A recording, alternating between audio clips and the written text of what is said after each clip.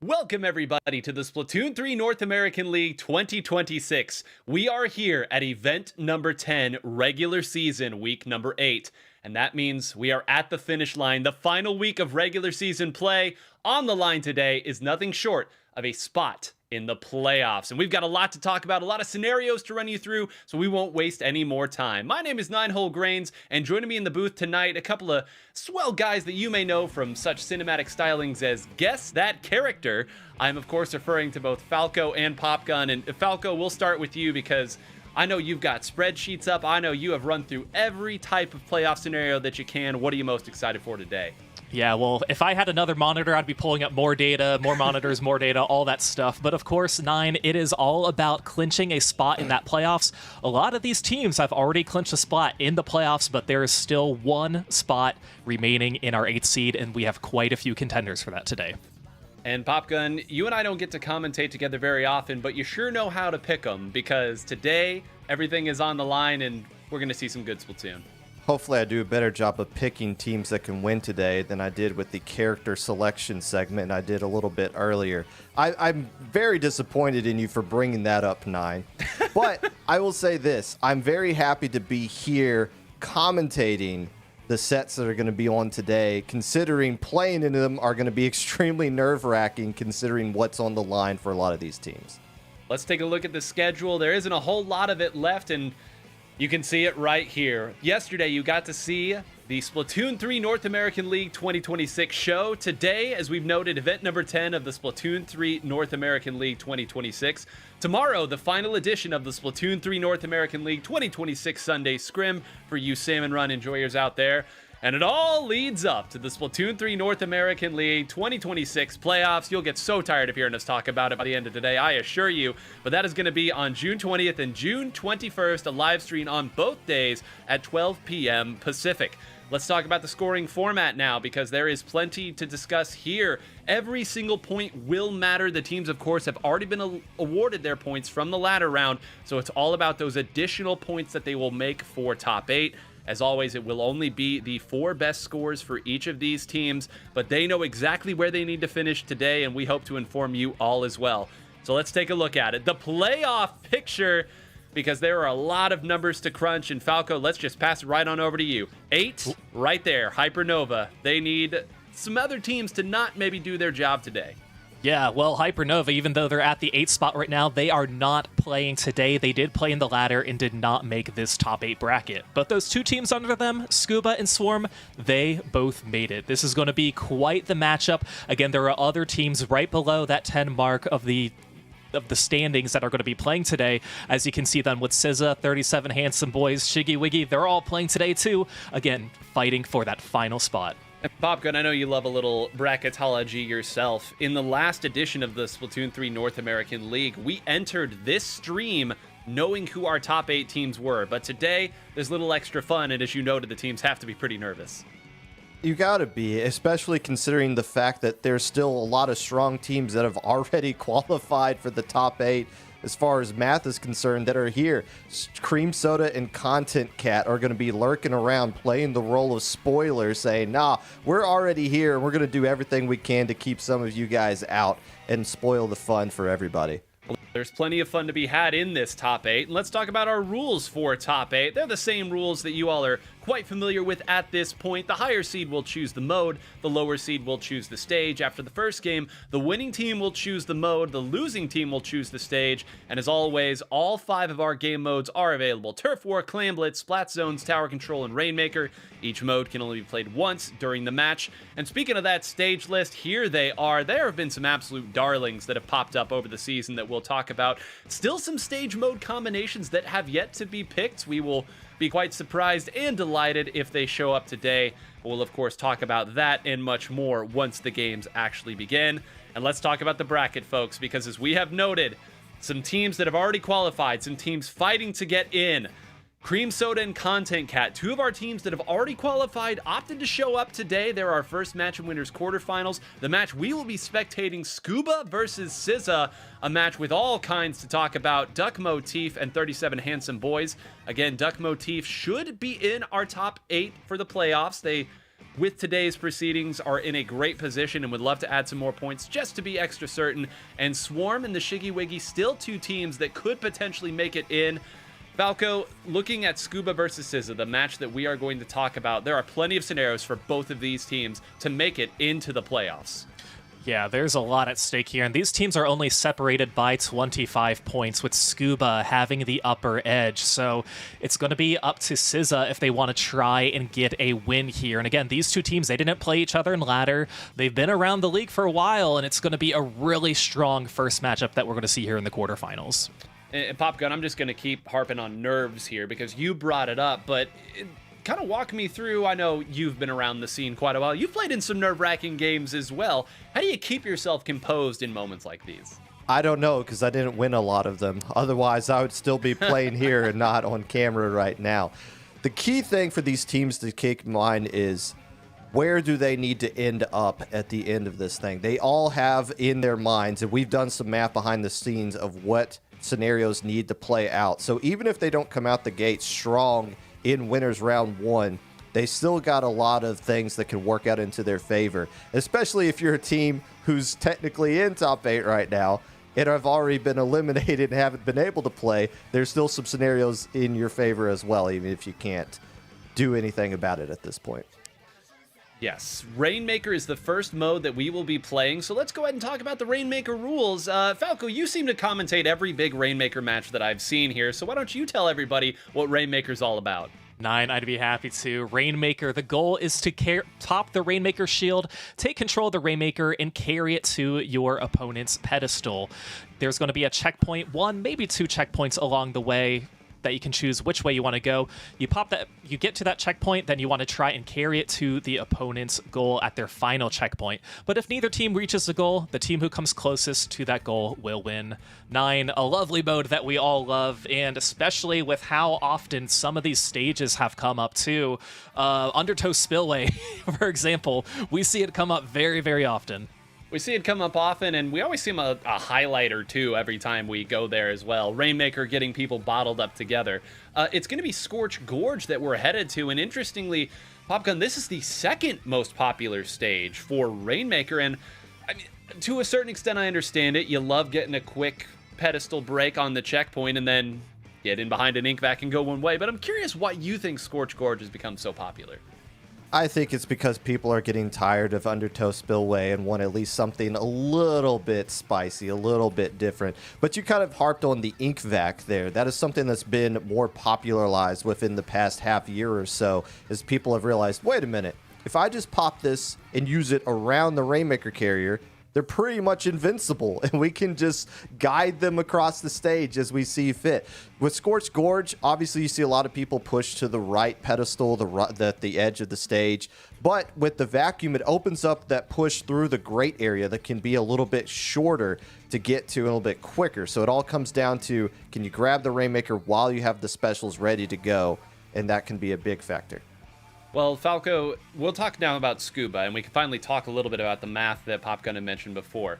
As we have mathed it out and rationalized this, 4th place or better, really what Scuba is going to be looking for. A win here at the start would go so far to get you that far. You might have to play Cream Soda next, but every single win puts you that much closer. Right, and that's what's so important about this very first round. You want to be in control of your own destiny. The only way to do that is to get some game wins. Here we go. Swole Ballpoint Splatling user on the mic. Pico, the first match here in regular season, week number 8. Taking a look at these comps. Popgun, I'm seeing a lot of normal stuff in. Oh, wait. We have a Rapid Blaster Pro on the field. This is not how most teams tend to get to that ink vac. And yeah, it's going to give you a lot of range. It's going to give you a lot of area of effect that you can combo with the Slosher and with the Splatter Shot that is using the Kraken variant of the Splatter Shot. I don't think we did a weapon breakdown stat, but I would assume that one's not been picked a lot either. No, indeed. And hey, listen, Kraken on Rainmaker, we understand what that Kraken Royale is capable of doing, especially when there are ink vacs going back and forth as there are right now in the middle of the stage. A Kraken happy to break through that when given the opportunity. Stock maybe looking for the opportunity to do that. Finds Grape. That's going to be 2 down. Popgun, you think an opportunity, and this Kraken may open the door. if you don't have the Ink Vac, you got a Kraken that can do something kind of similar. It can't protect the Rainmaker, but it can lead the charge. And getting up in that spot right there, as Baby Stock's able to do, creates a lot of control of the stage that they need to clear this checkpoint. Well, we'll see if they can do it. Now finally are able to. They will break through the checkpoint, and now I believe Stock again has broken through. Zach up there moving, perfing around a little bit, trying to force them back. I don't know that Stock is waiting, maybe trying to build up another Kraken. Falco, some points still on the board here as Axis takes it down to 37. Yeah, Nine, I think that's exactly what was happening, building up that Kraken for Stock to finally use it. And what I loved that SZA did, they had players push on the left side as well, so they could get ready on offense and try and strike out members of Scuba. And that's how they got to this 28 mark. This might be the end of their push, though, with 2 of their players down, picking up the Rainmaker. It looks like they're not going to opt to reset it. Sometimes players do, but this will be Scuba's first push.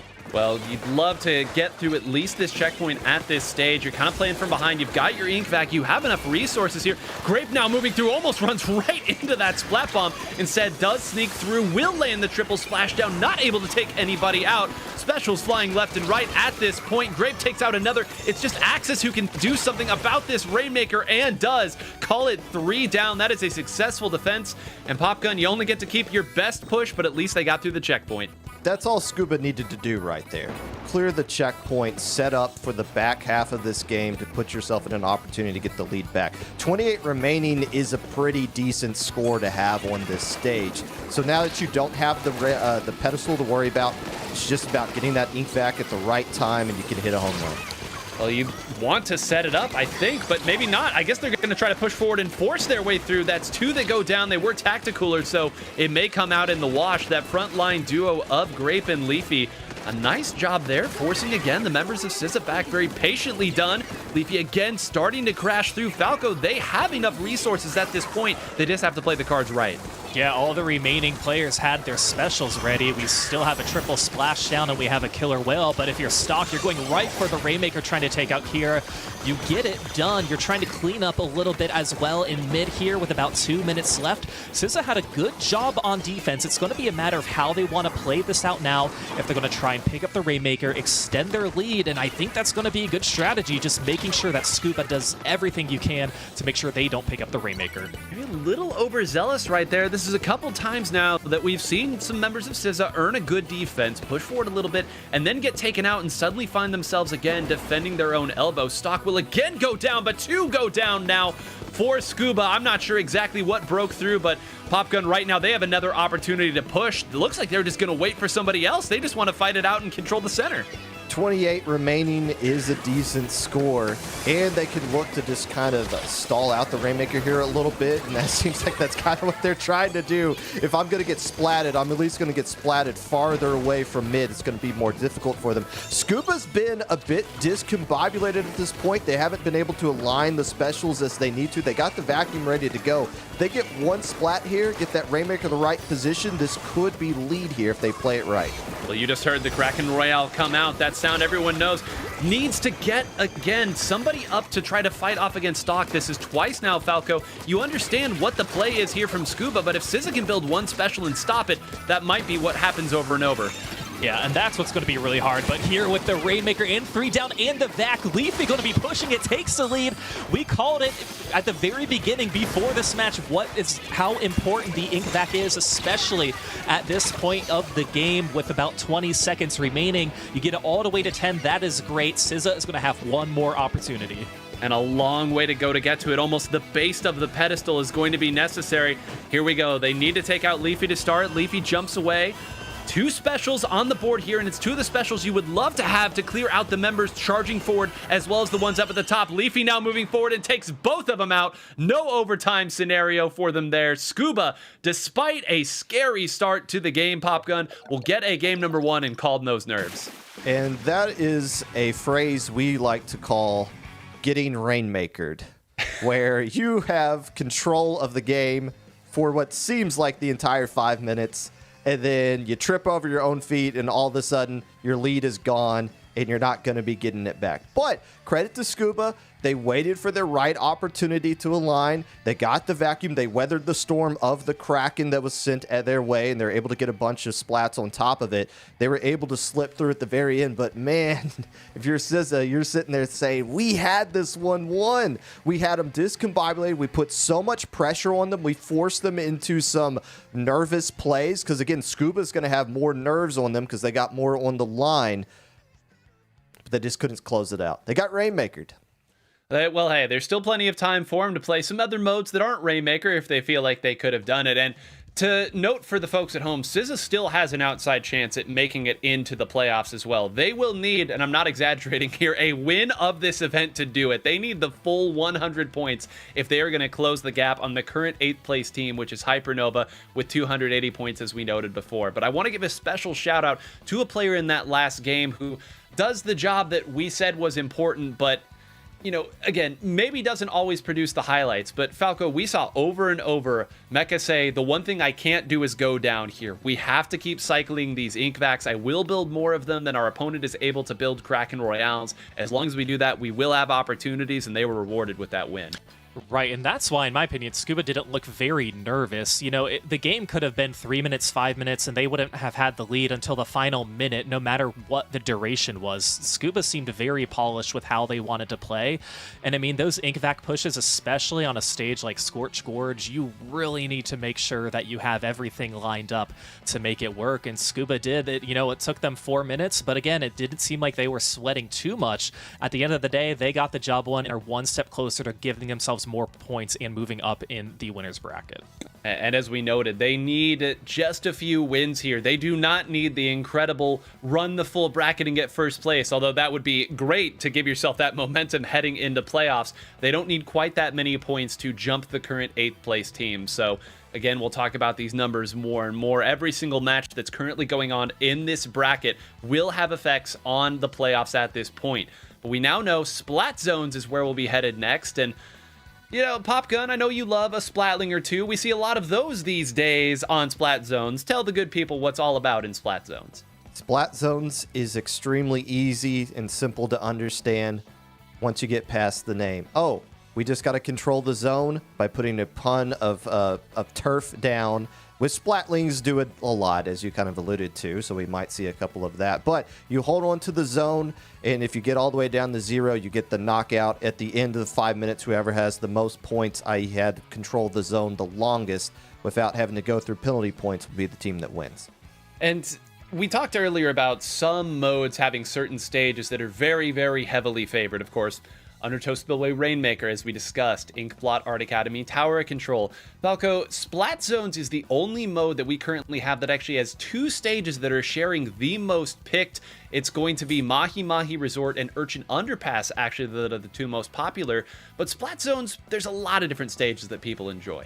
Yeah, there's a lot of variation between these choices. I think it's spread out the most. That's probably the mode that has the most double-digit picks. I'm thinking of other ones that we have here. Undertow Spillway even, Macomart, Crab Lake Capital, all of those have had 10 or more choices as counter picks here for this mode. But like you mentioned too, with Urchin Underpass and Mahi Mahi being the stages that a lot of these teams tend to gravitate towards, and they play very differently too. One is just like much more flat, and the other is a more condensed zone style. So you don't initially think of, oh, it's Splat Zones, I know I want to play on this stage, or my opponents are going to counterpick this stage. You really have to focus and analyze which stage they're going to choose to, so you can figure out which composition you want to use. It is kind of interesting that our 2 most played Splat Zone stages happen to be so very, very different. You've got about as open air as you can get, and it's about as compressed as you can get around those 2 zones. But Papa, you brought up something earlier that I want to kind of head back in on, which is this idea of being a little discombobulated as you're playing and kind of worming everybody together to make that play at the end. Splat Zones, maybe more than any other mode, has a lot of full wipes, and it leads to a lot of knockouts, so teams have to engage in a lot of set play to break their way back in. And just talk a little bit about what it means to bring everybody together in those quick moments, because you don't have a lot of time in Splat Zones. That timer moves quick. It really just comes down to having a strong presence in your voice chat and having somebody who can rally your team together and get everyone back on the same page. But more importantly, on the opposite side, when you sense that that other team is on the ropes, you keep the pressure on them. You keep throwing specials at them. You make sure they don't get an opportunity to set up. That can lead to KOs here in Splat Zones. A sticker Splatana Stamper now out on the field, as well as the custom blaster. On the other side, you're going to see that NZAP 85, the way that Sizz is going to try to get to their Tacticooler. Interestingly enough, both sides, again, a little hesitant to move into the center. It's interesting how much they've worked kind of slowly in as we now shift off of our overhead view. Going to spectate Thunderfan now working through. And Falco, as you're slowly but surely trying to pinch your way back in, very, very difficult when you don't know where the opponents are, and that's why you're seeing them take a little bit of time to identify where the opponents are and then move their way in.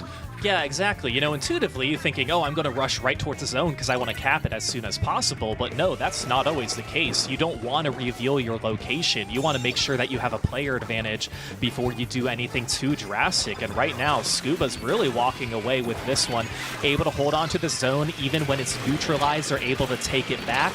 So Scuba's hoping that they can hold on to this as long as possible, and they're doing a great job getting some of these specials out. Well, as long as possible might not be a whole lot longer. The counts move down a little faster than the normal second unit. That will be a flop, and we will see now a little bit of penalty applied. Even that can start to go away, but this is what you need to see. Some real follow-up. Mecha going to jump out. Well, not all the way out. Over to Grape instead. They're going to try to mount some sort of attack, and all it's going to get him is both sent back to spawn.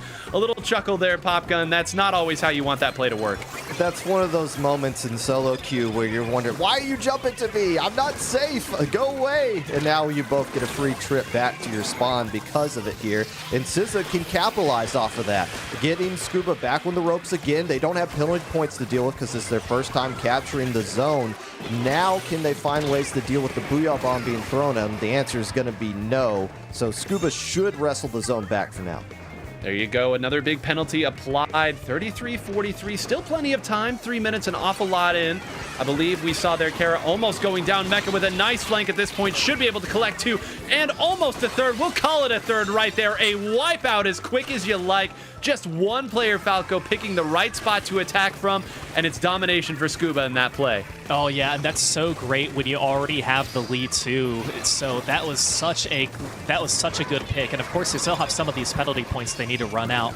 But again, they're doing a really great job utilizing the space. The Wavebreaker is going to come out to try and help censor some of these players, and they already have point sensors with that custom blaster. So it's going to be really crucial for Sizz not to get caught and be seen, and that's really difficult when you need to break back into the zone because this timer is now ticking down below 20.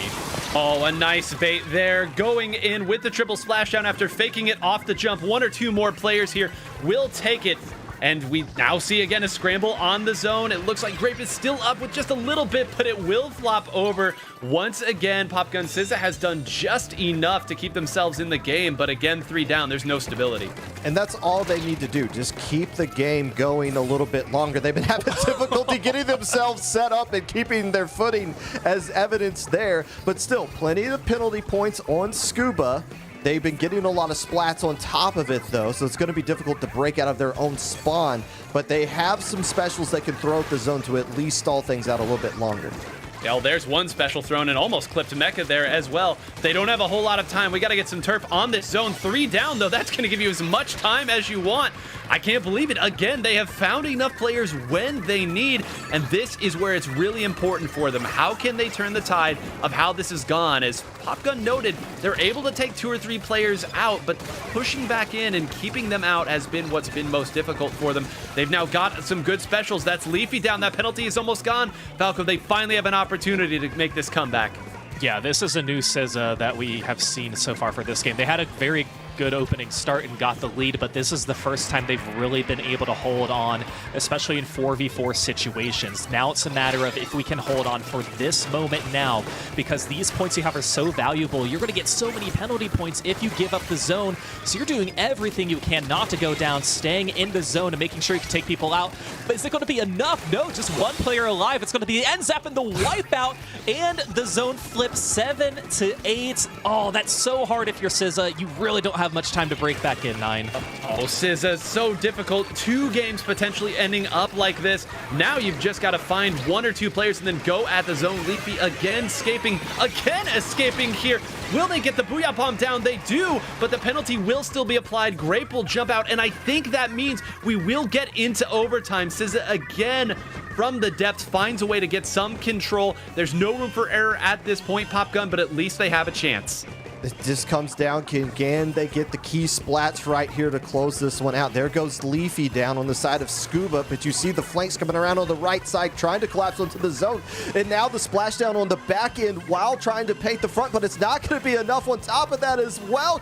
Somebody just get the zone already. It might just stall out. It did. The game itself said, nah, we're done. Nobody's going to get control of the zone. Scuba had it first. We're going to give them the dub. They barely hang on.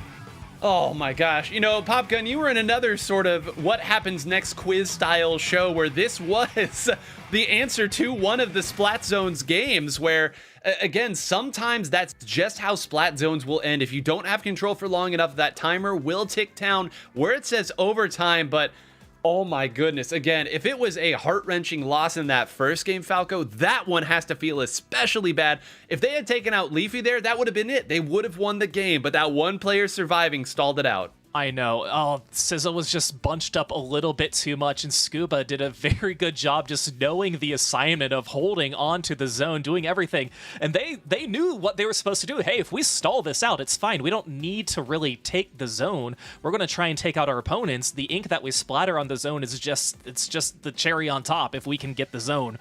But we can hold on to this, and just knowing, if you're SZA, that you have 1 second remaining, you know, you're going back and thinking, what did we do before these penalty points were capped? And right now you're down 0-2, going to game 3. Slowly it's slipping out of your fingers, out of your control, but you are not over yet. You can get this reverse sweep. You can certainly get this reverse sweep, and to be perfectly frank, if you're SZA, you probably feel like you could be up 2-0 right now. And Popgun, we talked earlier about sometimes the solo queue super jump where you're saying, why are you jumping to me? I was wondering that myself, in that is why are the members of Scuba still jumping to the back of the zone there? I mean, this could absolutely go back and really bite them. Instead, that was the play that kept them in the game, and you got to admire the creativity of some of these players. And I want to go back to the initial triple that Mecha got on the Tri-Slosher, and that really highlights the frustration of playing on this stage in a competitive standpoint, because there's just so many different angles that you have to have account of at all times. Some of these other stages, when you get out of your spawn, it's like, okay, there's the main route, and then there's like a couple of side routes. There's so many different ways to go, and if you lose track, oh, Mecha's coming around that right side, that's the one spot we weren't losing, all of a sudden we lose 3 players, and then this huge lead gets built up that plays a massive role at the very end right there, because they basically tied the score. Mecha doesn't get that triple early on, that might not be an issue at the end.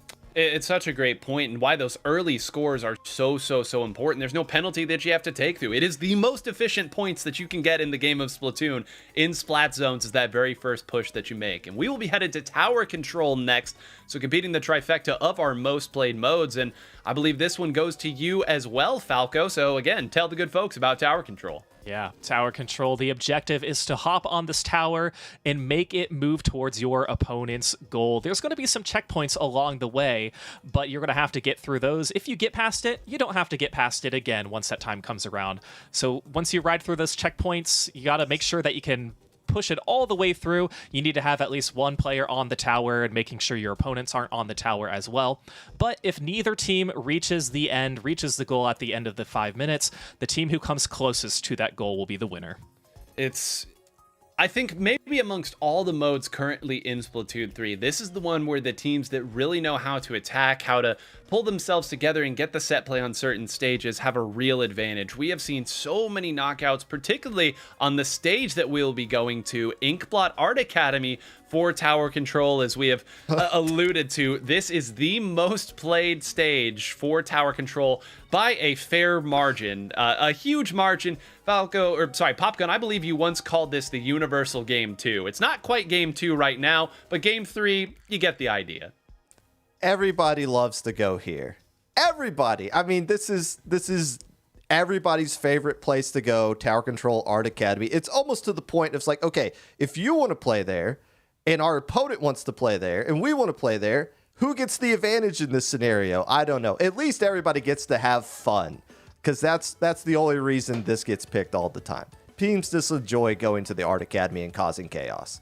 Well, there's also something to be said for what you said there. We like playing here. You feel like if your best punch is better than your opponent's best punch in a given scenario, it doesn't matter what the stage is. And I think most teams feel very practiced here. I would hope at this point, if you don't feel practiced on Tower Control Inkblot Art Academy, first of all, you've had 2 whole games to do it.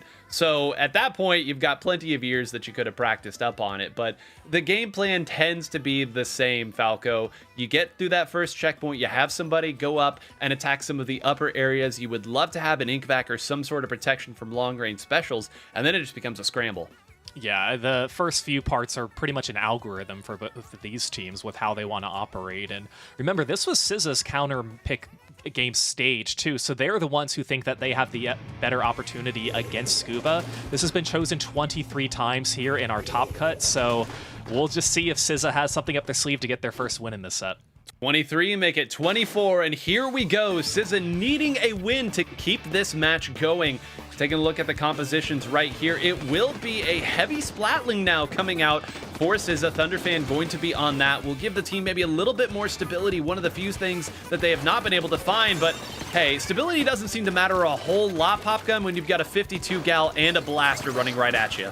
Plenty of things that you can throw at a tower and push up with offensively, but not when everybody's wiped out and the other team just has complete control of the stage. Leafy jumping in front of an ink wall shield, getting eliminated right there. But I don't think SZA is going to get a lot of points out of this either. You need some good key positioning from your players to clear checkpoints. It's hard to do when everybody's stuck at spawn.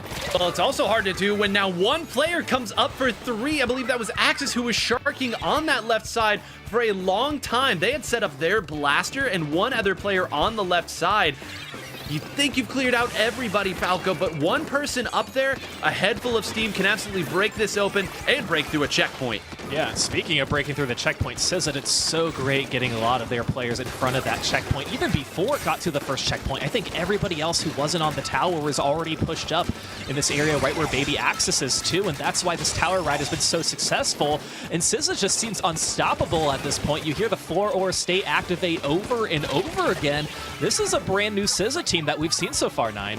Well, we've seen that they can attack really well. There's just these heartbreaking moments for them when a small lapse in the defense or one fight going the wrong way. There's no doubt they have the mechanical skill to get it done as Mecha goes down to that triple splashdown. Axis still up. You still have your backliner riding on the tower at this point. Popgun, there's still more points to be had. They're coming off the board. They can find a way to clear this third checkpoint. They're going to be in a really comfortable situation. It's going to be tricky to do considering there's a lot of poking damage from the distance that they can provide with that Snipe Rider, and now the blaster coming back into action. But still, getting this far on the push, yes, there's plenty of time left on the clock, but on Art Academy, this is a winning score. Absolutely, and if you lose that checkpoint as well, you can almost just... one of the few defensive resources you still have at that point will be gone. A wipeout finally earned. I mean, I just took a look at the top of the stage, Falco. I mean, that's what? Half of the time now is gone in this game. You get the sense there's still enough time, but only a few chances at this point for Scuba.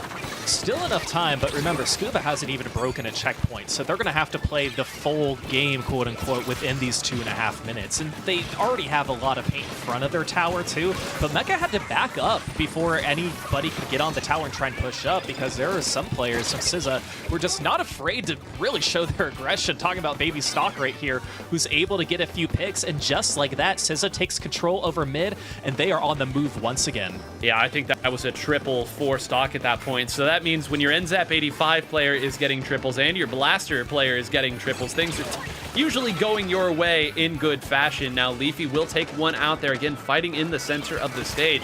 But Falco laid it out nicely, Popgun. You haven't broken a checkpoint. You're trading a lot, so you're not getting outscaled by your opponent. Well, now you might be, especially if this Slosh can take another down. But all this is doing is simply trading turf and taking time off the clock.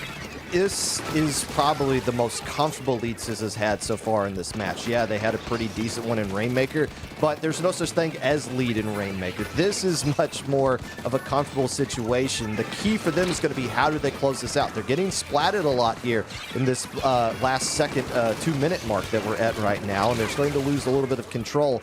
They need to find ways to hold on and build up some specials to close this out, mainly those triple strikes. Yeah, that's a great job of clearing out an area that Scuba was trying to set themselves up. We've seen the Crab Tank go there. We know that that's where Kara on the Snipe Rider is going to go. So using that resource just to ensure that there's no real threat from that position, if nothing else, gets you the time to set up your attackers and make another go at it. Now, they're maybe a little bit overzealous trying to attack.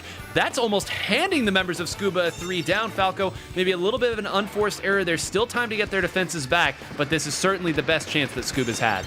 Right, and now there's no room for air here. They're probably going to get around where the lead would be as overtime starts, but they're still getting some of these picks. I mean, there is a 3-player advantage now against Sizza, and you have 2 players in front of the tower, and the Tacticooler is activated as well. Another one's jumping in. They're probably going to get past the second checkpoint as Sizza's trying to jump in, but they're going down as soon as they come in. But now 3 are going to go down on Scuba. That's going to be a delayed wipe, a huge weight off their back for Sizza, as they are going to walk into here getting a game win on game 3. Very nicely done on the attacking side and the defensive side, knowing exactly what positions they needed to hold and where they couldn't give up. Once they got their heavy splatling up onto that raised area, you got the sense that they saw everything that they needed to see. They could provide relatively safe fire around the tower, and then it was just one goes down, one goes down, one goes down. So a great showing there from Sizza, and this is what we talked about and why we said those first 2 games hurt so much for Sizza. They feel like they can absolutely play with Scuba and beat them on any given stage and any given mode. So now the counter picks will shift back over to them. But Popgun, now they have, for their choosing, either Turf War or Clan Blitz, very different modes than what they've played on thus far. And you're going to have to win both of them if you want to find a way to win this match. So it just comes down to what do we feel like is the most likely for us to win? Because you want to get that 2-game momentum going into game 5. And at that point, who cares what the mode is? The gloves come off and you just see who's going to be the best team at the end of that game 5. So they should pick the mode they're most comfortable with now of the 2 that are remaining, because how Scuba came back, yeah, they did win that game 3, but they had no business getting that close to getting to that 3rd checkpoint. So this isn't a team that's just going to go away no matter how huge of a lead you got. You have to find a way to get a win right here in your most comfortable situation. And you have to find a way to keep fighting the entire 5 minutes, too. That's the thing that really sticks out to me when you're fighting against a team like Scuba. Like you said, they should not have even had the opportunity to make that push, but a couple players hang out a little bit too wide on an area where they're clearly marked. Everybody knows that they're there. The right member of Scuba rotates over to take them out, and that's that. You get the opportunity, but you defend in time. It will be Clan Blitz here for our Game 4, meaning if we do go to the ultimate Game 5, it will end on Turf War, but a long ways to go. And Popgun, tell the good folks about Clan Blitz. Clan Blitz, the best way I could describe this is a giant snowball fight. There's snowballs gathered all around the map, aka clams. You build up all of those clams. You get 8 of them. You can get a giant power clam that you can throw at the enemy's snow fortress, pop open their basket, and at that point you can get a lot of points just by throwing clams into the basket. 1 clam is 3 points. Another power clam is 20. This is if you're a fan of overtime, Sizza played in an overtime game against Hypernova earlier during the ladder round. So why they're opting to go back to Clan Blitz here to relive those memories, I'm not sure, but we'll get a sense. Well, you've just added such incredible whimsy to it by calling it a giant snowball fight. Who wouldn't want to be in a giant snowball fight? I mean, come on, it's a lot of fun, and if the snowball becomes an even bigger snowball that scores you more points, that truly is a playground game. But I think the stage is going to be very interesting, because if one thing that we've really kind of pieced together about Scuba is they've got their composition that they like running with, Falco. Yes, they changed the frontliners ever so slightly, but Kara's going to be back probably on that Snipe Rider 5H. That's how they're going to end up getting to their Tacticooler. Meanwhile, from Sizza, they've been the teams that shifted things around quite a bit.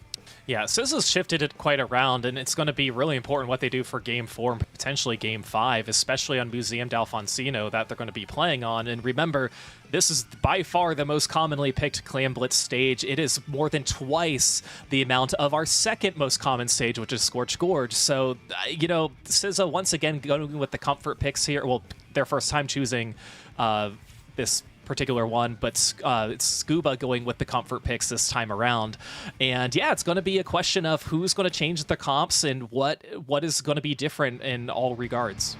The site of many wonderful battles and just wild and wacky endings to many a game as well. We'll see if I get to keep my headphones on through all of this. Taking a look at the comps, it looks like in that last game, SZA found the composition that they enjoyed. They're bringing it back out again. And on the other side, Mecha will not be going with that Tri-Slosher. Popgun, it seems like it's going to be that Splash-O-Matic until given a good reason not to. Mecha can use pretty much every weapon necessary, it seems like. Just plug and play to get the results that they need. They're going to be using the Crab Tank here and try to get some key angles to where they can get a lot of range and value out of that thing. The problem is right now, SZA's on the offensive and they're pushing Scuba back into their own base already with the Power Clan built up. The interesting thing to note here is what specials do they have and where are they going to put them? That big butler was the only one that they had immediately. The Wavebreaker will go down, but that's not going to be what allows you to make a push in. So despite the threat, despite the scare, Scuba very calmly again defending the power positions on the stage, Falco, that you can't let go of, and as long as you hold, you always have a shot at defending. Yeah, and for SZA, they had one player who was pretty close with the power clam, but when you're holding that power clam, you're just a permanent target. You essentially have a point sensor on you the entire time, and if you're leading the charge, you are public enemy number one who people are going to try and go for. But Scuba at that is going to get the power claim in. Will they have any to follow up? It's just the Blaster who is holding some claims. They're going to go down, so that's going to be a 1-0 push. Popgun, I'm sorry, there's not going to be a 3-minute overtime this time around. I don't know if Popgun actually was rooting for it at that point. I did hear some chuckling there, but at this point, we'll just get a good, honest game of Clan Blitz at this stage. Leafy now moving back right into where Stock was going. I'm not sure that they had called that out. Instead, now Grape is going to kind of have to identify this Crab Tank. Everyone knows where it's at, so you know where the defenders are, and caught on the back foot. Kara now in a really rough position as well, is going to opt to jump all the way out. I think Leafy and a couple other members may have respawned in time to make a defense on it. And again, SZA has the right players in the right position, but Scuba seems to have enough resources in the right positions, Popgun, to make the defense. And I mean, that power claim never even got close to the basket. The troubling thing about Clan Blitz as far as getting pushes going is you need so many things lined up into your favor at the right time. You had Zach all the way up at the basket getting some splats, but they were by themselves. And then as soon as they get splatted, okay, well now we got the power clam ready to go. There's nowhere for Thunder Fan to go. I'm just holding on to this power clam. How are we going to get rid of it? I'm just a sitting duck here. It's so difficult. Scuba scored once, only 20 points. That's not what you're looking for, but halfway through the game, it's starting to look like a decent score they can build off of. Yeah, well, they've got Mecha up there again with a threat. Grape's holding on to quite a few clams as well. This triple splashdown could clear out one. The jump will save. I believe Axu jumped right to it, basically exactly where they were. And this again is looking like a solid defensive option. Stock gets behind. Now going after Mecha, maybe bit off a little too much and will get taken down. Swinging the door back open for Scuba to make a push. Grape now pushing forward. Mecha waiting and will score. The patience rewarded. An attack comes through as well. Falco, they would love to put as many points as they can on the board at this stage, and with 3 down, that door is wide open. Right, and I love what Grape did there. They waited to throw that power claim in. They knew they didn't need it right then and there. They want to try and get some players on SZA down, and that's what got them down to 61. They were at 70 before, so once again, not the best push you could possibly make, but it's your most comfortable push you've had yet, and you still have a decent control here in mid. You already have another power claim, but you just don't want to have 2 players go down because SZA already has a mercy claim that they're pushing forward. But again, it's about what they do after they potentially score, and we'll see if SZA has that opportunity, because Scuba's been doing a really good job breaking them down one by one and making sure SZA can't get close at all. Well, exactly as you laid out right there. They had members down, but all the while those 2 members got taken down in the wash. Now finally they get 3 down quickly, 3 down cleanly. Thunderfan will go down. Stock has a number of clams here, opts not to throw them in. If they're able to jump another power clam in, they would take the lead. Instead, it is going to be Pandemonium inside of a big bubbler, and all the while, we'll call it a successful defense from Scuba, but keep an eye up on the top there with the scores. They are still within 2 power clams striking range, and Popgun, as long as that is still an option that is on the table, the teams have to continue to play active and play forward. I would have loved to see SZA be a little bit more patient and actually just give up on that push they had. There were so many things they had to throw into the basket to get lead, and now they have to scramble to get a power clam if they want this to go to overtime. Keep in mind, they've already used the one that they get for Scuba scoring, so now they have 20 seconds to build one. They only got one singular clam right now. Well, look at the way that Scuba's defending. They understand where they have to work. You see Grape Shark in there. Kara actually throwing clams off of the stage. That's a great way to make sure your opponent can't get them. Thunderfan is sitting on a number of them, but gets taken down. Those will all get dropped. The members that are still attacking have nothing to fight for, as Scuba will hold on. A great defense again. 3 close wins, but Falco 3 wins nonetheless, and Scuba 1 step closer to getting into the playoffs. Yeah, that was a great win for Scuba. Remember, they are 20 points below that spot of Hypernova was prior to the start of today, so that is a really good win for them to try and secure that 8th spot. Of course, it's not all over yet. There's still a losers bracket that if you're SZA, you really need to make sure that you grind your way to the top, because 9, as you pointed out before, they pretty much need to win this entire tournament if they even want to have a chance at getting that final spot. But for Scuba, getting that 3-1 victory, a great momentum starter for them.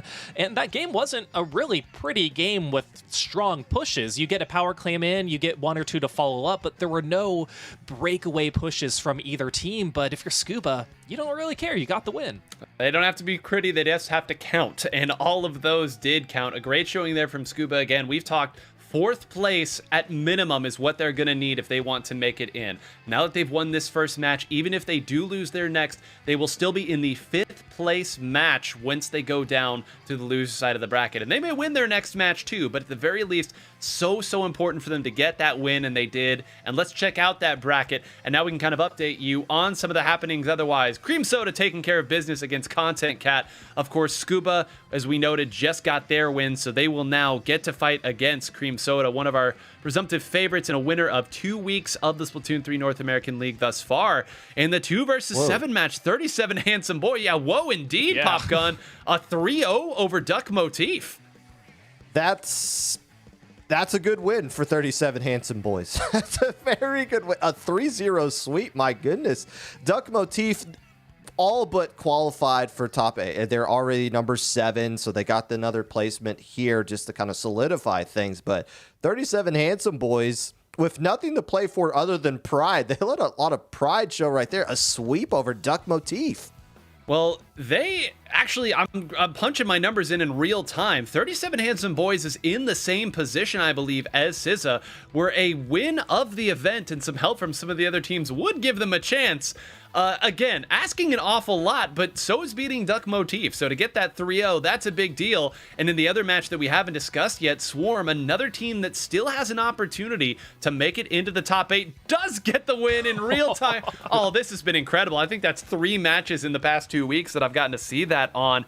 Falco, a huge win for them. They're another team that would love a 3rd or 1st place finish if they want to give themselves a chance. Yeah, there's a lot to talk about here because Swarm is in that spot in between Scuba and SZA. So entering today, Scuba had 260, SZA, who they just beat, had 235, and Swarm has 245. So Swarm essentially needs to win their tournament to secure the spot, but you're facing another team who also needs to do the same thing. So that is a really good win. The Shiggy Wiggy, though, they were kind of on the cusp, but it mathematically is impossible for them to now make the playoffs. And now, knowing that you lose the first match, you got to face Duck Motif now. That's a tough way to go, but there's a lot of great storylines already, and we're only finished with our first sets. Let's just dive right into our next match and that discussion point. 37 Handsome Boys versus Swarm. You talk about a golden opportunity here.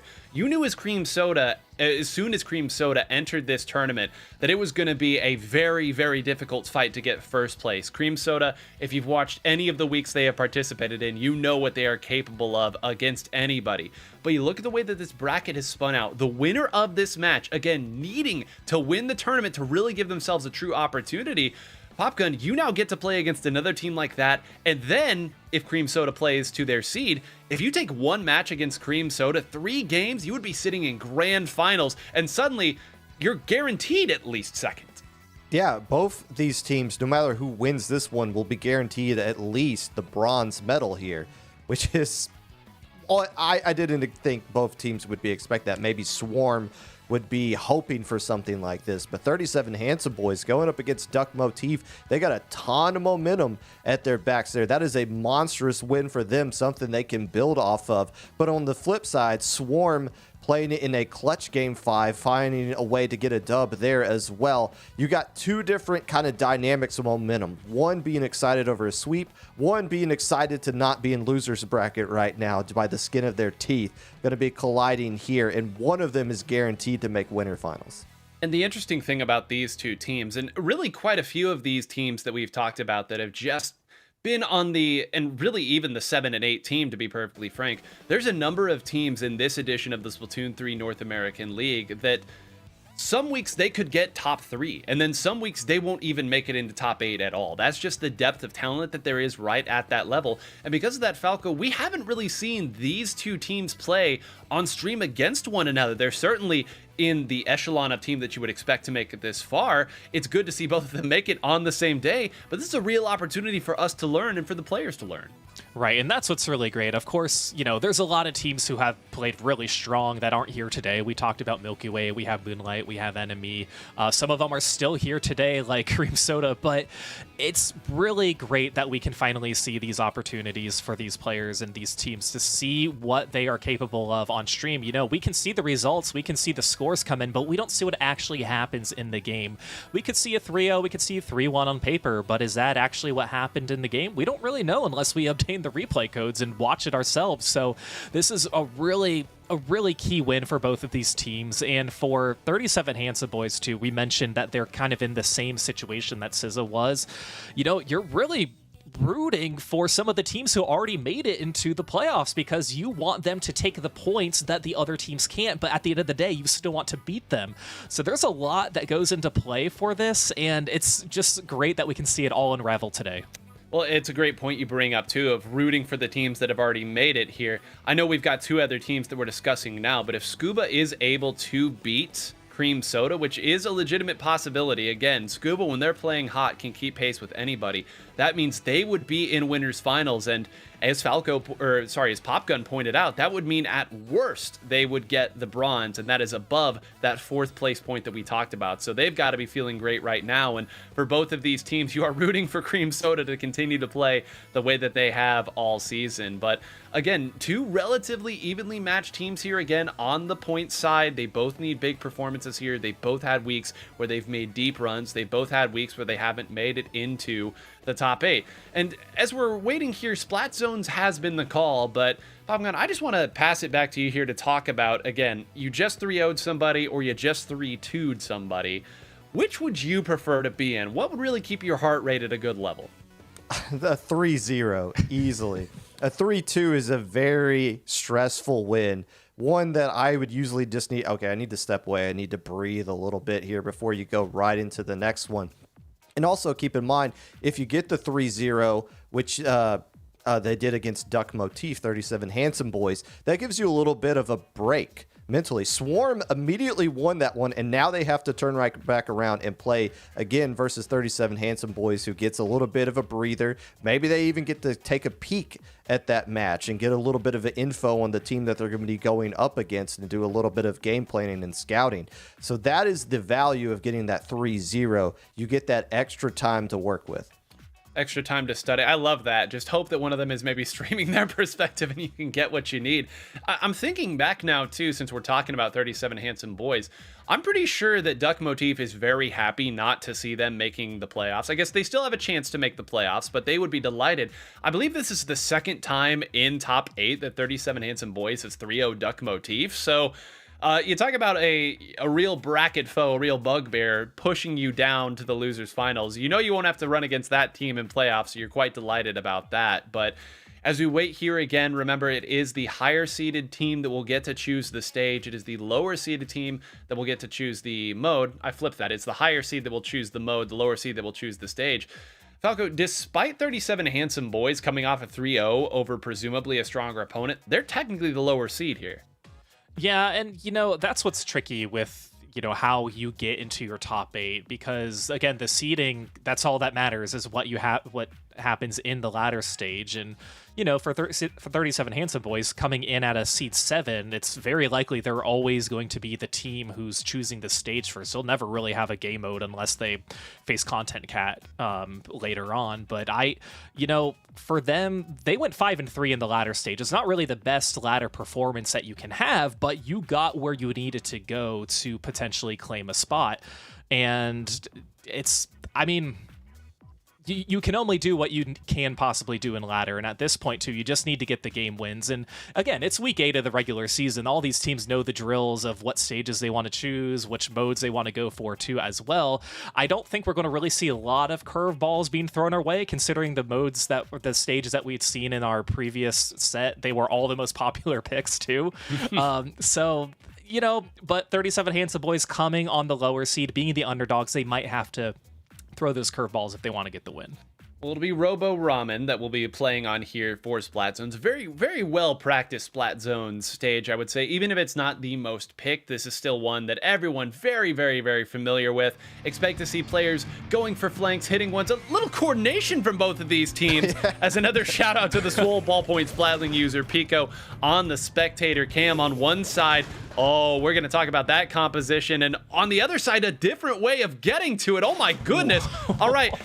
So we have the double backline composition coming out here from Swarm. We have the Heavy Splatling and the Sniper Rider 5H. But on the other side, Popgun, of course, Nightmare bringing out the Explosher. We've got 2 splatter shots on the field as well. Nightmare is a very aggressive Explosher player when needed. Can start pushing up when they want to join forces with the splatter shots right there that are going to be firing a lot of Inkzukas at all these players. Going to be mainly targeting that Sniper Rider. They want to make sure that they never get set up, especially along that uninkable wall on the right side and attack the zone. Well, it's very interesting to note here as you talk about a Nightmare. It's a Nightmare fighting against 2 of those when they can put out that much turf. And a great point there by Popgun, because again, when you know you're going to run up against 2 long-range weapons, Falcon, one of the best tools that you could ask for is seemingly always having a Trizuka that you can use. Right, and this is a stage too where no matter where you are trying to paint the stage, you're probably in the line of sight of a Trizuka, just based on how the stage is laid out. You're going to be approaching it from an angle right by this pillow, and you're always going to be right in the shot. So it's going to be 37 Handsome Boys trying to get those picked with the Zukas one after one. If you have 6 Zukas firing at you, you have nothing else but to either drop down or retreat. And when you do that, you are sacrificing losing the zone. So it is really hard to figure out how you want to counter it. Well, there's also something to be said for how safely you can fire those too. I mean, as you noted, pretty much anywhere on this stage, you can get taken out by those Trizukas. So credit the members of Swarm. Even though they don't yet have the lead back, they are in a good position, and they've got the right players working around the side. And this is where the double splatter shot Popgun can get a little bit difficult to move in on. Of course, when you have the Trizuka, there's great, but there's also an awful lot of the game where you don't have your special, where you have to make something happen.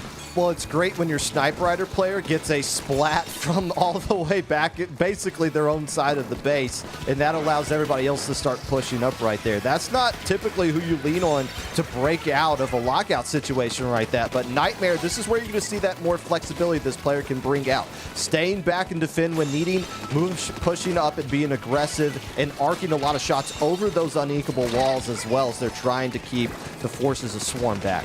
Well, this Heavy Splatling doing a pretty good job as well, I think, of putting a couple shots on this player, forcing them back ever so slightly. You don't want to take too many of those fall-off shots.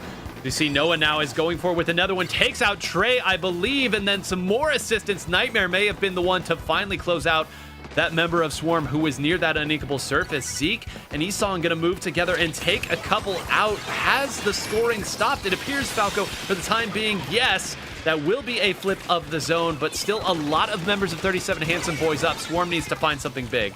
Yeah, Swarm needs to, well, swarm towards 37 Handsome Boys to try and get a lockout. And they're able to get some picks. When you trade, that's okay when you're holding the zone. You just want to make sure that none of your other players go down. And right now, it is benefiting them because Swarm is comfortably pushing up further than they have before, especially with trade with the Ink while leading that charge. Zeke is there to try and get some of the players right by the ledges. Look how bunched up 37 Handsome Boys are together. If a blaster can get in a shot in against the ledge, that is going to be really great for Swarm. But for them, it's a matter of how long can they hold on to the zone. But 3 go down. 9, I don't even see what happened. Was that a wave breaker pick? What was that? Well, we're going to need to go back and watch that. And I'm not sure what it was either. They all went down right next to each other, and we weren't really spectating anybody who had gotten that deep. Maybe it was a bomb, maybe another shot, but listen, 37 Handsome Boys doesn't care how they get there as well. Okay, Nightmare just activated Floor after getting an assist, so I think we may have worked our way into the player who made that last play happen. All the while, though, more points coming off the board. Giddy Grizz now pushing back to where the Snipe Rider always plays on this stage. They've got enough specials, Popgun. You have to think that as long as they keep their position, they have this game. Oh, the splashdown being popped a little bit early there, getting canceled as well. So the Swarm's going to find a way to stay in this one at least a little bit longer. You mentioned they had a lot of specials. They had a double Zuka ready to go from both of their splatter shots. I thought they would hold on to that splashdown and wait to close it out at the very end. Instead, they had to pop it a bit early. Swarm staying alive in this one, but their splashdown isn't going to connect either. Oh my god, I was going to say, I'm not sure that this Trizuka is going to have anything to fire at. There was nobody left up, so they just fired it at the zone. Do what you gotta do, and the members of Swarm, you can see when they can force these even footing fights, they are the weapons that you would prefer in those fights. Falco, the risk always on this stage is if you're gonna take a jump and then fall off the side to try to save yourself, yes, it's okay, but it's gonna take a lot of time, and they don't have a lot of time left. Yeah, you gotta make sure you have a clean path forward. So approaching into overtime, 2 specials online, triple splashdown, and Trizuka's at the ready, but no, that's gonna be too easily capped there for 37 Handsome Boys getting the win there. So again, we talked about one more opportunity for Swarm to try and break in, but it wasn't enough with how strong 37 Handsome Boys came back. Well, it's a composition that's so hard to hold against too. We've already talked about the strength that your composition has with the heavy splatling and the Snipe Rider is you can turf with almost anybody and not really have much to worry about. But when the opponent has the resources that they can use to displace those players from relative safety, that's a big, big thing that you just always have to contend with and always have to be playing around. We'll go ahead and take a replay look at whatever that was, and we'll try to guess it. Here we go. We're spectating Fishy. They're jumping around a little bit. Okay, you can see Zeke, Esong, Helix there.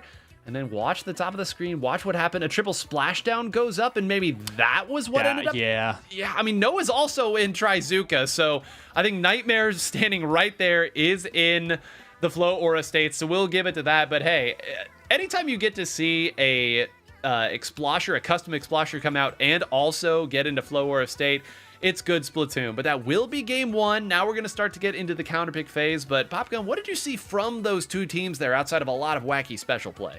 I think you just saw a team that was intimidated by how handsome the other team was right there. I think that's what got them that triple there at the end. But what I am expecting to see over the course of this match is some more adjustments. I don't expect Nightmare to switch off the X-Blosh too much, and they do like to run that Snipe Rider, but I'd be surprised if they run the double splatter shot the whole way through. So I feel like we're going to see a lot of adjustments coming back and forth between both teams, which means these counter picks are going to be very crucial.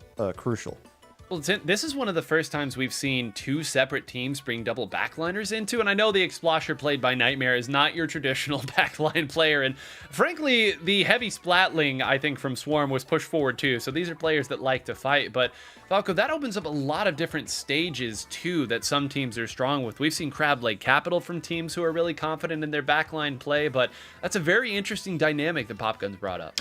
Right, and I feel like we've been seeing double blackline more often and often too, kind of as these weeks go along, they realize how viable it can be, especially if you have a snipe rider and a heavy splatling to work in tandem, and to get your frontliners, just give all of your players the paint that they possibly need to push forward. And like you said, they aren't shy backline players. They will push forward and play a little bit more like a midline player, a little bit more aggressively too, but it does open up it opens up to just figure out what you want to counterpick with your stages, because you're more flexible at that point. You might be able to go to some stages that you traditionally would just feel like, well, if we go here, it's going to favor the other team, or we don't feel like it favors us. We can do something that's a little bit more unconventional that just favors allowing us to have a little bit more space. So with 37 Handsome Boys getting that win, though, they're going to have to figure out how they want to approach this for game 2.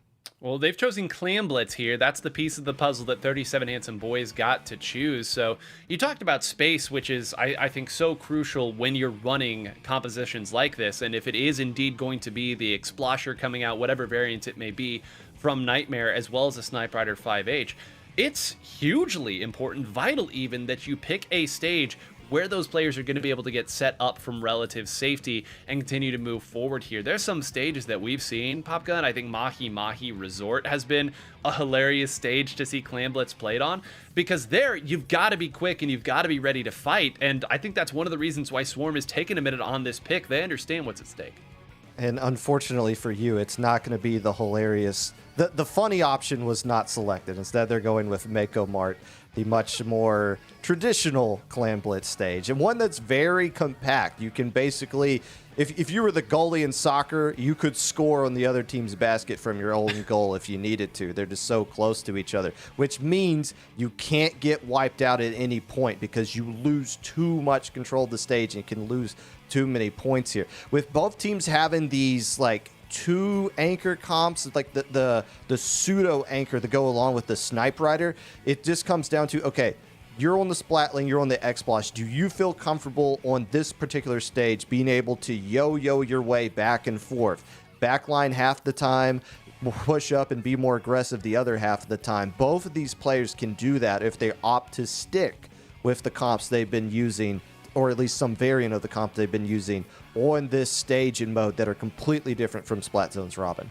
Yeah, I love the analogy of the yo-yo play. I've always used the rubber band physics from the old racing games, but both of us are getting the same idea out. You've got to be able to move up and attack, but to your point, on this stage, you can't willy-nilly go and attack, because again, if you get wiped out, you will leave your basket exposed. And frankly, I love this pick for Swarm. Earlier when we were talking about the different stages on Clam Blitz and why you want space, it's because you might get taken to a stage where you're going to have to fight and move very, very quickly. And for all the Explosher can do, it can't move very quickly. That's one thing that weapon is not known for, and it's coded into it. Here we go. We'll take a look at these teams, see if either of them have made any major shifts. It appears on one side it's going to be a mini Splatling coming out, and on the other side, Falco, it's still going to be the double backline.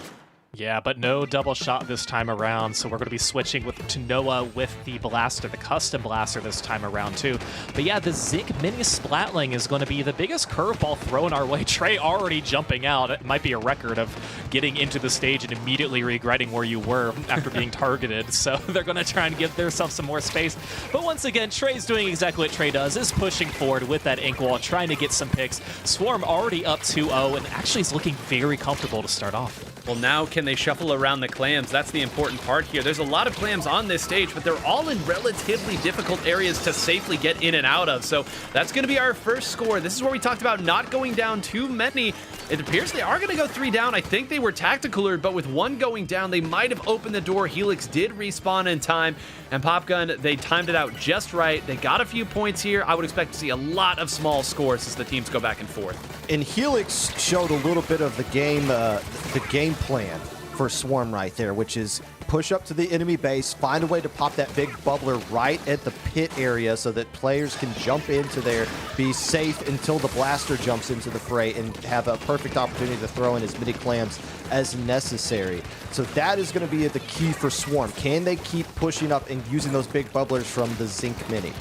They've also got a bubbler from their blaster as well, so a couple different ways to get to it, but you're right, it's the game plan that has worked for ages. Simply get the right player up there, put the big bubbler up, and that's going to be what little sustainability you can have. Now, we're starting to see 37 Handsome Boys push forward without the resources to make this push happen. As we've noted, there's a lot that's got to go right in Clan Blitz to make a big sustained push, and 37 Handsome Boys doing a nice job of fighting it out over and over, Falco, but it's been Swarm thus far who's had a better hold on the claim economy. Right, and Swarm's been playing the neutral game, and they've been doing a pretty good job with it, but they just don't want to get too comfortable that 37 Handsome Boys has something up their sleeve where they are able to get a power claim, because remember, just 2 regular claims will take the lead at that point. 3 are going to go down. The last one's going to have to jump back. Nightmare has a clean layup to get the basket and get the lid, and the power claim jumping in. So this is a huge push here for 37 Handsome Boys to try and push up, and 3 are still down on Swarm. It is just the Zinc Mini who's alive using the bubbler, but is going to go down probably to the triple splashdown, and the rest of their team still getting these claims in. This is working out so well for 37 Handsome Boys. Yeah, I said that the clam spawns are not the easiest to get to safely, but everywhere is safe when all of your opponents are respawning. Nightmare gonna throw a couple more blobs out just for good measure to ward a couple members away. Earlier, I said that there were gonna be a lot of small scores, and I've been proven wrong thus far. What an opening for 37 Handsome Boys, and patience on the push. Now you're starting to see Swarm maybe force the issue a little bit. They understand that they're going to need to get 2 or 3 members down before they make that push. Popgun Trey moving forward here, continuing to do what this weapon is wont to do, but trying to do it solo has not gone well for him thus far. And this is where you have the option as the Handsome Boys of how you want to play this next 2 minutes with this massive lead that you got.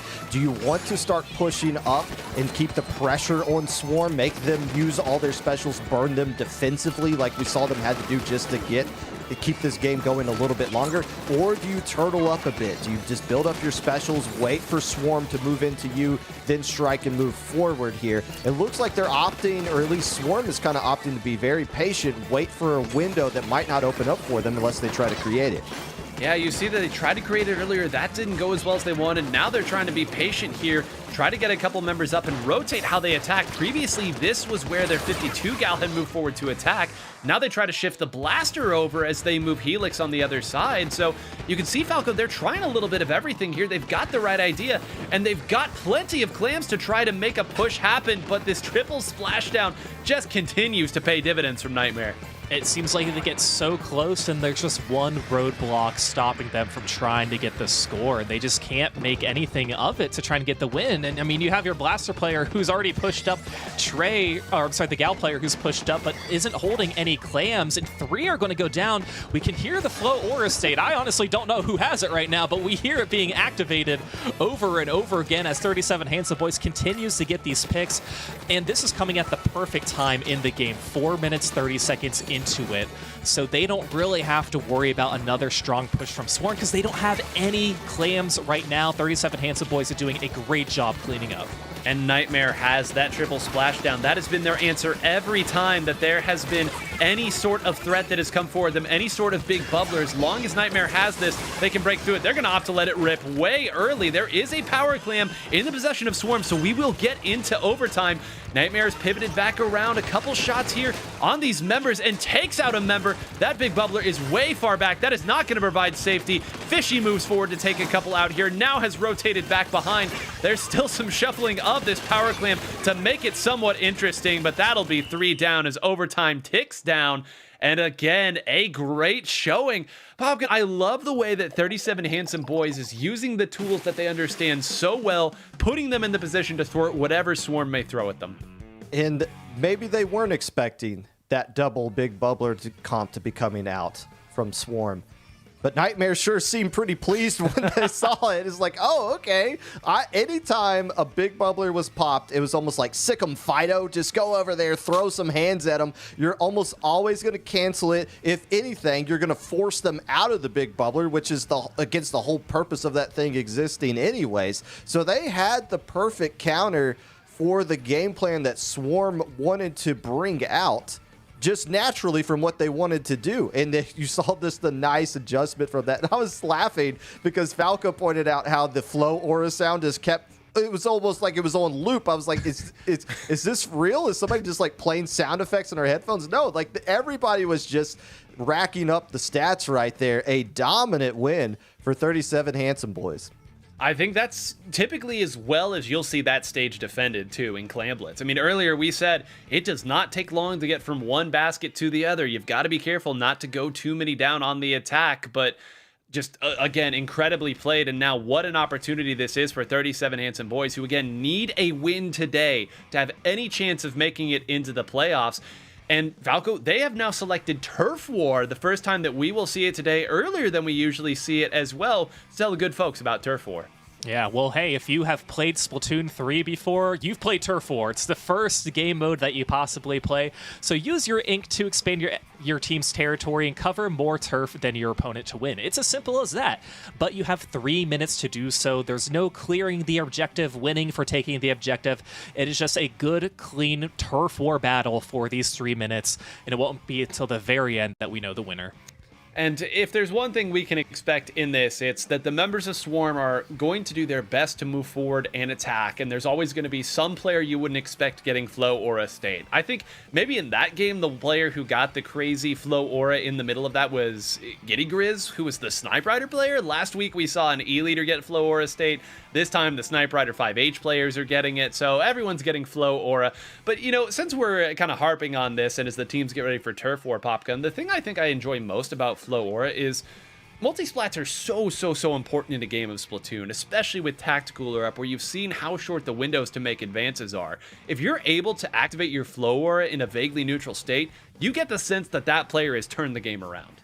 It just does so much for you mentally, other than the obvious perks that it gives to your stats, your mobility, things like that. Just being able to see the satisfaction of knowing that you yourself are winning these fights consistently and you're putting your team in a good situation to where you can get a lot of points off of the pushes and the values that you're doing with those things. It can do a lot for you. You're not going to see a lot of Flow Aura states, though, in Turf War. It's not often we see many splats in this at all. It seems like most teams are more focused on, if you just hold down the ZR button, you're focusing the objective in this mode. However, we were talking about in the last match how we needed to see both teams play the entire 5 minutes and never give up regardless of what the score is. You don't have to see this here. They only play for 3 minutes. Yep, only 3 minutes, and of those 3 minutes, the last 30 seconds. We'll talk about them plenty as we get close to it. Rarely is there a peaceful ending to Turf War as the teams move on, but this will be, again, I know we keep focusing on the comps for 37 Handsome Boys, but again, Falco, I can think of only a handful of times that I have seen Explosher plus Snipe Rider 5H. Is there even a need for the all-powerful Reflux 450 when you've got this type of comp? Well, that was going to be my next thing to bring up, because the Reflux is always a weapon that we have seen come out in Turf War, and I'm thinking, okay, like, what would Nightmare play? Would Nightmare go to the Reflux? You think of Explosher, you don't think of really yielding a lot of pain and being that mobile. It's a very slow-firing weapon. You can't just quickly press ZR and get paint all around the perimeter, there's, radius around you. You have to be a little bit more focused, so it's a little bit more strategic. I want to think that a Reflex will come out just because that's the safer option, but I feel like 37 Handsome Boys, they're not really known for the safe options. They're known for the options that's best for them. Yeah. Work with what's best for you, and then you'll worry about the details later. Hagglefish Market is where you'll be headed here for Turf War, and this is a pick that players seem to enjoy when they go to Turf War, Popgun. I have to think that part of it is because, yes, there's plenty of your own turf that you can reliably hold on to, but there's also the avenues on the left and right, which makes you feel like you always have a chance as long as no one is impeding your path there. You have to cover both alleyways, especially in the last 30 seconds, because if you lose just one of them, then you could lose your portion of the backside of mid as well, even if you don't lose control of mid. So you have to control all three avenues here and basically just play whack-a-mole for whatever flank comes out. Whack-a-mole for whatever flank. I love it. Helix will be the Reflux player, and on the other side, no Refluxes. Instead, we've just got the full kitchen sink at this point. We have an NZAP 89 But also, Falco, I'm going to put you on the spot here. Not only do we have a Big Swig, that's not the Big Swig roller that we usually see. No, well, we never really see Big Swigs to begin with, too. But no, that's the Big Swig Roller Express coming out this time around. And again, Big Swig can get a lot of paint, doesn't yield a lot of damage, but at this point, you're just hoping that you're kind of getting ink everywhere that you possibly can. And again, we talk about how important it is to get splats, and it's really important still in Turf War. And again, we condense the time from 5 minutes to 3 minutes, but we've seen it over and over again how quickly the tables can turn in the last 30 seconds of this game. Well, especially with the type of kit that's being brought is, okay, never mind. We're changing everything right now. That is 2 that go down as we get to the first third of the game almost done. Lovely, lovely shots there from that Trizuka to take a couple members out. But I want to harp a little bit more with Fishy here on this Big Swig roller, and not just because a player went down. Inkstorm, so good, Popgun, at turfing the areas of the stage that your opponent can least afford to give up.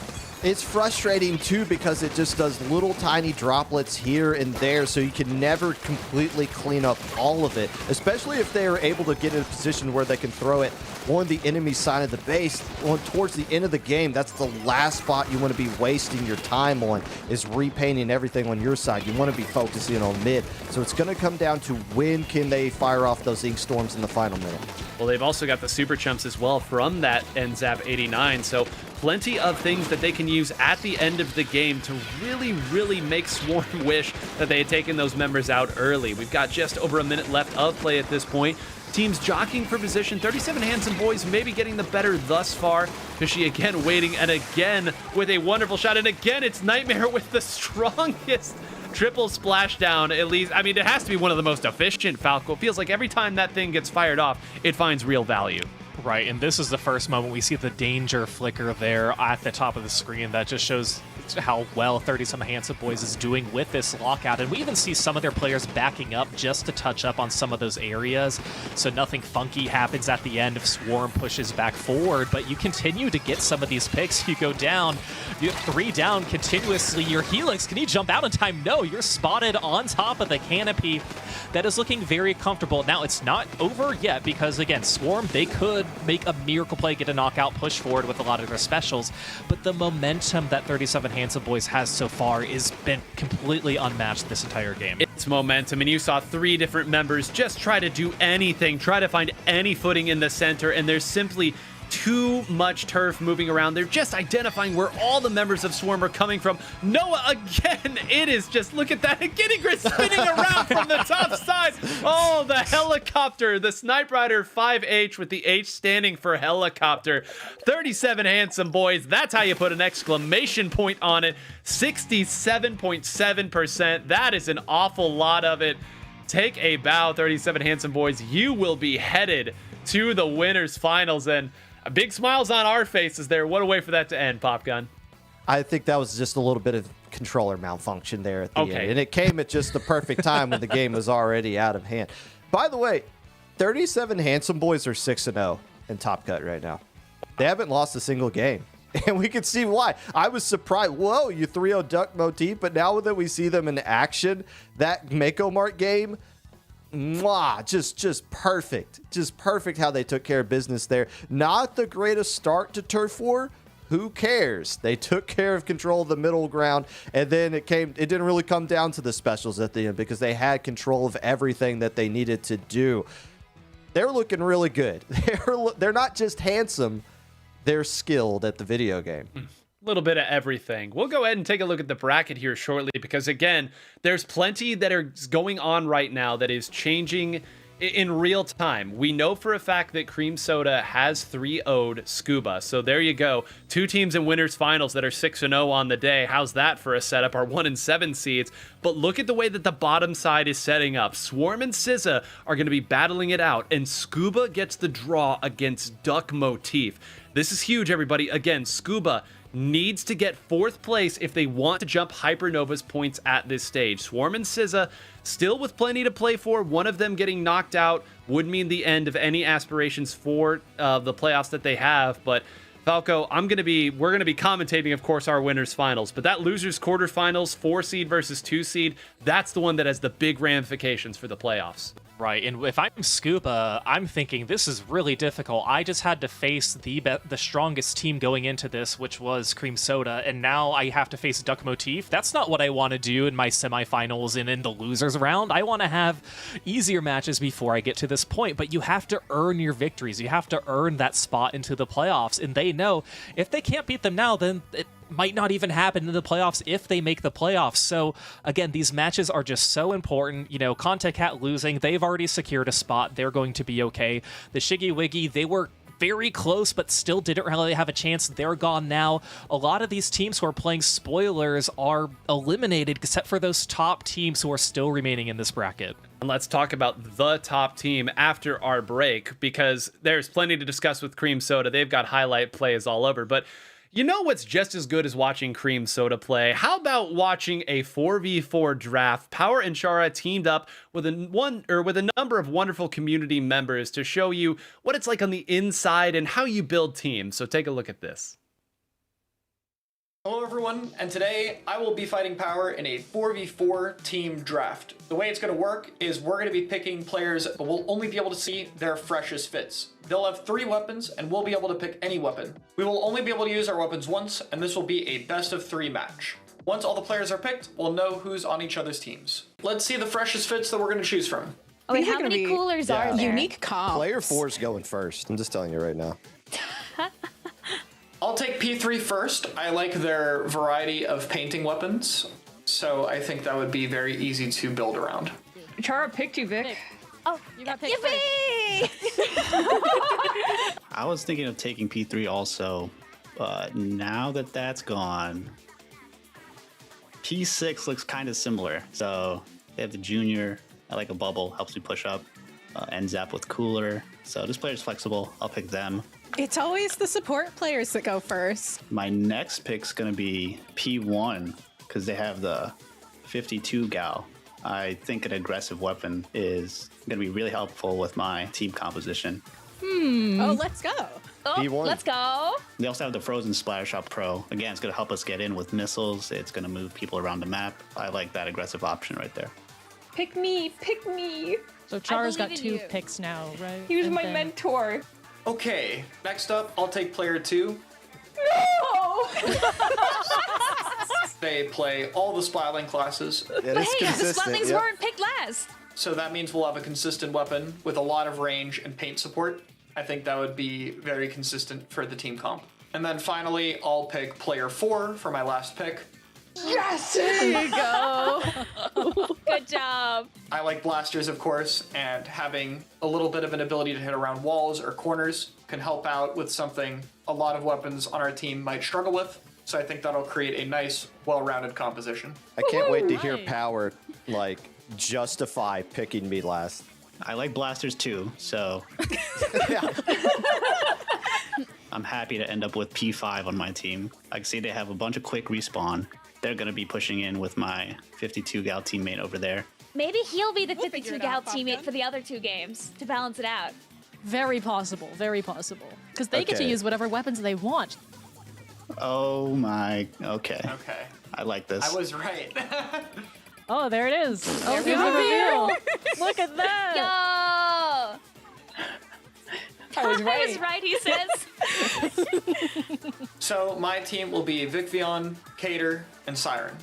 And my team is going to be Nox, Popgun, and Rissa. I think we both got some pretty good setups for this, so this is going to be a nice, even game, Power. I'm excited. Let's get it going, man. If nothing else, it'll be fun. Winning is fun. I would agree there, yeah. I think I'm going to try and set up on the top right of the stage, though I assume they'll be anticipating that, so I'm going to do it with caution. Okay. I'll be lurking nearby. All right, one of my ouch. I gotta remember to call out to. Left, left, left, left. Oh, Okay. All Okay. right. All right, what do we Triple got stealth kill. here? And Zap, Hydra. What does that Hydra have? That's like a big bubbler. bubbler. Okay. Rapid poking, right? I'm close to Come bubble. Hit. I'm just I'm gonna chilling. bubble top I'm right Left here. stack. And I'm gonna bomb Sounds over good. on top left. I'm going to the bubble. Oh, Oh, they nice used bubble. back. Oh, back. Back in mid. I'm avoiding it. I have cooler. I'm gonna throw it next to Pop. Okay. We Nice. can move this, I think. Oh, I'm wrong. Wait. the The pencils. blaster got me on the left side. Okay, Careful, I'll careful. watch left.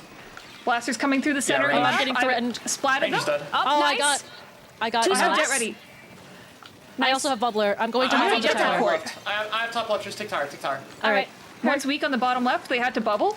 I'm going to shred Yeah. the bubble. I'll help break You the can bubbles. bubble tower first. All right. Oh, the sniper raider got me. They're on the far left I'm side. bubbling on tower. The I'm killer gonna give you whales a are second. like Just stay- big stay forward, problem. stay forward. I Okay, got you. sorry. Gotcha. You're Oh, good. the blasters all the way on the left. They dropped into the pit. There's another person on the tower. They've got all the specials. Supposed to be for fun. Okay, one's down. Nice. I'm bombing mid rapids over there. Rapid back Oh, up. nice. Rapid. Behind you, Nox. One by tower. yep. One by tower. 96 mid. Oh, they're so weak. They drop down on their side. I almost have cooler. I'm gonna put it out in a Okay, second. Awesome. Jumping into you, power. Not the vac again. Let's drink up. Back in mid. That's an impressive number. Oh, blink. Oh, yep. They backed up. There's They're another in the right right by the corner here on me. Oh, Nice. Okay. Good job. Shoot the bubble. Shoot the I bubble. have- Shoot the bubble. Okay. I have the bubbler again, There's so no one once in the we bubble. get to that next checkpoint, Yeah, just I'm pop going to when you pop need that to. I'll bubble. have vacuum next, so just Oh, pop whenever you Okay, need. okay. I'm gonna Gal's inkjet going now. in. Distract the Behind this charger. gal. Behind this gal. I got it. Okay. Hurt. I'm bubbling. I got two. Nice.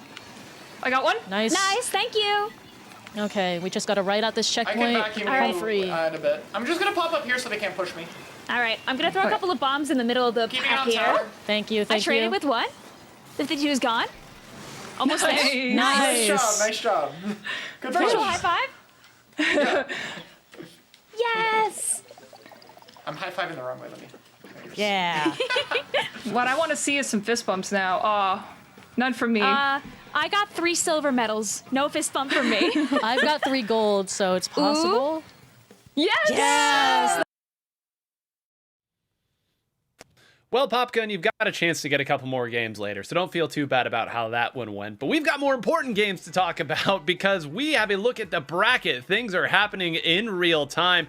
Take a look there at the bottom, and Falco, I'll just pass to you here because you were the first one to point it out. Yeah, we were talking during our break. Scuba already getting a 1-game win over Duck Motif. We mentioned Duck Motif very strong to walk into this. They only lost 1 game set during the latter stage, and that was actually to 37 Handsome Boys, who we just saw on stream today. So we'll see if Scuba can keep up that momentum because they need to get that win against Duck Motif. They need that win, and on the other side, Swarm and SZA still have the chance to play Spoiler. I guess it's not really Spoiler. They're still in it as well. If the winner of that beats Scuba, depending on how far they go, they could jump both Scuba and our current 8th place team in the point standings, which is Hypernova. So plenty that we will keep an eye on there on the bottom side of the bracket. But it is now time to talk about our winners finals. One team that's been there a lot in Cream Soda, the other that hasn't been there at all, which is the 37 Handsome Boys. And Popgun, we now have to talk about Cream Soda because we've said, yep, 3-0, 3-0 here, but this team plays such a fast-paced brand of Splatoon, and they have some of the most mechanically gifted players in the entire region. And it's the fact that this is a team we're going to be talking about a lot more once the playoffs actually get started. I don't think there's anything that's going to prevent them from getting second seed, even if they were find a way to win this one, because Milky Way has the maximum number of points of 400, so nobody can jump ahead of them. So this is just a statement week for Cream Soda. They just wanted to come out and just remind everybody, hey, this is what we are going to accomplish when it gets time for the playoffs. Maybe they just wanted to fine-tune some things. Maybe we might see something secretive that they've been working on, that they want to experiment here.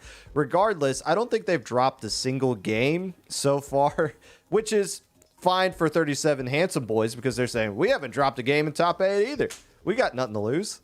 Oh, nothing to lose, everything to gain. Again, they came into this top 8, 37 Handsome Boys, knowing that they needed to win out, and even that might not be enough, depending on what Scuba and Swarm end up doing. But, Falco, one interesting thing about Cream Soda as well is they are one of the teams who, I think, one of the only teams, really, who has 5 players that can all fit into their starting 4, and that may be what we see today. They might be trying out a different configuration of players. Right, one of the most flexible rosters that we've seen. I believe most of these other teams, they only have 4, and it's pretty common who their substitute is. But for Cream Soda, they've been cycling through these players a lot. And actually today, they went 17-1 in their games. They did lose 1 game in ladder against Scuba. So, that match that already happened, they got their revenge clearly against Scuba, so that doesn't matter at this point. But not walking into here undefeated, they know that they can be beaten today, but they have already beaten teams in the ladder such as Swarm, Shiggy Wiggies, Scuba, and a few other teams who were very close to making this bracket today.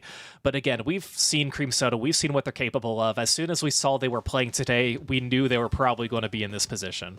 We will be going to Tower Control on Museum d'Alfonsino. So not one of our more common picks. Really, one stage has been the common pick. But this is a very intriguing stage because of the way that it's arranged. Once you get past that last checkpoint, when you start moving around the spinner area, Popgun, it feels like you were at 30 and then you blinked and you're at 5. And there are lots of avenues to attack the spots that players will commonly defend from. And there's a lot of different areas you can defend, as you're pointing out, from that second checkpoint up on top near the spinner area. And that's really where the key comes down to. Kind of like Art Academy at the second checkpoint, or I guess most tower control stages at the second checkpoint. So critical there. But what kind of weapons can you bring out? What can you use to start deploying and displace some of those easy spots that you can set up defensively? They'll clear things out and allow you to clear these key checkpoints as we go along. That's going to be more of a question that 37 Handsome Boys is going to have to answer instead of Cream Soda, considering the on paper, the type of skill levels that we have going up against here. Well, and also Cream Soda just hasn't changed their composition a whole lot. We've talked about the players who have swapped things around a little bit, but for the most part, those players have only brought 1 or 2 tools to the fight. Of course, Wave will be playing either E-Leader or Snipe Rider 5H. Goss is playing pretty much only 52, and if you see Goss pilot it, you'll understand why. Thunder has been their designated custom blaster user, and Hexen switches over to variations of the dualies, the Dapple dualies, or the Splat dualies. Zenith has been the one player that's been the glue for them, that's kind of swapped around to fit. If it's Rainmaker, it's 96 Gal. If it's Splat Zones, it's Heavy Splatling. So I say all this to say, Falco, they've got all the boxes checked. And when you have 4 or 5 players who can play all of those roles so concretely, it takes a lot of the decision making out, and that in and of itself is a strength. Right, and especially if you're thinking of counter picks and how you want to approach certain games, the only thing you have to think about is who we're facing, and then that's pretty much set in stone. You can't really change a roster while the match is going on, so you have a lot that you can think about going into this match. And you brought up Hexen. That's one of my favorite players to watch too with dualies. So first of all, dualies are just a lot of fun to watch in general because the skill that some of these players like them and Jared from Milky Way have is just so good. But then you mentioned Zenith too, the glue that keeps their team together and being the flexible player who's going to fit the last peg in the hole there to try and figure out what they want to do to get their team to win. They've been unstoppable for a lot of the games they've played, and that's probably why they want to play today. As Popgun said, they didn't need to play today. They already have a spot cleared, but this is really good practice for a team if they want to succeed next week or in 2 weeks. And they've won 2 weeks. Kind of funny the way that worked out. They've already won 2 weeks, so to get 3 weeks would be nice here, but this is again to show when they are at their best.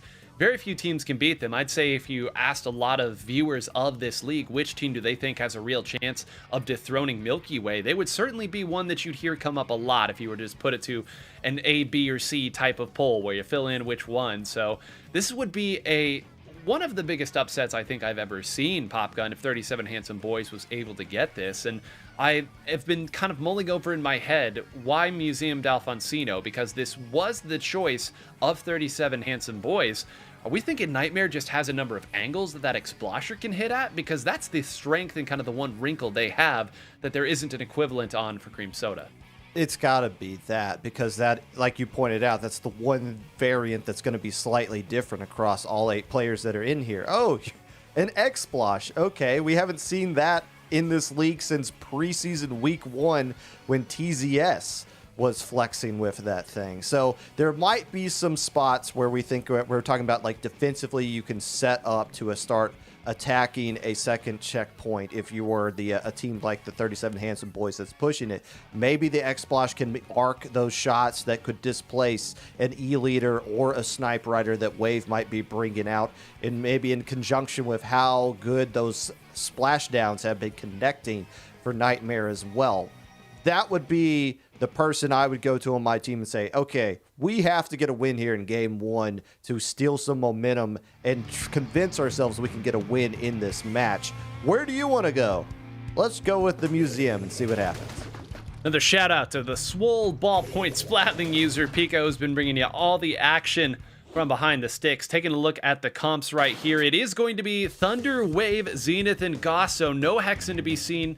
And on the other side, Noah going to be switching over to the Splash-O-Matic. So Falco, when you have a crab tank and you can put it on a tower, it's usually pretty good, so you can understand why that choice was made. Right, and it's going to be up to players like Thunder who can take out a crab, but well, not if you get splatted and have some of your players go down too. A lot of players went down on both of those sides as Giddy Grizz trying to find their way up to the tower, able to finally poke around and get there too with that Snipe Rider and get a splat along the way. So 37 Handsome Boys looking pretty good to start off, finally taking the tower and doing so at a 3-player advantage. That's going to allow Noah and Fishy to push up onto this tower as that first checkpoint is now being approached. And could you imagine how many points they'd had if they hadn't just misstepped on a couple of these like little spots at this point? I mean, that was 3 times that they took 3 members of Cream Soda out, and all the while they will go ahead and clear that first checkpoint. But Popgun, earlier I said the margin's very slim and the window's very small, and you saw it close awfully quick and with Thunder. And one of the reasons we were talking about, they're going to have to find ways to deal with Wave on that E-Leader up on that little snipe area to the right. The problem is if you hyper-focus on that, you lose track of Thunder and Goss, who are going to flank around through mid and attack from behind as well and create a bit of a pincer onto the tower. So there's going to be a lot of different pieces 37 Handsome Boys has to deal with if they move forward with the next push. Well, that, if they get a next push, is now starting to become a real conversation. That's going to be 2 that go down. Goss is still up here, and Zenith is now rotated over back as well as Thunder. And Nightmare is up on that raised area that we talked about earlier, but that doesn't quite have the same sort of punch that an E-Leader does, and Thunder will go ahead and make good on that as well. Zenith dancing around the tower all the way down to just 10 ticks. Goss does go in, is not able to take anybody out. Thunder does go down. Falco, I said earlier the points start to fly off the board, but even I wasn't expecting it to go that quick. Yeah, already to 10, and again, only 2 minutes in. That's a great start for Cream Soda, and they're still getting some of these picks, and Giddy Grizz has pushed back so far because a lot of these players from Cream Soda are on the tower, so there's really nowhere else to go. He kind of has to just wait for the tower to come to them to stop it, and it's hard to figure out what you want to do at that point. You have to get picks, but you just have to figure out the best way to do so, and that's why 37 Handsome Boys, they've been going on these flanks that they probably wouldn't do this early on in this position, but it's what they're kind of forced to do at this moment because Cream Soda has the rest of the stage. They do, and there's also, you're really starting to see the difference of the range in the E-Leader as well between these other backliners and where Giddy Grizz and where Nightmare can play. Yes, they're playing way far back. They've not really even chosen to do it necessarily. They've been forced that way because any further out, as Giddy Grizz goes down to what I was about to say, Wave could take them out. All the while, though, the Crab Tank, I think, was doing what you'd expect a Crab Tank to do. It's a wipeout, a great showing, but that was, what, 2 minutes off the clock just because of that pop gun? Hey, I told you they would get another opportunity to push, and it's coming now with the other team getting 10 remaining and your Snipe Rider being the last player being forced to jump right back out here. So this is where Cream Soda, they got a little bit rusty coming out at the beginning of this game, but now they're starting to settle in. They got all 3 checkpoints cleared immediately, and what they're going to do, you're going to notice they're just going to keep riding in the tower. There's no point in trying to bleed time off the clock. Get the KO and move on to the next game. That is going to be their MO for every single game in this match. That's right. Goss now again finding these angles. There's such a strong splash wall, takes out the rest of it. And hey, listen, the tower was headed there one way or the other, but we got to see Goss go toe-to-toe with a Crab Tank for the end of that as an exclamation point gets stamped on it. A knockout. Cream Soda, Falco, picking up, I don't even want to say where they've left off, because at this point, this just is who they are, and this is the type of game that they play. Yeah, and that's 7 in a row now for them getting the win too. And, you know, we could assume that the victory for all the others was just as clean as that one, because it wouldn't be unexpected. So a classic showing there from Cream Soda. And as, you know, we pointed out, it was a little rusty at the beginning. 37 Handsome Boys making a strong push that we knew they could, because they've been playing really well, but that was our first look at Cream Soda today. We had already seen 37 Handsome Boys and how they played, so it was nice to see Cream Soda and what they're capable of. And again, they just did a great job. Of course, you know, we talk about which other 4 players were going to come out. They didn't have Hexen, they didn't have Adulis, but at that point, it didn't matter. Their 4 that they had just played their tried and true weapons, and they played them so well. So well, and Popgun, when we talk about players who are at the cutting edge of this game, there's how far forward do you push? How far back do you retreat? And there's a sweet spot where these players retreat just far enough to keep themselves out of danger, to keep themselves to survive, but they always stay around kind of the crux of what's going on. And I'm always so impressed at how you think one of their members is retreating, but then they just super jump back in, or they reposition slightly. And it's so difficult to fight against, because you can never feel truly safe unless you've sent them back to spawn. These 4 players in particular have been playing together for quite a while now across many different events, and that shows in their gameplay. They know how to play off of each other. They know when somebody on their team does one certain thing, how to react to it specifically. And they also know that if they get essentially a delayed wipeout on their side to start off the game and they lose control of the first checkpoint and they're starting to let the second one slip away, I don't really care. It's okay, Wave is going to be up in the snipe area. Thunder, you're coming with me, Goss, and we're going to flank right through the mid. Zenith, you are going to start attacking the mid and put some pressure on the tower as well from our spawn side of the stage. They know how to fix every problem that is presented to them. It's going to be up to 37 Handsome Boys to figure out how this well, I mean, it's easier said than done, how they can deal with Cream Soda. And hats off to Cream Soda, by the way. They did the unthinkable. They took a game off of 37 Handsome Boys. No one's been able to do that so far. Yeah, the unstoppable force met the unstoppable force, to borrow something that we just continually said last week, and eventually one of these teams was going to have to lose a game. But there's another kind of interesting thing that Popgun noted there, Falco, which is it's okay if you go down a little bit at the start, because right off the get-go as the teams were rolling out, again, we saw twice 3 down on the side of Cream Soda, but once they had the one opportunity to attack and they could start to rotate and improvise in the way that only they can, you saw why they're such a feared squad. Right, and I think especially for tower control at that point, you know, you get past the first checkpoint, okay, that's fine, we have some time, we can regroup, but it's really that second checkpoint, and they continue to get some picks that you start to worry. And thankfully for Cream Soda, they were never really in that situation. Yeah, they gave 37 Handsome Boys a little bit of time to push forward and get comfortable, but overall, Cream Soda just had the cleaner plays, especially when it mattered. You know, after 37 Handsome Boys had their opening push, there was really no other opportunity that they even came close to getting the tower to where they wanted it again, just based on how well Cream Soda played. And remember, they were scattered across the entire stage. It was just so difficult for 37 Handsome Boys to just try and break in. Rainmaker on Scorch Gorge is where we'll be headed for our next game. So, hey, if you're worried that you can't simply outplay over the course of a long, sustained push, as Popgun pointed out earlier, maybe we can just Rainmaker him. That's a way to do it. As we take a look at the comps here, a 52 gal. No, it's actually not a 52 gal on each side. Goss is going to be switching over now to the 96 gal, which is going to allow Zenith to stay on that NZAP 85. So an interesting look here. And of course, Noah, we're going to see some Krakens here coming out of that splatter shot. So moving over to that 96 to make sure that they get the vacuum, which is almost a requirement now, even though the 37 Handsome Boys is not running that. They're going to have to try to lead the way with the Kraken if they can get their hands on the Rainmaker. But yes, Nine, you're correct. It's Rainmaker. You don't have to be the better team for 5 minutes. You have to be the better team for just 5 seconds. Well, those 5 seconds are starting to approach very quickly as a cavalcade of burst bombs are going to land here to at least try to slow down the members of 37 Handsome Boys. And okay, why did somebody else steal that? Goss almost got that shot on the triple splashdown with the Rainmaker, even ended up getting an assist. Instead is very patiently waiting, and now maybe has overstayed the welcome a little bit too long. Thunder will land and take one out. All the chaos happening around Goss as Goss goes down. We'll call it a successful defense, Falco. And you know, again, 37 Handsome Boys has proven that in the right circumstances, when they have their players in the position they want to be, they can defend.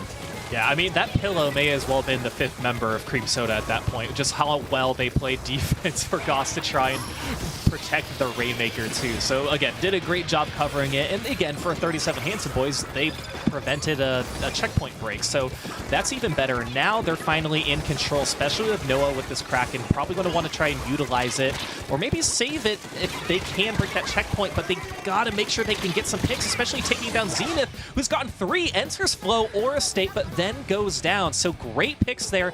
That's just going to set this up for neutral for Cream Soda to get in, and Thunder is already clearing a path to that checkpoint. Oh, if they had not thrown that point sensor and instead gotten the second shot, that would have taken out Noah. And Noah up there is sitting on that Kraken Royale, so there's an opportunity again here to defend. Even if a couple members go down, you see how far back they're sitting here, Popgun. They do not want to feed anything. They think that they can wait out the specials from Cream Soda because of their own specials.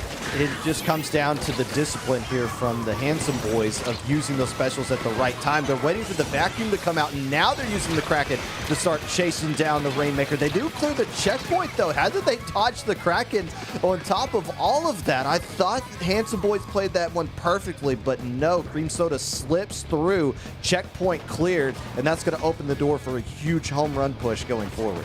Yeah, you talk about a business decision there. I mean, clearly when that Kraken Royale came out, the job was go and get the ink vac no matter what. And the Rainmaker carrier decided, okay, you know, that's totally fine. I'm just going to go the other way, and we will go ahead and collect what we came for. The pressure not yet gone, by the way. Thunder now has gotten through with most of an HP bar, and that is bad news for anyone who is still up there.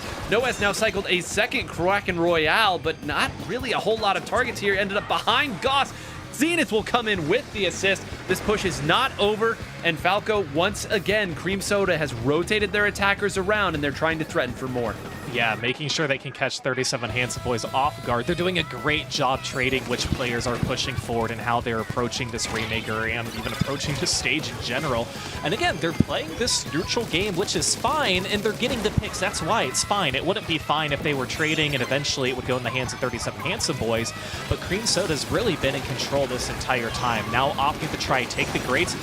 We have the ink vac support as well. Wave is going to try and push it. It's still alive. Squids their way all the way to the front, and Thunder's going to try and get this pop. Going to be jumping out. So that push is finally done, but all of this is making it more difficult for 37 Handsome Boys to try and get that checkpoint and potentially the lead. Yeah, I said earlier, you only have to win 5 seconds. They are quickly running out of units of 5 seconds left, and they have yet to score a point even. It's just Nightmare now holding this Rainmaker, trying to pop some shots on anybody, really having to guess at this point. Again, the players cannot see these names above each other. They can see the health bars when the players are standing up there, but you see Nightmare at this point hoping that one of these wayward shots is able to hit, eventually has to fall down, but Popgun, 30 seconds left. Rainmaker in this position, this is not what you want. It's good if you got a big lead, not so much when you're the team that hasn't put up a point just yet. Hey, there goes one splat on the enemy side. That means the vacuum's not going to be used defensively. Well, Nightmare's about to explode themselves in about 10 seconds. So this is, either way, this is not going to end pretty for the 37 Handsome Boys. But you know what? Go out in style. I say hold on to it all the way to the bitter end. There you go. I appreciate that, but that's going to be GG.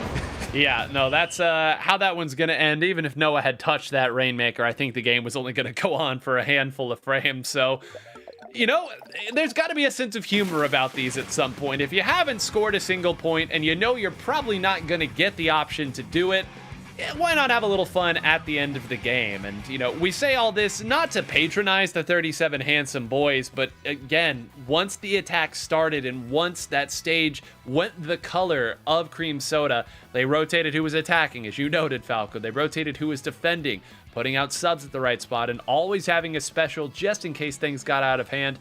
This is how you win at this level. So 2-0 now.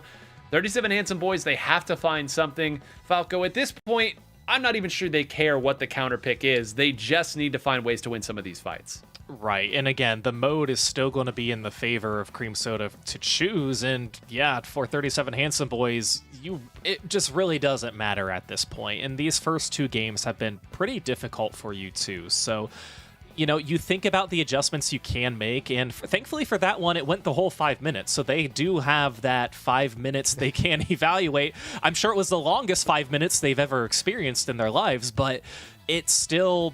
It wasn't a knockout, and there's something you can take away from it. Obviously, not scoring any points can be really, detrimental to how you're feeling about going into Game 3.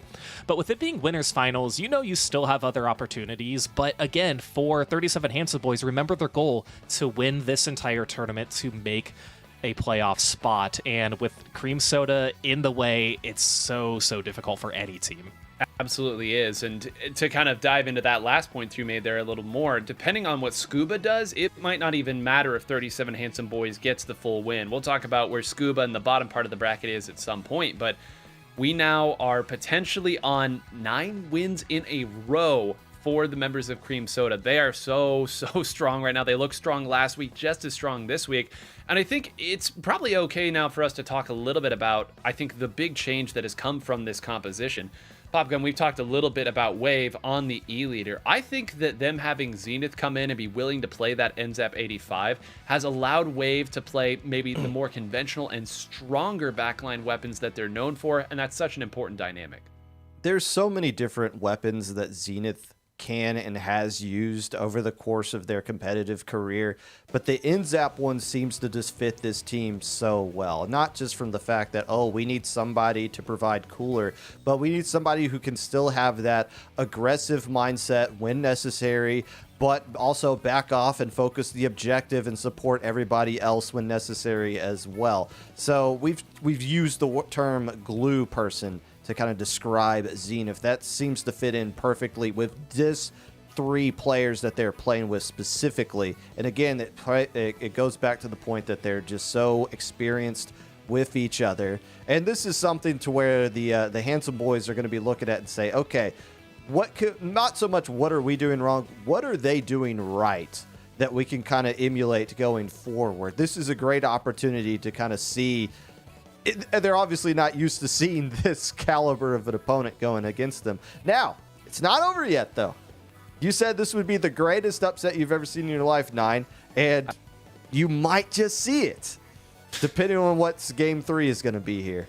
Well, it's going to be Clamblitz Makomar. I think you aggrandize slightly what I said there, but it's better for the drama of it. So yeah, let's say it. Greatest upset I've ever seen if they make the comeback here. Now, We chef's kissed earlier when we saw the performance of 37 Handsome Boys on this stage and this mode combination. So this is the classic, let's just go where we're strongest, where we've played well. Maybe we'll unearth a gem somewhere along this game. Taking a look at the compositions, it's going to be, again, what brought them there at that side. No real shifts from either side that surprise you. And Falco, they're just going to fight it out on where they feel is best.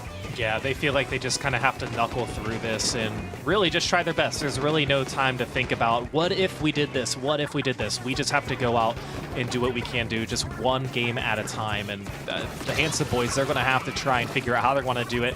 Taking down one of the members on Cream Soda is obviously a good start. Yeah, listen, take a couple more down and you'll have an opportunity to make a real push. Going after Thunder, who waits just long enough and jumps out at the same time. That's a couple that have been cycled out. They are slowly building up their clams as well. Goss back in this position where Goss always seems to be on this stage, chasing Fishy away. Perfect movement as well.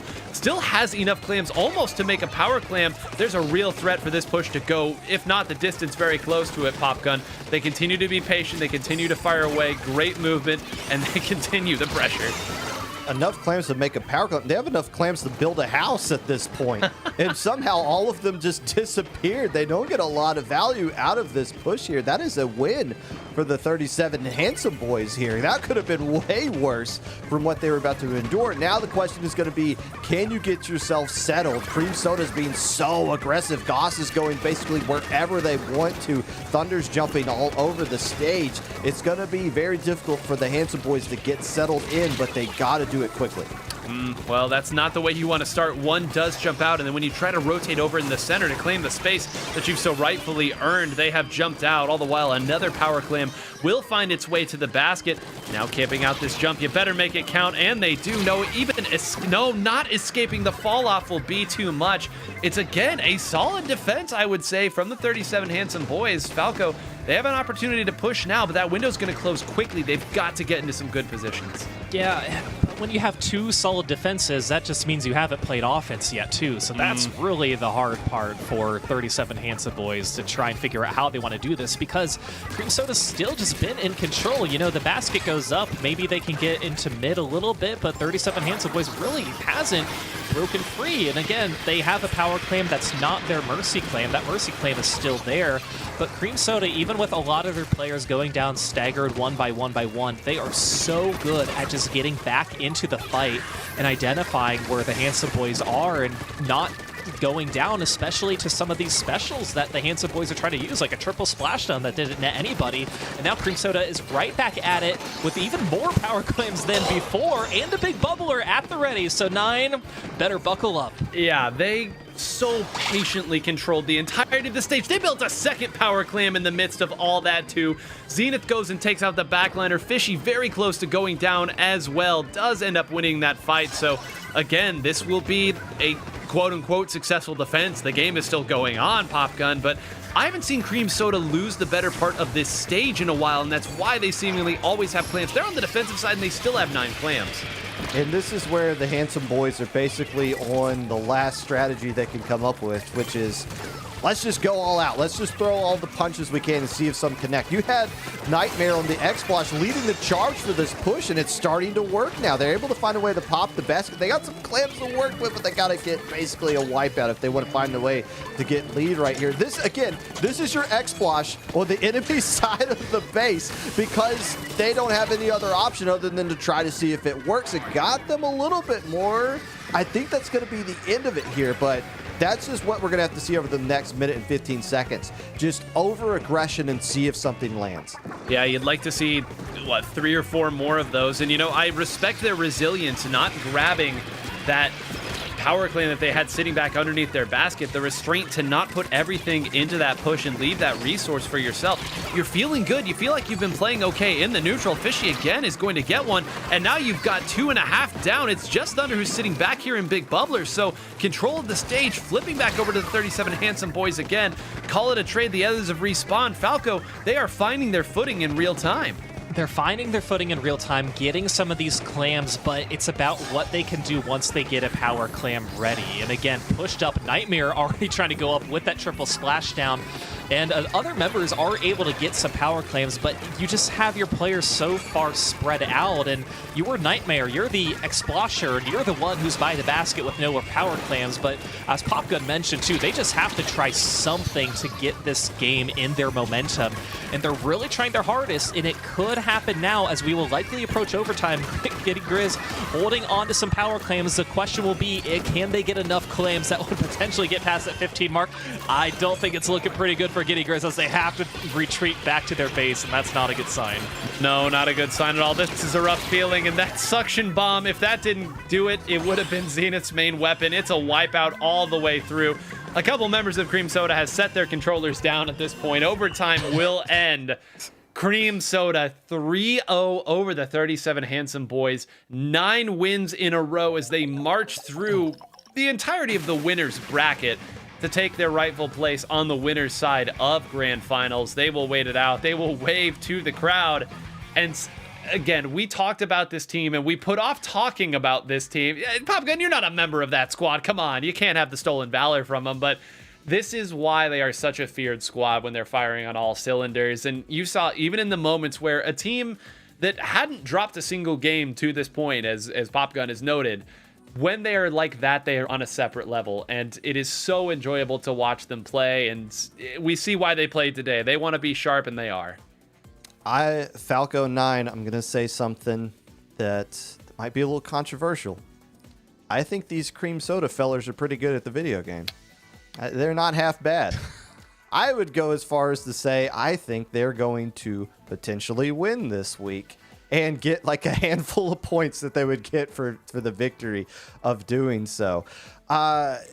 Obviously, they're going to be facing a lot of stronger opponents when they get to the playoff scenario, which actually, Nine, I think might be solidified who that 8th team is. Is the math correct on that? Well, there's still some chances here that could go through. We'll talk about all of those because, okay, we're going to need someone to beat Cream Soda, first of all, if this is going to be a full-on flip. So that's a lot to talk about already and getting way over our skis. Let's take a look at some of Cream Soda's play from that last match. We did get a replay of it as well. You can see here, this was right at the start of the game. We have seen, I think, 5 or 6 splats in this spot from Goss before, Falco. It is tough sled when this player gets here. And it's really impressive when this is happening and the basket's not even broken. And so they're just in front of the enemy basket getting some of these picks, just hoping that their teammates are going to get to the basket. And eventually they do, but you're getting all these picks. You got 5 in a row. Oh yeah, finally my teammate, played the objective and broke the basket open. Okay. So really good stuff there. But Nine, looking at the standings here, we have a really good loser semifinals coming up. We do, and we can say right now, Scuba has knocked Hypernova out of the playoffs. Now, the drama is not yet done, because if SZA or the 37 Handsome Boys win out and beat Cream Soda, bracket reset them, this is asking a lot, they would be tied with Scuba's current score. So to make this as simple as I can, if Scuba wins this matchup that we'll be spectating next against SZA, that would be it. They would be at worst 85 points. That would put them at 295, a score that, well, SZA would be eliminated, so of course they can't reach it. But also 37 Handsome Boys could not reach. So there you go. I mean, Scuba right now controls everything. One more match win to get yourself to the playoffs. I mean, Popgun, that's got to feel amazing. It's in your hands and you need 3 more games. And it feels even more amazing when you're going up against the team you beat about an hour ago. This was the first match that we had on stream, and it was one where Scuba came out a little bit flat in the beginning. They got a big Rainmaker push in game 1 that got them the victory that ultimately led into a snowball that went down the mountain way too fast that couldn't be stopped by SZA. But I was kind of saying back then, I wonder what would have happened if SZA just holded on to the lead, the massive lead that they had in that Rainmaker game 1. Obviously, they'd be up 1-0 over 0-1 that they started, but just mentally, how would have that changed the match? Would that have given them the confidence that they needed to close out the game 2, to close out the eventual Tower Control Art Academy that we're going to see at some point in this match as well? Will that be the key that they can unlock here by getting a win in the first game and then flip the match on its head? It's a great point, because now, again, the script has never been clear for either of these two teams. Both of them need to win, and Scuba certainly has the, Cream Soda ally that is sitting up in grand finals right now. I don't know if they've done all the math here, but they certainly knew that if they got 3rd place, it would be very difficult for them not to make the playoffs. And on the other side, Falco, SZA's had one goal since they entered today, and it was to win it all. So job hasn't changed. It hasn't changed, but it's still been very difficult. And again, as we mentioned, they're facing the same team that they lost to in the first round. I'm also impressed. We went this whole day so far without seeing Duck Motif, and we're not going to see them because they're eliminated already. That's another one who I thought could potentially help play spoilers, but when you lose in round 1 and then lose in losers round 2, your job's pretty much done at that point, and some of these teams fighting and trying to get that final spot are able to take you down. So again, the story is dramatic, and we love it too. We know who's at the top here, who is potentially making sure that it's as clean as possible, which is Cream Soda. They just want to get this win. They don't need to get the win, but we have 3 other teams knocking at the door for that final opportunity. Yeah, you couldn't ask for a whole lot more from a final week of the Splatoon 3 North American League 2026. And also, we'll need to crunch some numbers too if Scuba continues their run. There could be seeding also that is on the line at this point. We talked about the 1 seed versus the 8 seed, the 2 seed versus the 7 seed. We know our 1 seed at this point in the playoffs. It's going to be Milky Way, provided they check in. 400 points, you can't score any better. If you're Duck Motif here, you do not want to be in 8th place when this is all said and done, but it's now out of your hands. You forfeited the right to score any more points. So Scuba working up, they would love to be in that 7 spot. They'll get a chance. At that point, you would presume to face Cream Soda. And Popgun, I know we're looking way ahead, but if you're doing this math as a member of this squad, you feel like, wait, okay, we could be up against Cream Soda not only today, but also in the playoffs. What a valuable opportunity this is to learn. Well, if you are doing the math as you are playing in the top 8 right now, you're someone who's going to be set up for a good career going forward, because it's well beyond what I'm able to calculate off the top of my head here. The key for Scuba is just keep on winning like you've been doing up to this point until you ran into Cream Soda, but Cream Soda's been demolishing everybody. It's fair to do that. But it also affects their seeding a little bit as well. I think they might have an opportunity to increase up and not fall into that 8th place spot, which they're currently semi-locked into right now. So the more dubs that they can get, and maybe they can find their way into a rematch in Grand Finals against Cream Soda, even if they don't beat them, would have huge dividends that could be paid off a couple of weeks from now. Well, we will be headed to Splat Zones to start it out. That's not necessarily surprising, but it's going to be Inkblot Art Academy. So they have found a way to prevent Tower Control Inkblot Art Academy from showing up. So this is how you do it if you want to get it done like this. Falco, this has not been a common choice, though. Splat Zones on Inkblot Art Academy, not a spot that the teams tend to go. In fact, no team has ever gone here That's in our right. top 8. This is, no team. This is a first. You know, we were talking before, like, oh, I wonder if we're going to see any stages and modes that haven't been chosen. Yep, this is one of them. Splat Zones, Inkblot Art Academy to kick off our loser semifinals. If you had that on your bingo card, I want your bingo card. Another shout out to the Swole Ballpoint Splatling user, Pico, who's been bringing us all kinds of fun action as we get into this match. So Leafy immediately diving there. Great. You know, those two running mates, when things are going well for them, they go really well, but sometimes both of them just end up going down. And I'm getting a little deja vu from the start of the last time these two played Popgun. Clearly, SZA more than happy to fight it out with anybody. They were able, if you recall the Splat Zones game that they played at Mako Mart, it was a lot of back and forth right there, but it came down to a nail-biting end where SZA just couldn't hold on to the zone a little bit longer in a tug of war. And it came down to Scuba having a huge lead early on. So SZA's already able to flip the script here by driving up the score early. We'll see how that'll affect things over the course of the next 5 minutes. Well, you see jumping out already. I mean, we might not get even to the end of 2 minutes if this continues to move on like this. Leafy diving in here with the Zipcaster, looking for a target, has maybe overstayed the welcome and not able to find much. That's a blaster down. Now Mecha has taken a ton of damage. Falco, this is a revitalized SZA.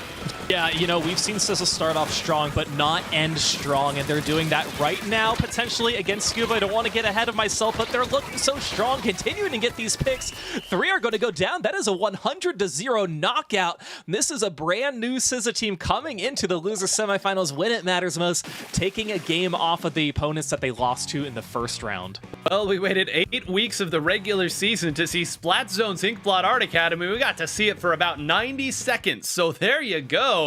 SZA, what a show from them. And Popgun, I'm going to pass this to you because you correctly pointed out earlier, Splatoon is a game of moments, and there were just a couple moments in that previous match that got away. Here, you see what it looks like when that coin flips the other way. Somewhere across this country in the Hypernova team clubhouse, they're saying, where was this an hour ago when they played Scuba before? Why didn't you do that before? It's really difficult, regardless of the context or anything that you're doing in a tournament, to beat the same team twice in the same day, especially when you are similar skill level. I'm not going to say they're exactly the same, but they are close enough to where any team could beat the other. When you beat them the first time, a wise team will learn from the mistakes. They'll think back and say, okay, what did we do wrong last time? And you're coming off a victory as well, a 3-0 sweep to get into this position. Granted, Scuba's doing the same exact thing, but SZA has a better opportunity here to get revenge because they know what they did wrong. They didn't take their foot off the gas pedal that time. They got the huge lead and they just completely took care of business. They knew the Zipcasters was coming as well. They weathered the storm with the Zipcasters. They know that's going to be an issue they're going to have to deal with the course of the rest of the match. But they handled it perfectly right there. We'll see how they carry that momentum in the game too. And there's something to be said as well for knowing what specials your opponent has on that. And actually, never mind. The teams are wasting absolutely no time. Tower Control Mako Mart is where we are going. Oh, Falco, I love it when teams know exactly where they want to go and they just want to get right back into the game. We're not even going to analyze the team comps last time because we've got a whole fresh set coming out here. We've got Sloshers and we've got Splash-O-Matics. Yeah, well, it's even better when it takes both teams to figure that out. So they're both very quick on figuring out what they want to do, which is great to see.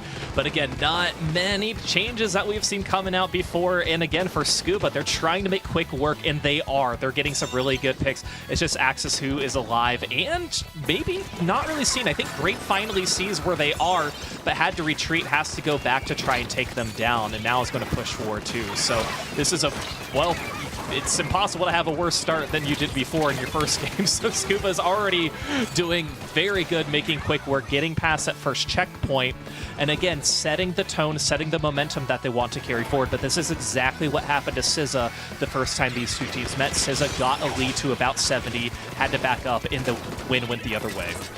Here we go, Stock in a great position maybe to take down Leafy, force a couple members back. I love the way that they're rotating how they attack. Not able to get the jump out in time, though, as I believe Mecha's Crab Tank will close that out. So we'll call that a successful defense, certainly. Axis still up in a relatively threatening position and has the Crab Tank as well. Trying to force people back, that they do have the Rapid Blaster Pro Winter, so that can play for some awkward ranges and put a lot of damage. Appears that it's doing just that. Blasters go down, everybody goes down at that point, and in the Wash Pop Gun, it will be SZA pushing forward. That's a checkpoint gone, and the point's flying. You mentioned the Rapid Blaster that they're using. That's a different variant than what they used in the first go-around between these two teams. So that provides them the cooler that they need to get past these pushes. And that second checkpoint's going to fall. The Ink Strikes aren't going to come out in time. That is massive. The second checkpoint falls, and that is going to be a blaster that's going to go back to spawn, as well as this third one is now being threatened. SZA, they dominated the tower control game in the last match. It was the only one that they won. Makes sense they would choose that mode here. 0-100.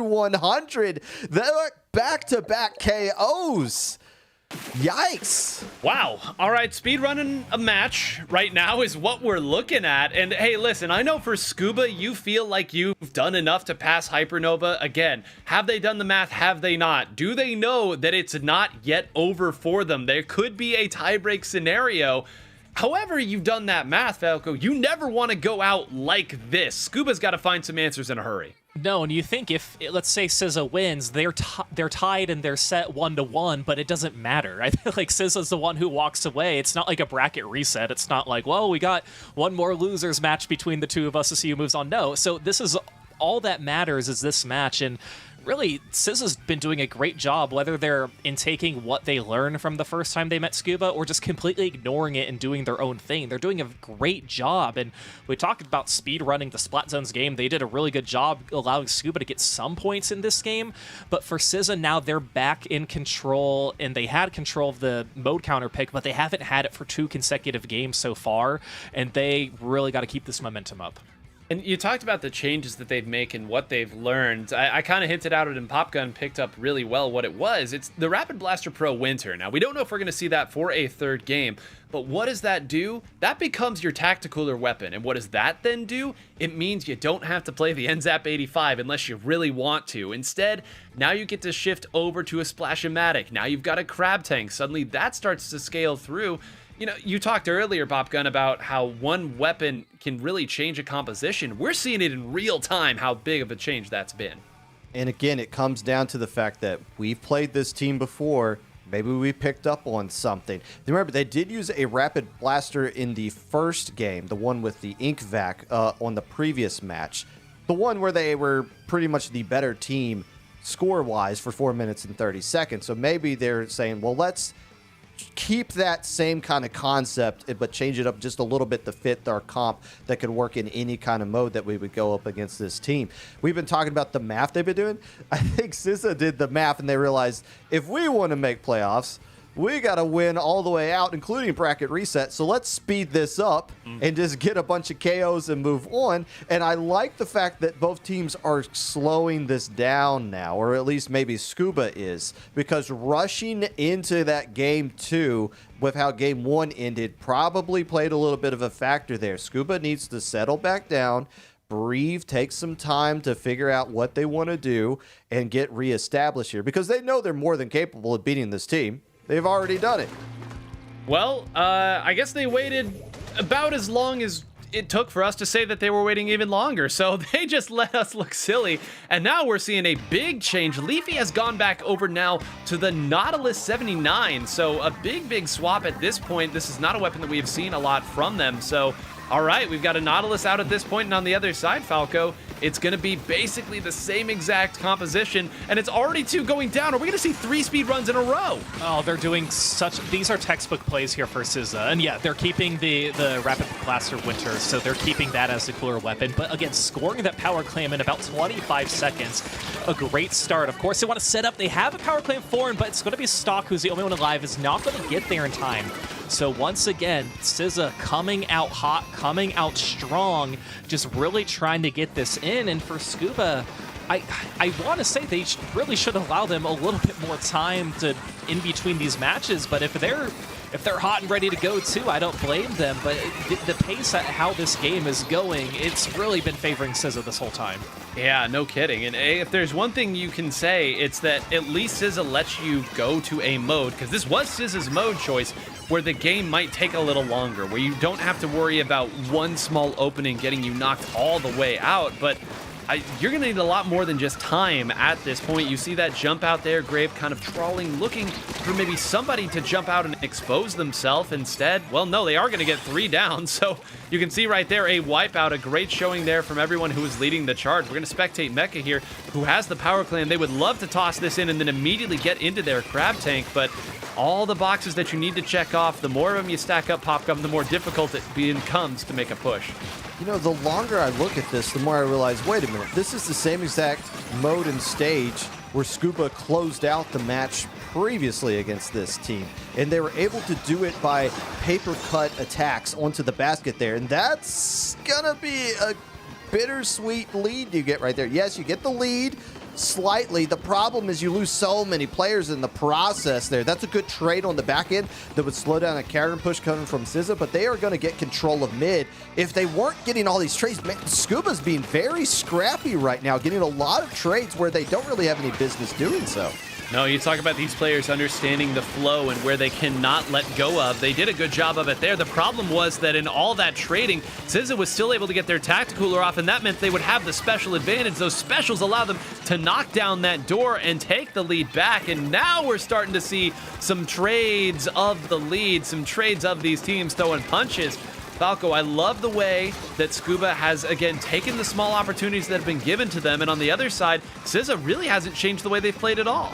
No, SZA, they haven't changed, and I don't know if they really need to change right now, but they're just playing in a way that is allowing Scuba to make these pushes and allowing them to be a little more aggressive. And as Popkins said, too, for choosing this particular stage as a counter pick and closing out what happened in round 1, that's where you want to go to. You just want to do what you did before and try and get the win just to get the momentum back in your favor, and you can control the modes, even though at this point it probably doesn't matter for Scuba. But to at least get the pace where you want the game to be and continue to get these picks. And I mean, they're keeping this really exciting for us because they keep going back and forth. It's like a game of basketball, doing layups, going back, trading the lead back and forth. It's going to be a matter of if Scuba, 0-1 points away from trying to take the lead. I don't think we're going to have a player get there in time, so that's going to be the first basket that gets broken. That doesn't change the lead. SZA's got to make sure they can hold on to this. Yeah, you saw Leafy wait as long as possible to jump up and start crashing that A button, trying to find just enough time to get that lead. Instead, they've now pulled it to within 1 power clam, and that's really important. Only 1 minute left. This means that 1 power clam would steal the lead back for them. They now have that power clam, although I think it's probably going to get swallowed up at this point. But Popgun, that certainly changes the dynamic. SZA, you see they're going to try to push the pace at this point. They know they can't let Scuba build up another power clam. You have to play like you're the team that is losing if you're SZA. You have to be aggressive and try to put some points up onto the board. But at the same time, you have to realize that you can't get wiped out at any point. Otherwise, you will instantly lose as well. They already have the power clam necessary. The question Scuba is going to have to answer is, do we try to go in now and try to pop the basket, or do we wait till overtimes to make sure there's no way that SZA can come back once we get the lead? Well, here we go. 20 seconds left. You've seen another trade out. Grape needs to come up huge and almost has and does. At the very end of it, all a crab tank will crash through, and it's enough to take out Leafy, who was so close to escaping. Now, all the while, Mecha very smartly builds up another power clam, so this is not yet done. Grape is going to try to work the flank there and is able to take out Axis. That's a jump out that's going to come in. Have they left their block open? Leafy working over that side. They rotate just in time. Time slowly starting to tick away, and it's going to be stuck in this crab tank for a good chunk of this overtime unless it gets broken. It will get broken with a thunderous applause. Leafy jumps back in, and you can put this one away.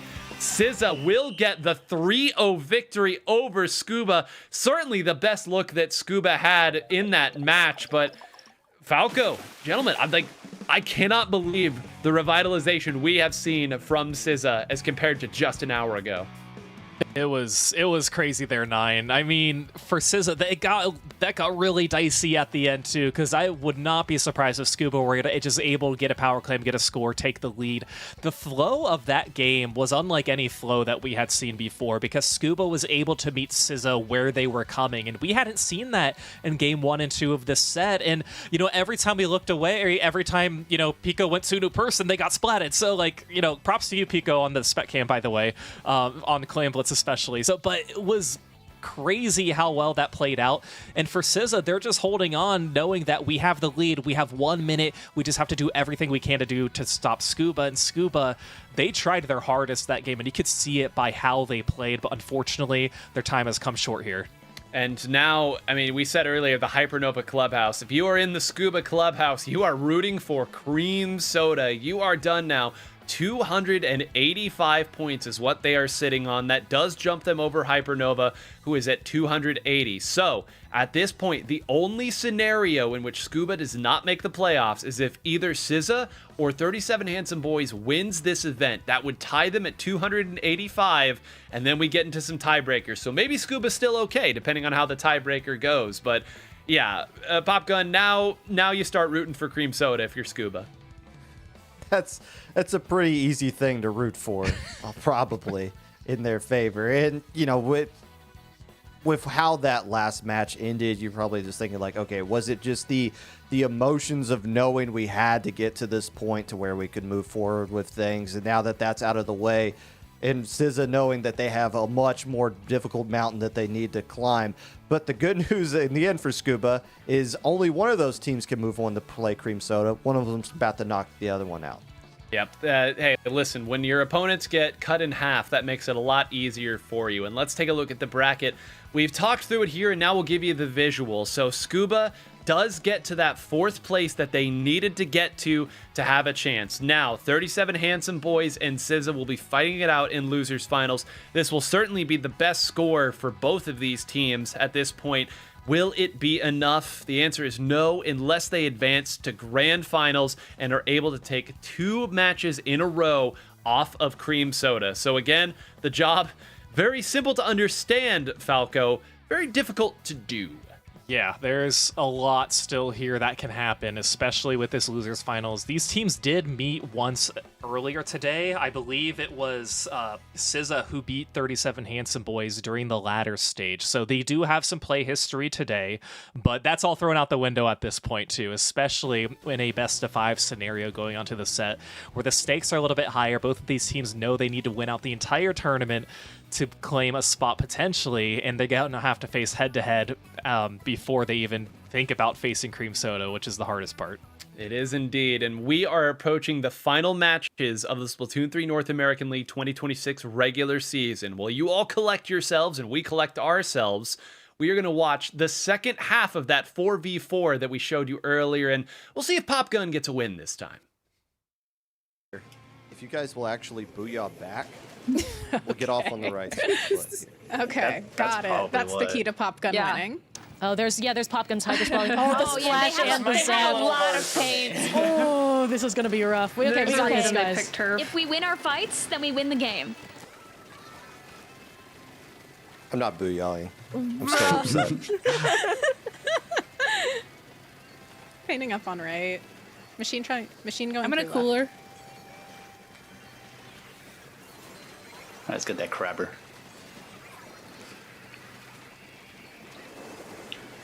Machine tapped. I'm gonna Ripple. Got Dynamo. Nice. I'm dropping. Blaster on right. Oh, the dynamo Dynamo's dropped on on me left. Left drop. I got you. Thank you. Machine's still under right. Oh, they're Yeah, so weak. Machine booyah. Yeah, they're in that corner though.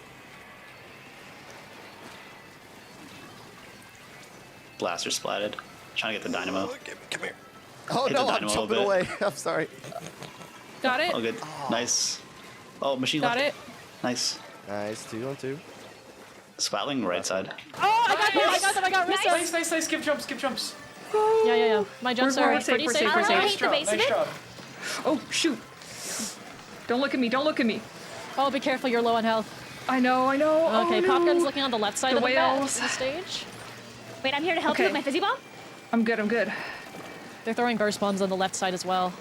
Why don't you try and go up to the I ran very right into top? that. Don't worry, Char. Ooh, I'm keeping it's the floor okay, it's painted okay. behind you. I got one. Watch out for the fizzy bomb. Beautiful.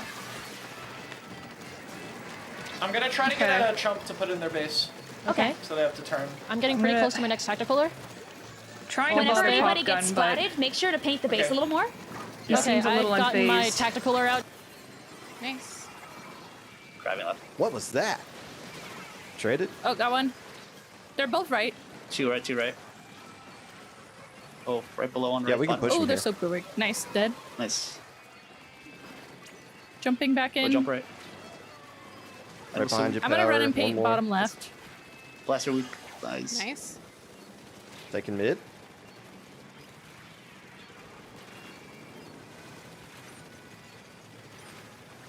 I'm gonna try and paint up a little more. Right. Okay. I have crab soon. Okay. I'm gonna crab and just slow him down. And we just Okay. keep I'm painting. close to cooler also. Oh, come back here. Dynamo weak. We on their backside. Maybe they'll run into your crap. Oh, nice. Yes. Oh, Yep. yeah. There we go. Beautiful. Party in booyah their bomb. base. We're invited. Last Let's go, 30 let's seconds. go. Focus on living. All right, I'm gonna go back soon. I'm bombing.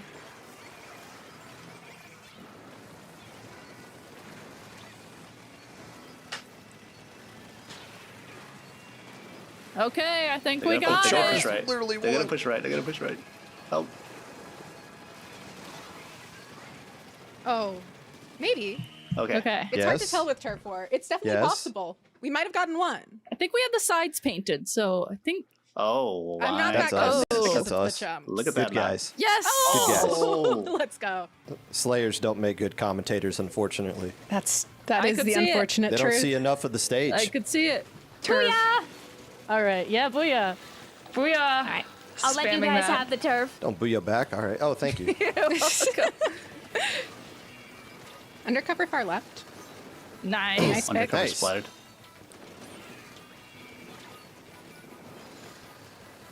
Almost missiles. Nice. They have bubbles in. I'll Oh, there it use is. one. No. Oh no. Okay. I got one. Hit a splat. Nice. They're backing up. Marked I'm one? close to Wavebreaker. Okay, Oh, watch missiles, the- watch out. I got Okay, two there's of my three down. splat There's three bomb. down. Let's go up. Okay. I love that. Okay, leader is on their side. I have a slider soon. Okay. Gonna toss a Wavebreaker out for some information. All right. There's one. Ooh. Oh, Popgun is marked. Not anymore. I'll keep throwing I'm my reaching splat to bombs their where they want to spawn. drop. Oh, I see they the have Kraken Dynamo for me. sitting up there. Gold I heard a Dynamo. crack. Done. To their spawn. Oh, where's the Kraken? Yeah, he's Kraken for Oh, me. It's there it okay. is. We Yeah, got okay. Quite the Kraken. unfortunate reach slider, I think. Oh, Two are coming out from no. left. All right. Who's tacked? Oh, I got one with the splat I'm bomb gonna again. have cooler I soon. can paint. All right. One on the right, two on the right. The E-leader One is on on the left, right. marked. I- Weak. Oh, Cooler. they're got so me. weak. No. Nice Oh, job. I got them. The Dynamo side is on the right. can Oh, paint. I'm down to the Yeah, I Dynamo. got the bonus, but, Oh, give me one more. No. Someone hiding here on the left. Got them. Got Nice. another. Oh, Junior gone. Right. Yay. Nice. Let's Breaking get that bubble They out could of here. jump in that bubbler. Yeah, they did. Oh, jump. They did. Oh, that was a jumped fast out jump with out. cooler. Yeah. Okay. I'm gonna put I'm beacons close down. to chumps. I have Kraken. Almost missiles. Reach slider. Slider low, right? Oh, dang it. I died to a Jumped out. bomb. No worries. I'm backing up a bit. Missile 3. Coming. Oh, there's one on their right side. Oh, On the yes, I chair. see. It's a shooter weapon of some sort? Yes. Yes, the pro. Trying to Oh, mark leader people. dropped as well with Kraken. Careful. They're still on Okay. the right side. I see The Dynamo's there too, Yeah. and the lead. They're all I got one. clustered together on the back. I'm flying. Oh, that is a Kraken. Oh no. Oh, I am down to a Kraken on the right. They're coming to the zone. It's I see power. that, It's I see power. that.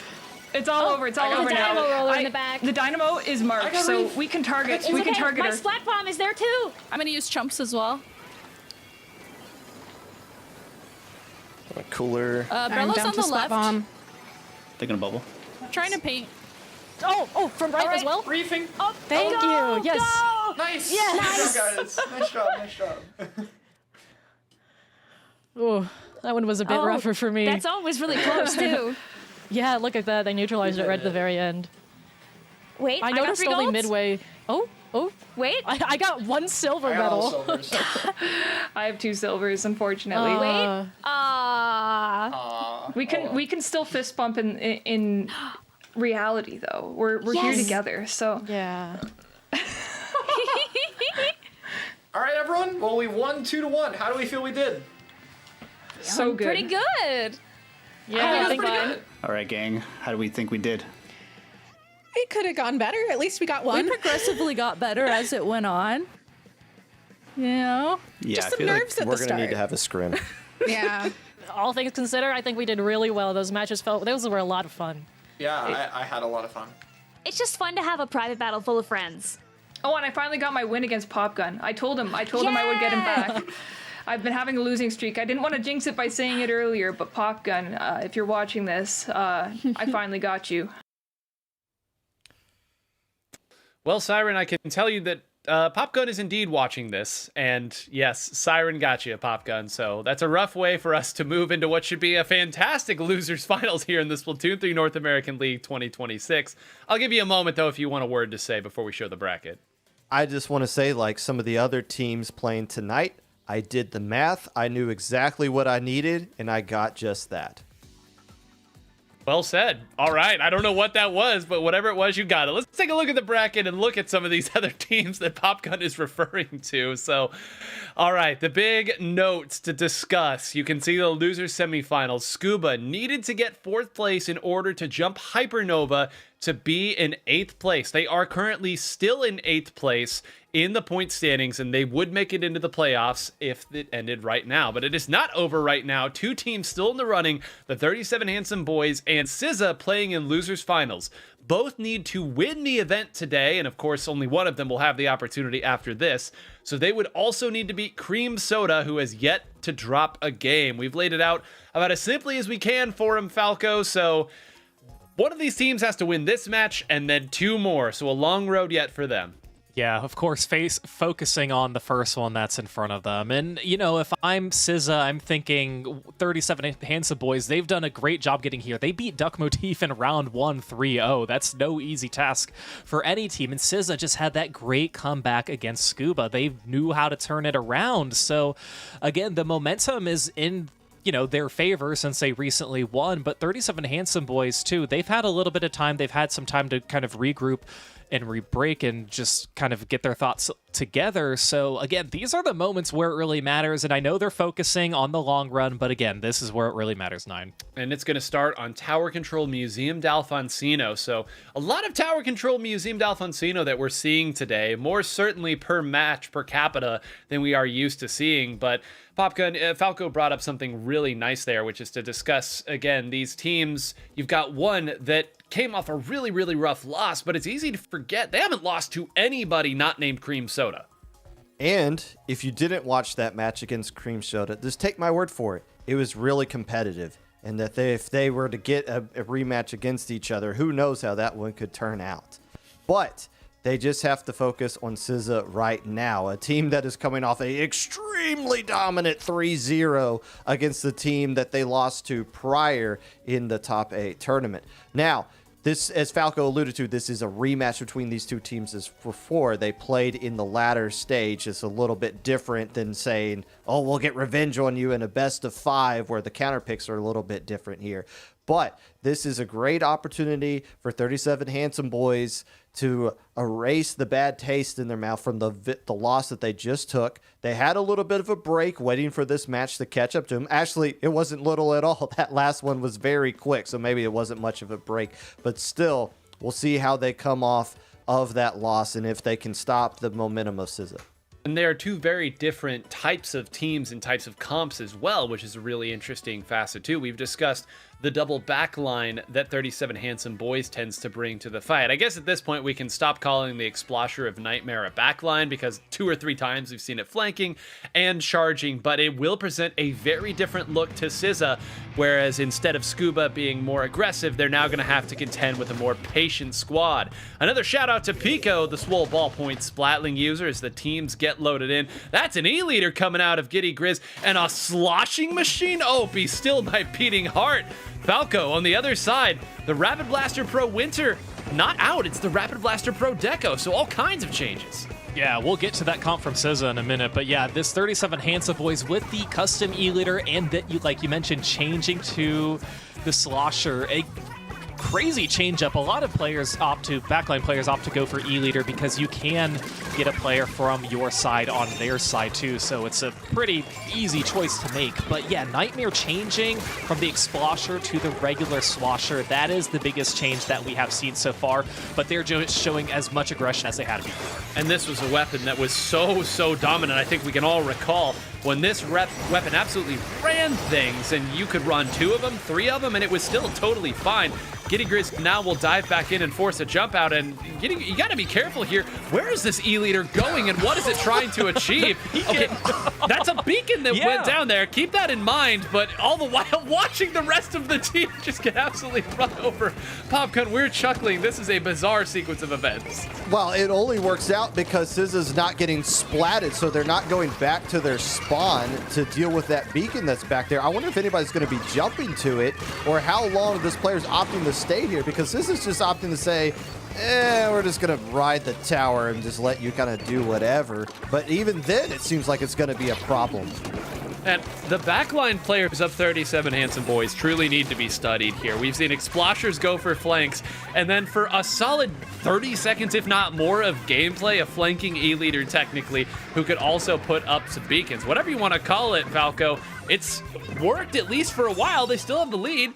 Well, and they're making our job easy as commentators to have a lot of fun with it too, so we always love to see that. But yeah, SZA still trying to figure out how they can push forward, and they've been getting a little bit more momentum. Max is trying to jump up, get a splat, but no, they're going to go down. Noah's going to make Thunderfan jump out as well, so that's leaving 37 Handsome Boys back into mid with Stock, the only one who's there. Thunderfan's going to be joining them as well, and Axis is going to go down. So again, a lot of trades, and you can say so far it's benefiting 37 Handsome Boys. We're still pretty early in the game, but there's just not a lot of objective action going on. Are these players playing Turf War, or are they playing Tower Control 9?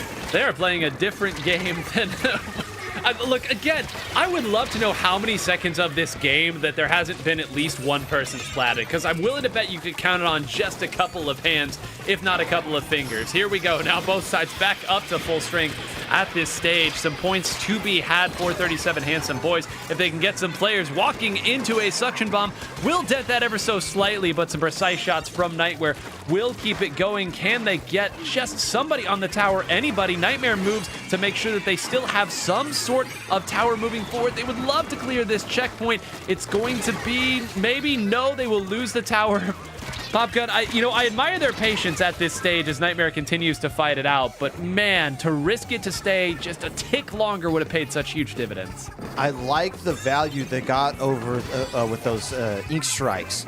Taking their time and throwing them one at a time, waiting for it to explode onto the tower before throwing the next one. That bought enough time for their players that were getting splatted to respawn back in and start attacking the tower and ultimately stop it. The problem is, though, you got about a half checkpoint lead if you are the 37 Handsome Boys, and SZA's got to find a way to start pushing up the tower. Easier said than done when there's a Kraken. And the problem with the Kraken is you don't know where it's going to end up. Last time it was in your spawn, this time it's going to stay on the tower. Yeah, maybe a more conventional way. Now we're going to try to tap shot a member who's running at us here. So Giddy Grizz absolutely freestyling at this point. And hey, to their credit, it's worked okay. That's a bomb that's going to take out one of the super jumping members. Nightmare goes down, and now suddenly things are very, very threatening. Fishy is able to take one out. Their E-leader is still in a decent position. Fishy almost single-handedly defending for them at this point. Falco, they have still a shot at this defense, but they need people to respawn and attack that tower. They do, and I think for SZA too, just again, keeping up this momentum, you finally get the wipeout that you need. You're likely going to get past this checkpoint as long as Fishy doesn't have anything up their sleeve and does anything crazy. No, the lead is going to flip over to SZA finally here, and I think this might be where they continue to make the tower go forward because, again, 37 Handsome Boys, they have not been at 4 strong. As soon as somebody respawns, another player goes down. And again, we're 3 down just like that. You just have Gritty Giz, who's alive all the way in the back too. And with that all being said, that's going to be the knockout there. So again, a big stalemate for the first 3 minutes of this game, but it was all SZA there at the very end getting the game win. Popgun brought up a great point earlier, which was the value of those triple ink strikes and stalling them out to preserve that checkpoint. And as that game was starting to close down and you got the sense that 37 Handsome Boys wasn't going to be able to stop that tower from marching towards the knockout, you look at the top of the screen and you realize certainly no triple ink strikes. There's just not a lot of range specials whatsoever. And Popgun, we've played enough Splatoon to know that you would love to have something that you could throw at the tower to stall it out. They do have the Booyah Bomb that they could have maybe used, but Nightmare was opting to fight, and when you don't have any way to stall the tower, all you can do is dive at it.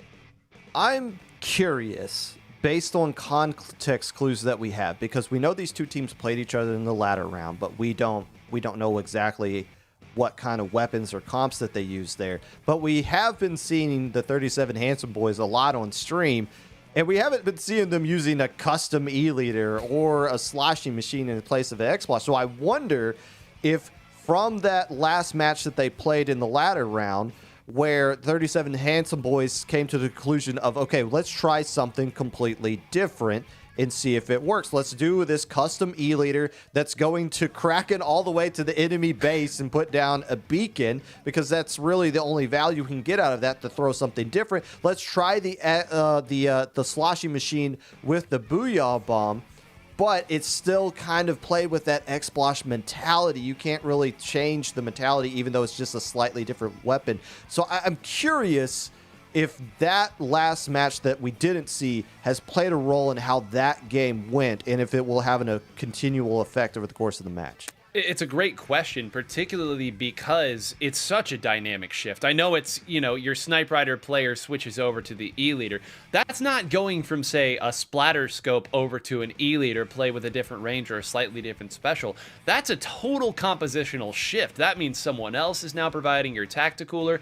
Maybe that player, and we kind of talked about this with Zenith earlier and what that brings to Crush Soda, maybe that means that one of your other players now has to switch over to the NZAP and can't play a shooter that they're more comfortable with. Now, one thing I will say is that looked real good for 3.5 minutes, maybe? I mean, even when both teams were at full strength, which wasn't very long, I was impressed with their ability to fight. So as we wait for the next stage in mode combination, Falco, I too am very curious about this path that Popgun has laid out and what the changes are going to be. Yeah, and that's something I didn't think about until you brought it up too. Like the custom E-leader, we don't see it a lot. We do see E-leader on Museum d'Alfonsino pretty often, but again, there has to be something that happened the first time these two teams met that made the play style and the adjustments that way, especially changing from the Explosher to Slosher as well. So there's a lot that goes into it, and again, that was a long time ago when those two teams faced. Again, throughout this entire day, a lot of these teams have been playing for hours on end with only having roughly a 1 hour break too. So again, the fatigue can kind of be setting in, and of course that's harder when you think about who's down the line after this match. Again, you're just focused on what this one has to in store. But for SZA, you have a pretty good foundation now with game 1, but you just have to always be on your toes when you're going to be facing a team like 37 Handsome Boys. Talking about SZA, here's a number that I can fling at the both of you. 10 consecutive games that SZA has won here on the loser's side. Now that is frankly remarkable, and I made this joke last week and I'll make it again. Surely we won't see a team go from losers quarterfinals all the way up to grand finals a third week in a row, because we've now seen it 2 weeks in a row. Unbelievable showing, but you talk about getting hot at the right time. I mean, again, just unbelievable the way that SZA has turned around the way that they've played and how strong they have looked when they've been able to make it happen. Earlier we said, hey, maybe it's this Rapid Blaster Pro Winter that's been the shift. That time they switched back to the Rapid Blaster Pro Deco, so clearly they still feel quite comfortable with it. And again, I know that winning 10 games in a row, of course, at a certain point, you're going to have to go on some streak if you're going to make a deep losers run. But for them to go from being 3-0'd Popgun to then not dropping a single game thus far, including 3-0ing the team that 3-0'd you, they got to be feeling great. There's no better feeling than winning when it comes to a tournament mindset, and especially when you can just keep racking them up. The problem is the monster that's lurking around the corner, but as you've been alluding to, you just got to focus on the here and now. And this, to counter it, not to be too negative, but that's now the 4th straight loss for 37 Handsome Boys, who started off 6-0. So they're a team that's struggling to get control of momentum back into their favor as well. That's why the second game is going to be so critical for them. We know it's going to be splat zones. They're going to decide what the stage is going to be. And this is where it all gets thrown up into the air. It's like, okay, well, what comp are you even wanting to use? Maybe that's the first question you figure out before you pick the stage to match that comp. Because right now, even in that last game, they were using Machine, but we saw them use X-Splosh on Tower Control Museum just the match earlier than that. So there's a lot of questions that they have to figure out first before they decide the stage they want to go to on Splat Zones. Yeah, this is why earlier I made the kind of point of contention and contrast of how nice it is to be a cream soda-esque team where you've got 5 great players and all of them kind of know the 1 or 2 things you'll want them to do. Here, we've now seen, I think, every single member of 37 Handsome Boys to swap to something that isn't necessarily completely different. They're not always switching a total weapon class, but certainly different in what that weapon brings to the idea and the identity of their comp. So this now becomes a very difficult position, and we've seen teams put themselves in that position many times where, well, if we do this, then we can do this. But if we do this, then we can do this. And it becomes so difficult. For my money, Falco, I think that if you are going to Splat Zones and you have the choice of stage, go somewhere where you can use the advantage that you have, and that's your double backline. Right, and it's hard not to overthink it too, because there's a lot that's running through their minds where if they know they lose this, their chances of making the playoffs are just straight up over. And that wasn't the case weeks 1 through 7 of the regular season. They always had another week to try again, to improve their score. They were always in contention, but now is really where it matters. And I think that's a lot of the tricky part too, of figuring out what you want to play. And for 37 Handsome Boys, right, they lost 4 in a row.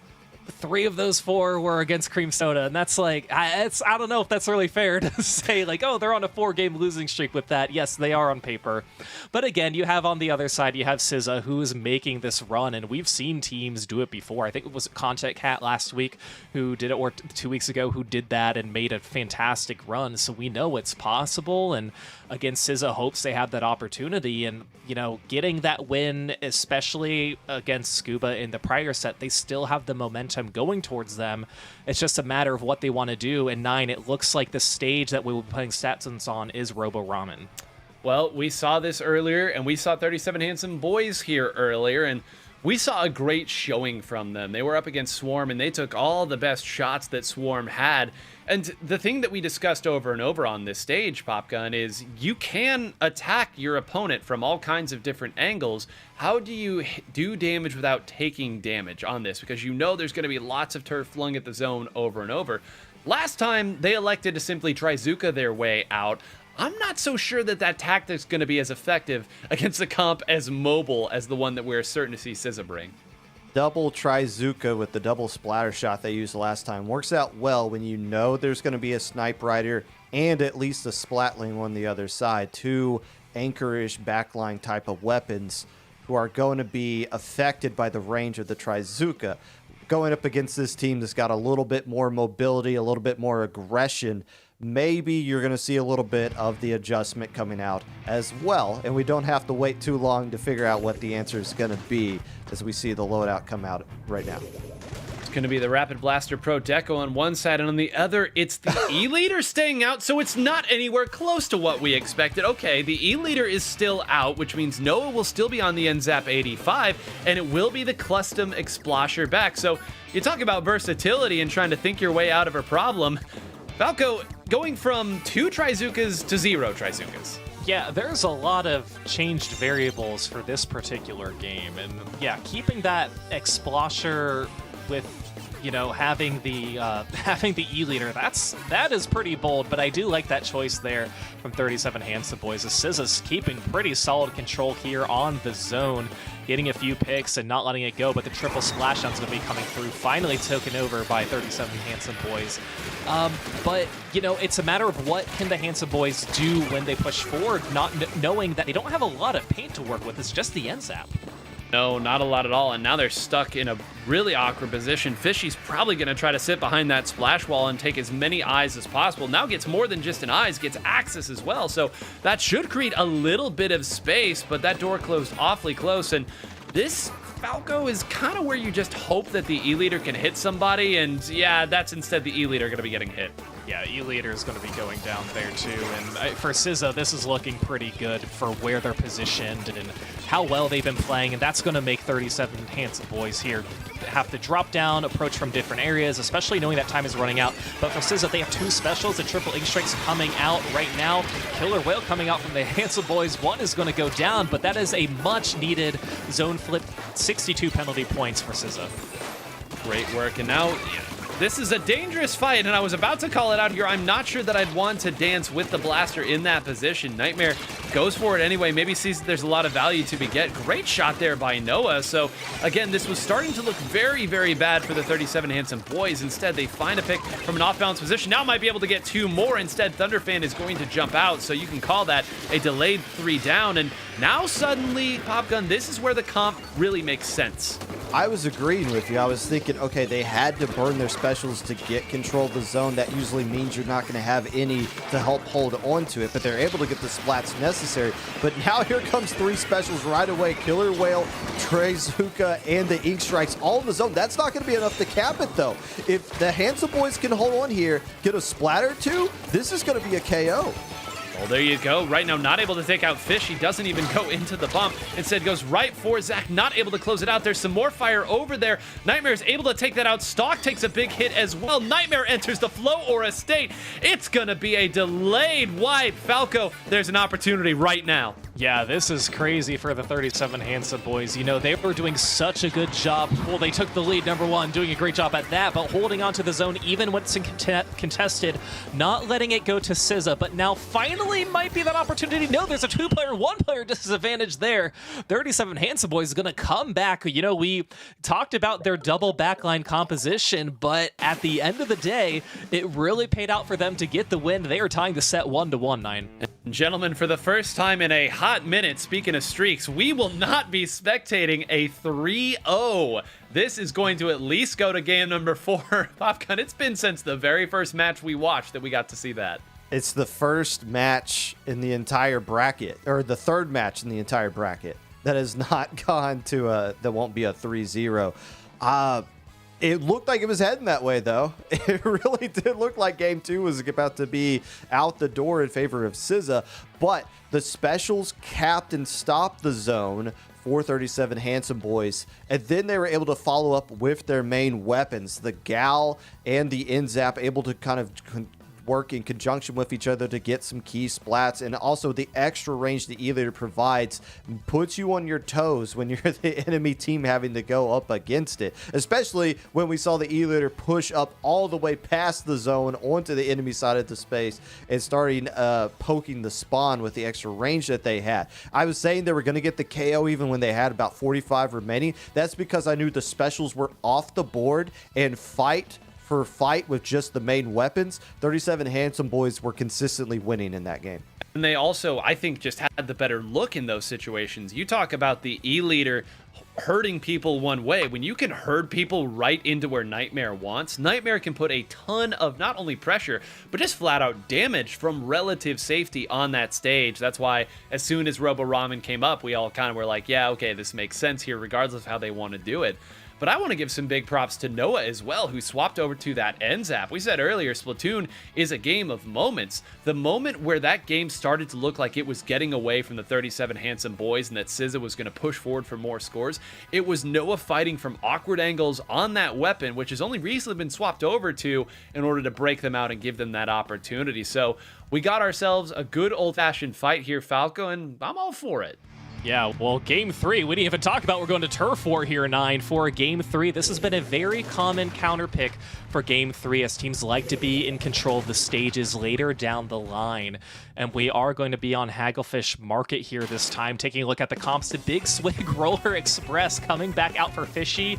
They used that before, but again, for SZA, it's looking like pretty much the same comps that they've run before.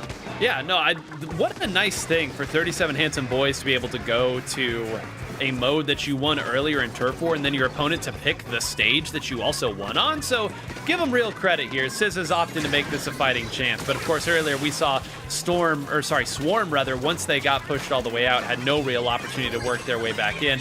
I would wager it'll be a little longer before we see that, but Popgun, the game plan is very well understood for 37 Handsome Boys, and we discussed it earlier. Yes, being able to throw those ink storms onto the enemy side of the stage, and that's going to give you little bits of droplets that are going to be annoying to deal with. How about the super chumps, though? We didn't get to see a lot of them be effective in the last game because they weren't required at all because the other team was in danger so much. But those super chumps can provide kind of that similar aspect of putting a lot of turf onto the enemy side, especially at the end, and it can give you some cover if you want to go into an area to take a fight. Well, here we are. Finally, the Super Chumps are going to do all of that, and that Wave Breaker actually is the perfect antidote for it. So the Wave Breaker doesn't want to see the Super Chumps either. Totally understand how that goes. Such a fun relationship those two specials have with each other. But now it is going to be this heavy Splatling that's maybe working forward. No, Giddy Grizz again. No one not even firing at the weapon that is right in front of them, and that means that Giddy Grizz is going to move up. This is wild. Oh my goodness. Only in Turf War, Falco, will you see an engagement like that. Yeah, I'm surprised Noah stayed alive that long. Noah had a mission and went for it. Just said, nope, if you're in my way, I'm going to take you down. If you're not in my immediate way, I'm just going to ignore you and do what I can because I'm an NZAP. I'm really flexible and I can just dive anywhere I want to survive. And the Handsome Boy's doing a great job just controlling the stage. And, you know, we see the Splatling from Thunderfan trying to break back down, trying to just figure out where they can break down, and especially going for the backline players like Nightmare. That's a really good place to start, but for SZA now, being 2 players down, being in danger, this is definitely not where you want to be, but, you know, 40 seconds, there's still one more opportunity for the Handsome Boys to, for SZA to get some specials and to maybe get 3 or a wipeout and push forward, but with all that time ticking down and some of these specials going to waste, it's really not making it a strong opportunity for them. No, if they had one person down, that would have been one thing. If they traded out another, that would have been another. Giddy Grizz enters Flow Aura with the Snipe Rider 5H at the perfect time. Gets another one, max range. Now going for another, a triple from Giddy Grizz, keeping that Flow Aura state, but more importantly, they are continuing to push forward, continuing to put pressure. Stalk has moved in here, takes out another Flow Aura state as well. It's a wipeout in favor of SZA. A few more ticks on the clock. That's an Ink Storm that did get out, but 2 triple Ink Strikes, 3 triple Ink Strikes landed. Oh my goodness. Hey, Popgun, you want to take a crack at this? I'll leave it to Judd and Little Judd. Oh my god. SZA barely gets it in the end. Oh no! 37 Handsome Boys played it almost perfectly at the end right there. We've been talking about the importance of controlling the alleyways and mid at the very end. The He Leader did exactly that, literally getting a triple on everybody trying to flank around, and they got wiped out somehow. There must have been the last player alive, got the wipeout, and it didn't matter that they were in danger with 8 seconds left. The board was free for them to roam around, and they got just enough to steal one there. See, this is why I think the last 30 seconds, that's so yesteryear. We focus on the last 10 seconds here, Falco, because that's all it takes. Well, do you know how much time was remaining when that danger went away? 5 seconds. It was 5 seconds. Right as it hit 5, the danger went away. So that's how fast it can change in a perfect scenario when the stars align, and they certainly did. I mean, that's insane when how well you play throughout pretty much the entire game, and then you just get wiped out. You're playing defense the whole time. You have nothing that you can do to push forward, but you get that wipeout at the perfect time, and I think a lot of teams need to start learning a lesson here when they play turf war. Like, yes, it's good to push up, but we need to allow them a little bit of space, and we need to spread out a little bit. Like, of course, we want to splat them, but if you all go down at the same time, 5 seconds is even enough that it can turn around. Just incredible end there. The teams are both going to probably want a little moment to recover from it. Last time we said that, the game started right away, but I just, again, stunning the way that ended too. And for SZA, make no bones about it here, you know that if any coin had flipped there, and there were a bunch of coin flips that had to go your way, you're looking at 1 and 2 now and on the verge of exiting this event. Now you feel great. You've got Turf War out of the way again. It wasn't your choice to go to Turf War to begin with. Now you get to go to 2 other modes that you feel a little bit more confident in. And I mean, I'm still stunned, Popgun, at the end. And, you know, credit to you for tossing it to Judd there, because that's about as close as you're going to see at this level. I've always make the mistake of looking at the little graph and seeing which team actually won. I'm glad that wasn't a game I had to play this season. I would have lost every single time. But man, just what, 0.6, 0.7, the difference right there. And that was game 3 with the match tied at 1-1. That was the critical breaking point of the entire match, probably. And that's going to be I mean, Nine, you're talking about how drained you are from that. Losing like that is so mentally tough to come back from. You got to be really disciplined to wipe that away, move on to game 4, focus on that, and then deal with game 5 when you get there. Well, you're not going to get a ton of time to think because it's Rainmaker on Scorched Gorge. So we talked about Rainmaker, how quickly this can spiral out of control. Falco, we already know SZA more than happy to bring a weapon in the Rapid Blaster Pro that has that ink vac. You know you're going to have to deal with the ink vac. Kraken didn't work last time against this. They had to go a different way. But I'll also point out, the last time we saw 37 Handsome Boys here, not the type of game they were looking for either. Yeah, no, certainly not, especially against a team like Cream Soda. But yeah, for SZA here, trying to get the win, trying to get the run back. They want to get this one to move on to Grand Finals. We'll see what they're bringing. Again, we have the hero shot, so that's going to be the splatter shot with the Trizuka coming out. And we do have the Kraken splatter shot glitters coming out as well, so Stock is going to be sticking with it. But yeah, also going to be trying to work with that ink vac. Well, here we go. The teams will jockey for position here at the start. They've identified where Noah is, and yeah, Noah's thinking and waiting there, maybe assuming that somebody else would come to help. Instead, it's going to be an awkward exchange here. Zach is going to go and dive after Giddy Grizz, and I believe another one went down. Giddy Grizz, who just does not seem to mind being rushed, will at least put a dent in that attack early on. But once again, Popgun, it is SZA with the big opening here at the start, and you have to think only a matter of time, and there it goes. That first checkpoint's gone. I don't know if they'll get more out of this, although they do have trip strikes ready to go to try to pop the Rainmaker, but that doesn't do you any good when you're the one who gets wiped out on top of this. So you will see 37 Handsome Boys make a response right here. I will say, I'm glad that they went back to their traditional comp. You dance with the person who brought you to the dance. They didn't overthink it after losing game 3. They went back to what got them here. And it's also just like a fine comp. Again, you talk about what a comp needs to do to succeed at high level. Above anything else, it just has to have a game plan that you can replicate and act upon multiple times. And they got to grab that Rainmaker. Instead, it's going to be a reset. Maybe thought Nightmare could have grabbed it, could have gotten the lead. Instead, they'll try to hold on to it. But the broader point being made is, you know what these weapons are willing to do, what they're able to do. It's simply a matter of executing it. You can set the situation up. Now we'll exchange back into a little bit more of a mid. I don't know how Zach got away from that. Still up and alive. Noah now rotating around, has 2 players in sight. Instead, it'll be a trade. It's all in the wash. Nightmare lands another triple splashdown. Falco, at a certain point, you think one of them's going to have to grab the Rainmaker, and it should be 37 Handsome Boys. Yeah, they finally do, because we get a true neutral game with both of these teams breaking the checkpoint and not moving that Rainmaker anywhere further. Flow Aura stayed activated for 2 players. 3 now are going to go down on 37 Handsome Boys. So again, forcing Nightmare to pull the Rainmaker and push it all the way back into that pit. That's going to make it a little trickier for SZA, but they're going to have to try and get some mid control first. Stock is going to use a Kraken, a little early Kraken to try and take out Noah. Are they able to do so?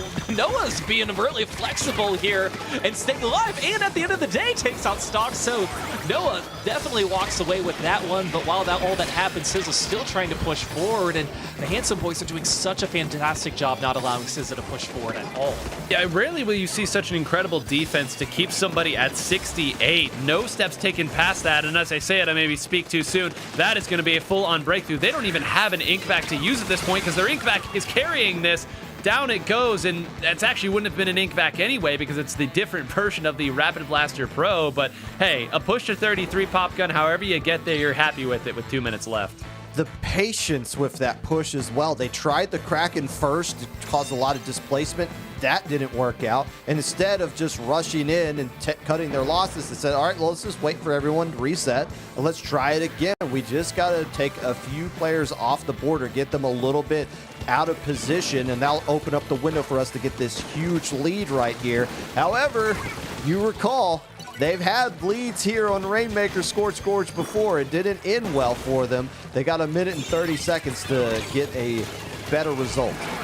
Here we go. Noah has 3 players up ahead, and all of them already have taken a little bit of chip damage. That's going to be 2 down, and thank goodness one of them still has the Kraken. Nightmare, where are you going? Where are you going to sit? This falling off on this side. Is this actually going to work? Are they actually going to be able to loop all the way around? Down to 30-28. It will be the lead. Popgun, I'm passing it to you. How'd you call it again? Okay, that's not what I had in mind. I didn't know they were going to juke out the Kraken and just jump right through the enemy ink as well. 5 remaining. That is basically a KO on this stage.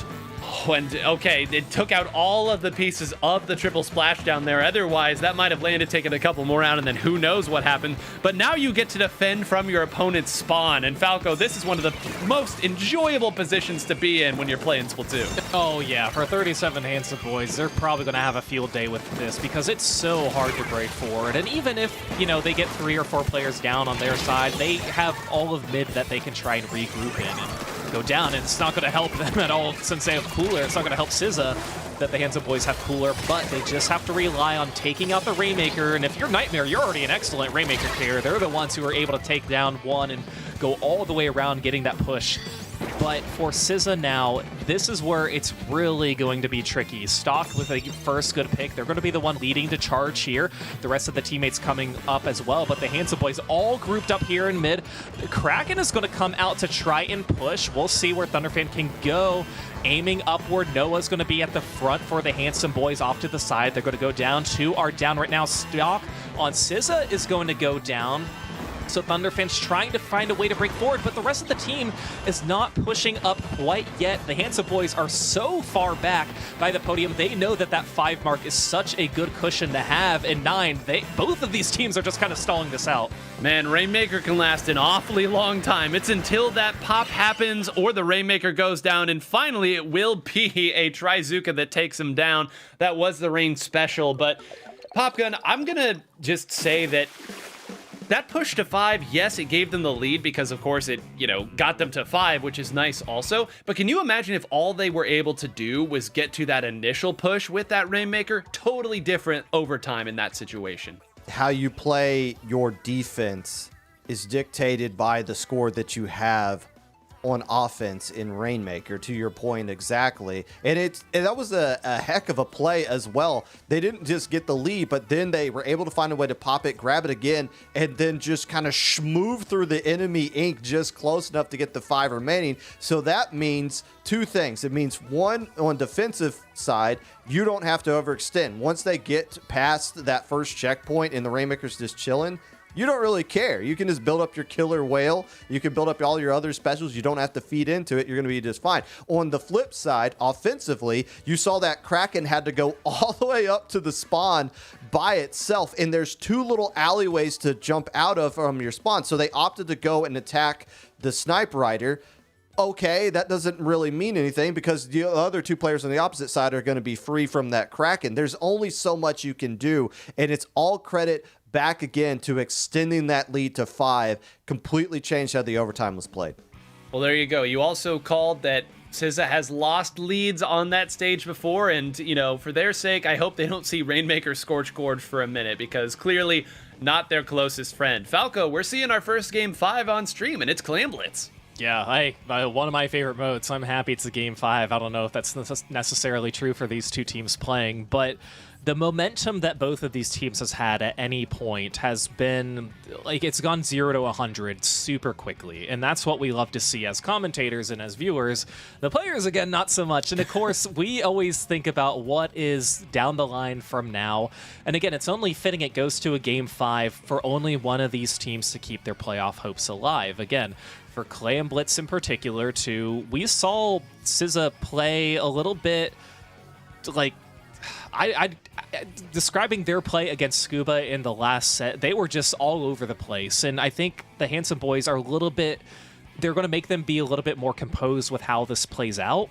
I don't necessarily think we're going to have any drastic composition changes, but both of these teams have really kept us on our toes with the weapons that they've wanted to choose. Well, keep it on toes. Here we go. It's going to be Clam Blitz on Undertow Spillway. So, Clam Blitz here, very, very volatile, we'll call the word. It's not quite the same short distance that Mako Mart is from one basket to the other. But make no mistake, it is an open and exposed basket. And Popgun, I have seen so many 100 to zeros, if not actually on the numerical scale, certainly in spirit. It's very similar to Mako Mart in the fact of how close they are. Obviously, the middle of the stage is completely different with the divider right there in the middle separating the left and the right side. But it's the same kind of concept. You never want to get wiped out at any point, because that could be the last time that you get an opportunity to do anything in the game. And especially with the nerves of this. Game 5, winner gets to go on to potentially knock off Cream Soda and guarantee a spot in the playoffs here. A lot going on. Well, here we are, our first Game 5, potentially our only Game 5 that we'll see. Taking a look at the comps, yeah, that Sloshing Machine not coming out again. Instead, it's going to be Giddy Grizz staying over on the Snipe Rider 5H. Nightmare bringing the Custom X Splosher, the same partner you brought to the dance, Popgun, as you noted earlier. And it's a pretty good partner, too, if it's gotten you this far. Why, don't abandon it. Just keep riding it out and see how things are going to work out for you here. And you don't want to, you see both teams opting to be a little bit more passive, except SZA is doing exactly the opposite of that. They're knowing the pressure is on, so why not be the team that initiates things? Try to get some splats early. Well, as long as you only go a couple down, you should be able to respawn in time and not really have a threat. The problem is that they went 2 down and then the other one jumped out. So now the members of 37 Handsome Boys are going to get the chance to choose how they want to push forward and attack. The only problem, Falco, they don't have any clams. Yeah, really don't have any claims quite yet. They have some small claims, but really nothing that's going to net them any points. And the Handsome Boys doing a great job. Get the wipeout. It's going to be a matter of if the Splasher can get the power claim. Nightmare's able to get it and score. Will there be any follow-up? It's going to be Giddy Grizz who's going to try and form a power clam too, but no one to jump to, nowhere to go with this. So there's going to be one follow-up. I believe it was Fishy who got that one clam in. So again, the first basket broken for the Handsome Boys, but SZA is right on track to strike forward with that Zuko. One more shot here to try and take them out. They're going to probably form a power clam, and if I had to bet on it, they're going to get below 80 and 77. Well, it was a successful bet. I'm not sure what the odds were on it, because you were right. They had the right position, and this is actually pretty good patience here from Thunderfan. Even... oh, nicely done here, staying alive long enough to another jump in to go. They pulled all of those clams seemingly out of nowhere. Popgun, when they initiated that push, they did not have that many. That is a great score to have, but not the best way to finish it. If you can get a couple of splats right here, if you're the Handsome Boys, this is going to be a great opportunity because you got the extra clam on top of it. But it looks like SZA's response is going to be just fine. They're able to get a splat. They're able to kind of shut things down initially, but regardless, though, the Handsome Boys don't have a ton of clams to work with, even if they can find the way to start getting pushed up. So a great push by SZA, and they ultimately closed it out well. It just took them a little bit extra time. Yeah, and now they've again earned the right to make another push if they would like. Baby Stock is going to get caught out from Giddy Grizz, but Giddy Grizz overstaying the welcome ever so slightly. Noah again wins these clutch fights. I keep highlighting these individual fights because any coin flip on those fights completely changes how the defense works. Now Fishy takes 2 out and hunting for a third with that Trizuka. It's going to build certainly enough time and enough space. I'm not sure if those players were tactical or dealer. This is going to be a huge opening, Falco, for them if they can find a way to put together a power clam. Instead, 2 are going to go down, and that's a huge missed opportunity. Yeah, that's the problem. They had some clams, but it's just one player went down, then another one went down, and if they were to score, it would pretty much be a one and done, and that wasn't going to net them anything other than about 9 points there. So SZA's going to try and keep this up, and again, they might get past these penalty points. I didn't think they were. I thought they were going to be able to score, but no, they're not. Getting down to 2, but remember, that just leaves the Handsome Boys back into mid here, and the Handsome Boys are going to try and do exactly what they did before, but this time they obviously want to be a little bit more successful this time. They're going to get a free Mercy Clam, and SZA's great at knowing exactly where they need to drop. They are scattered around playing the entire defensive side of the stage, and Handsome Boys, even though they may have been able to do a layup, get a power clam in, they're playing this much more strategically, knowing that if this is going to be a push where we score, it needs to be a great push, and that's why they finally have 2 power claims in attacking position. Well, there they go. Both of those should find home, and they do. They also still, as you noted, have a clam sitting underneath their basket, and a couple players are going to respawn. The problem is that Giddy Grizz is the only one up. You would have loved anybody else who could have held that position to last just long enough to jump in your power clam, and actually Nightmare's going to grab it. So, okay, I guess you're going to sit back there. I mean, that's not a weapon that's really trying to push forward and be stealthy, but Popgun, they marked themselves and they got taken out immediately by a Trizuka. And that might be the end of that power clam, or if not, they're going to have to spend a lot more time and energy trying to save it, because they're going to need this one to go to overtime, and just popping the basket's not going to be enough to add lead because they got 24 penalty points as well. So a lot of things working against the Handsome Boys right now, and if I'm SZA, I'm starting to push up. I'm starting to put the pressure on to force the Handsome Boys to start making mistakes to close this one out. Oh, shooting at that like it's a rainmaker at the very end of the game. They built another one out and found 2. It's Noah flanking around the left side. That player gets taken down as well as Axis goes down. Giddy Grizz moving forward, needs to throw this in, and here we go. What do they have? They have enough clams to take the lead if all of them find, and they do! And that's the way you end a game 5. The 37 Handsome Boys, after losing in the most dramatic of fashions in Turf War earlier, get an equally dramatic win, Falco, here in Losers Finals. Oh, what the turnaround from these teams, especially the 37 Handsome Boys. Absolutely crazy. And the whole time, they just didn't have the momentum until the very end. And I'm glad they didn't score earlier than they did. That was by far their best push. Obviously, it got them the win and got them the lead and everything. But just the strategy that went behind it, the focus and composure from that team, and everything lined up perfectly for them to get the win. No better feeling than to get it on a Game 5 going into Grand Finals. And to give a little love to our spectator cam operator there, I loved that we were watching the third member of SZA that got taken out from that play by Noah to illustrate, again, when we watch from the overhead and you see, oh, how far this player has to go, how did you not spot out that flank? That's how quickly players can close in this game, and they don't miss a whole lot of shots either, so a great showing of how quickly everything can spiral away. And Popgun just amazed again at the composure, the way that these players held firm after, as you noted, a devastating loss of Turf War.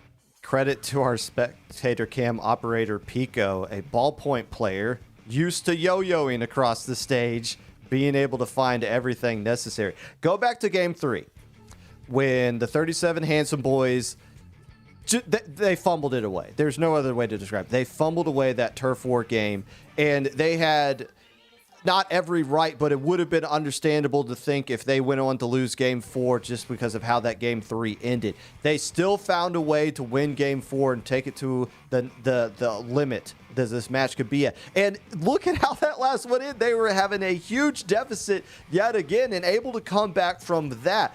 in the context of what it means in the grand scheme of the league, that's not the match of the year. But just you take a look at 5 games and see the momentum swinging back and forth between the entire thing. That was a very exciting match to watch.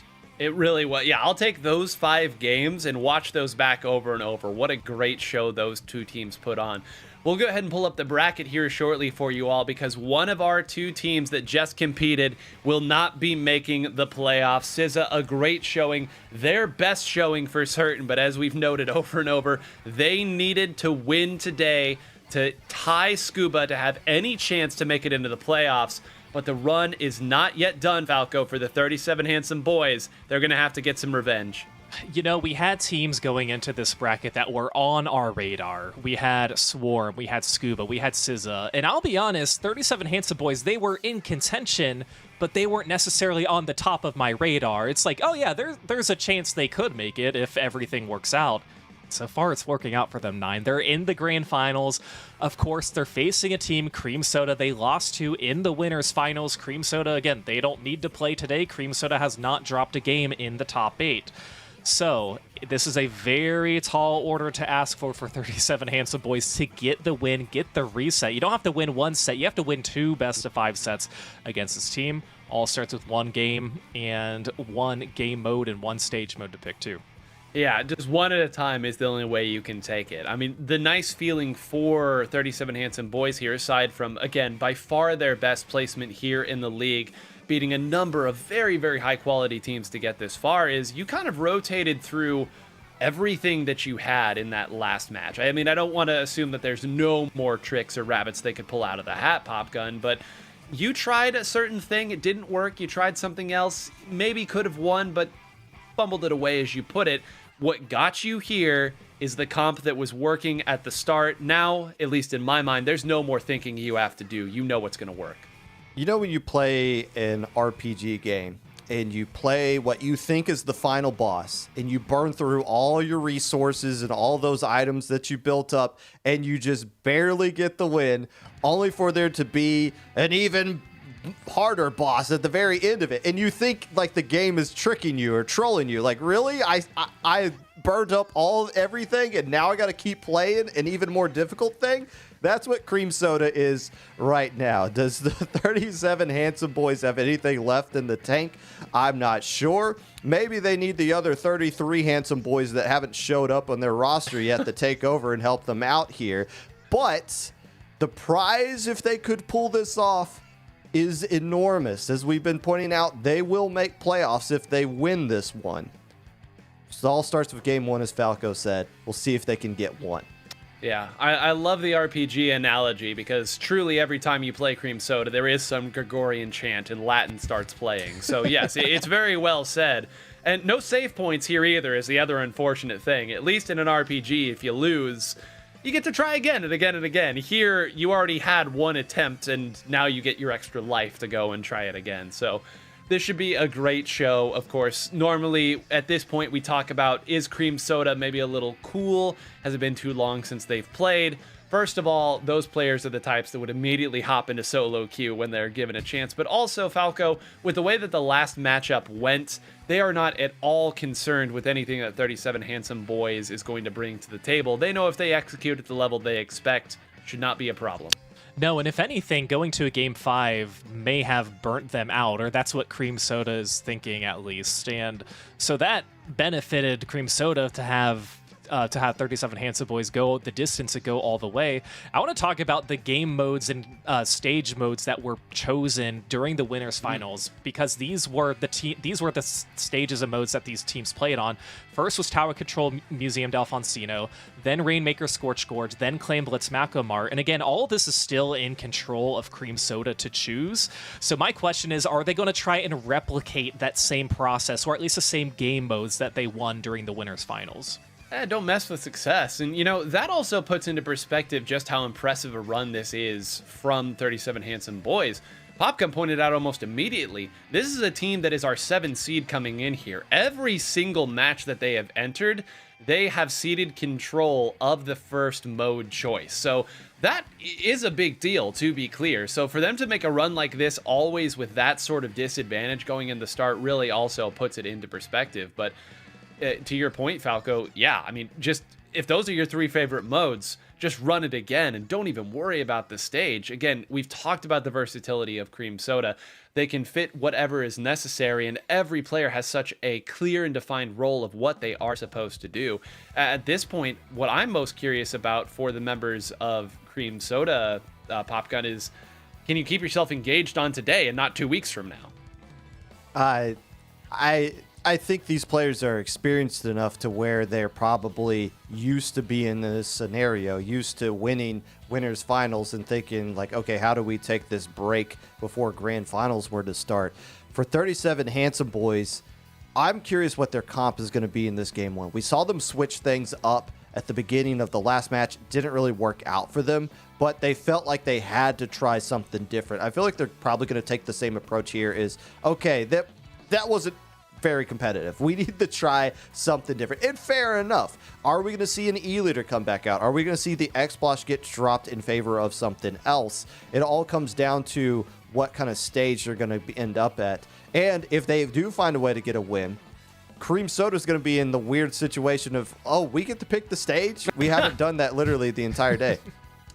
Well, and now I'm even more curious where you would go if you're the 37 Handsome Boys. I mean, I would have to think Turf War because of how the games have gone here. I mean, really, you feel like you should have won both of those games. I guess the question is, will another team take us to Hagglefish Market for Turf War? You would think probably not at some point. So we'll hold on a little minute here as the teams start to get ready and, again, kind of reiterate the playoff picture at this point, because 7 teams at this point have 4 certain qualified. Right now, coming into today, Hypernova was sitting at 280 points.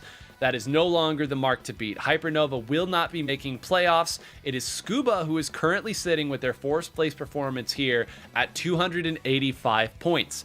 As we have noted, the 37 Handsome Boys would have to win this event to equal that total. Even then, they might have to win some sort of tiebreaker scenario based on win-loss. Again, that's something that you won't know until this is all done. You know you have to get the win, so that's the first order of business.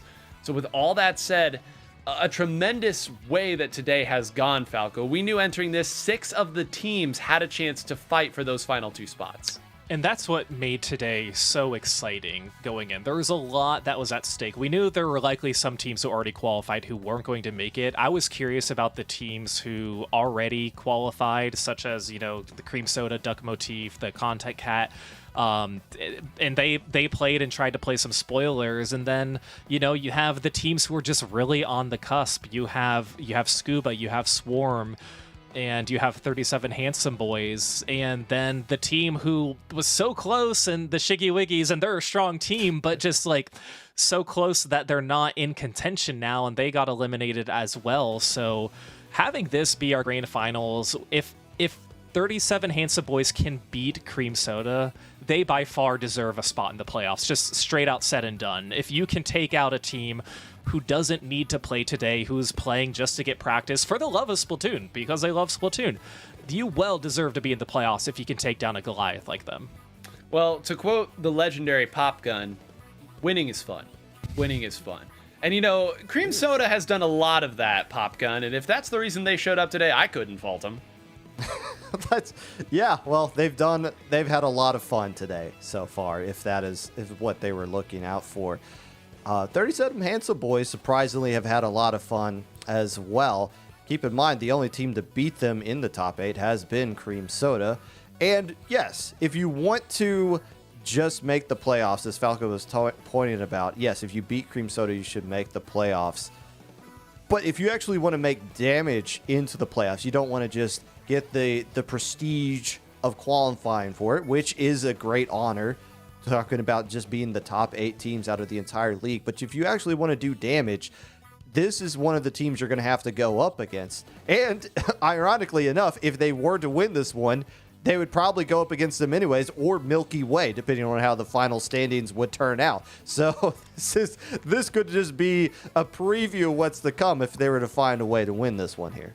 Well, it's so true. And if if you beat Cream Soda twice to get to playoffs, I don't want to say that they're the same beast as Milky Way because they're very different teams, but I would feel reasonably confident, right? If we could take 2 consecutive best of 5 matches off of Cream Soda, yeah, what's Milky Way? What have they ever done? We can go ahead and feel great about our chances, and that is still certainly in the cards. Again, you pointed out Cream Soda showing up today dramatically shifted the conversation because, as we've seen, Falco, 2 of the teams that needed to get wins today got very, very close. And if there's not a Cream Soda standing there, basically every other team, I think, is fair game. Yeah, if you take out the teams who already qualified and had this be a play-in, we're going to have the 8 teams who haven't qualified quite yet, we could very well have a different ending. It's the teams like Cream Soda and even Duck Motif. We talked about Duck Motif, who, again, we didn't see on stream, and they played today. They got knocked out pretty early. They didn't have the highest seed going into the playoffs. I believe they were sitting at that 7 seed, but essentially we're in a position like, hey, if you make top 8 today, then you're guaranteed a spot. You will have enough points just based on what they need to do. So there's a lot that goes into play. And yeah, for the 37 Handsome Boys, again, they didn't play a lot in the league, and there were sometimes they missed out on the top 8. So it's really interesting to see how this is going to play out. And of course, we have other teams who have already qualified we are really looking forward to seeing. Well, let's talk about those top 6 teams, because at this point, there will be plenty of discussion about these teams in the weeks to come. And, we might even be able to pull off the playoff picture here so we don't have to recite them all from memory. But of course, we have at the top Milky Way.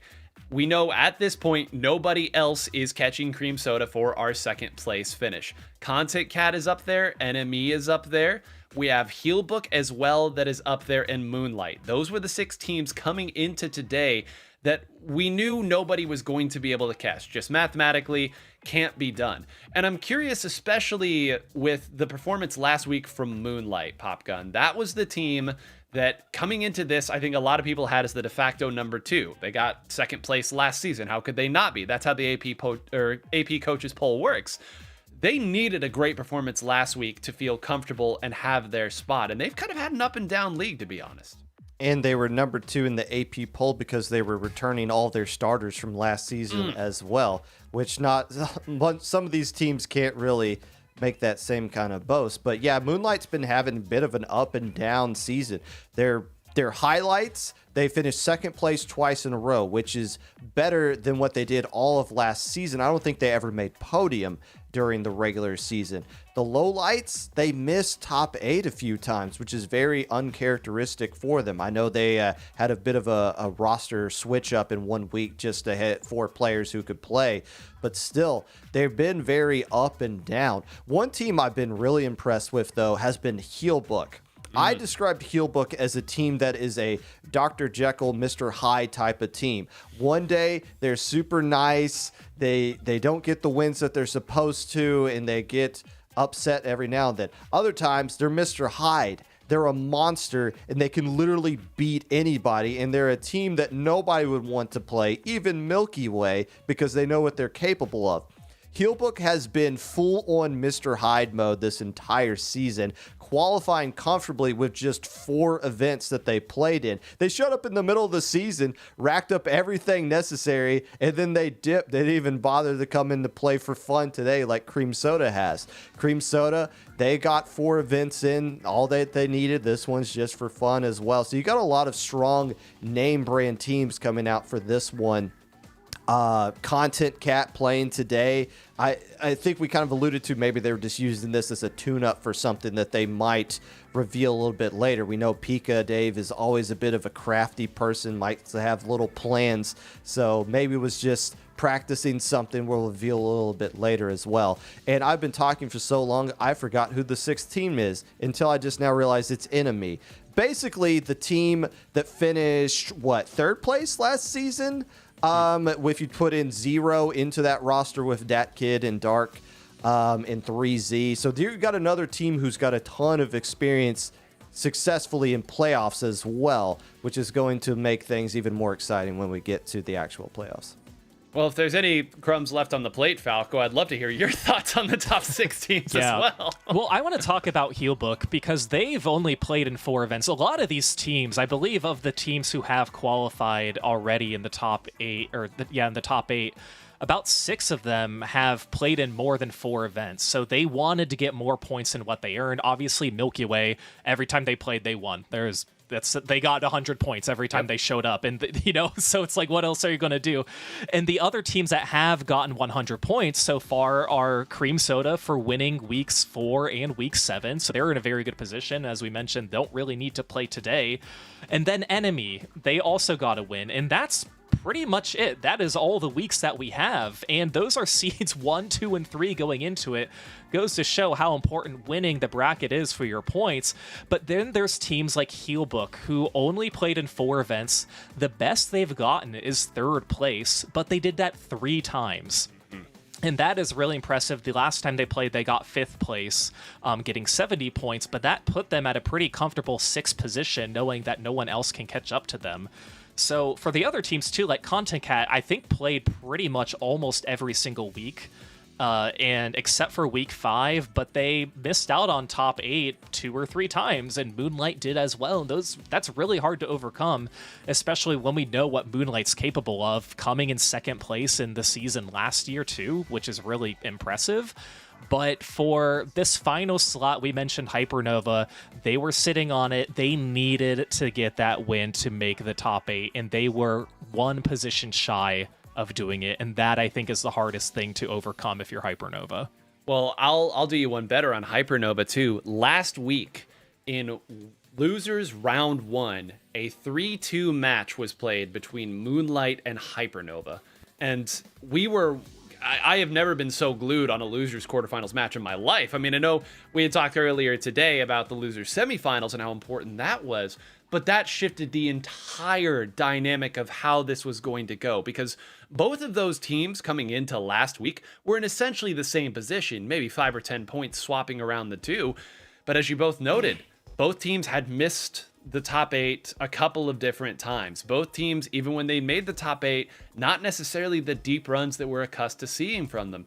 Both of the teams had some weeks where not only did they not make top 8, they were outside of top 10. So for Moonlight to get that win and then truly snowball that into what would be a 2nd place finish there, as Popgun noted, really the only podium finish they'd had since very early in the season, that changed everything. If Hypernova wins that match and then goes on, we're talking about Moonlight today desperately needing a good finish in order to make this far. So you just, again, we weren't spectating that game. We don't know how those matches went. I would love to go back and watch that and really talk about it, because Moonlight, I think, is a team that their goal was just get to the playoffs, right? They're one of those 7-8 seeds in the NBA where they're like, we'll just get to the playoffs and then we'll start playing the game, or a baseball team that does the same thing.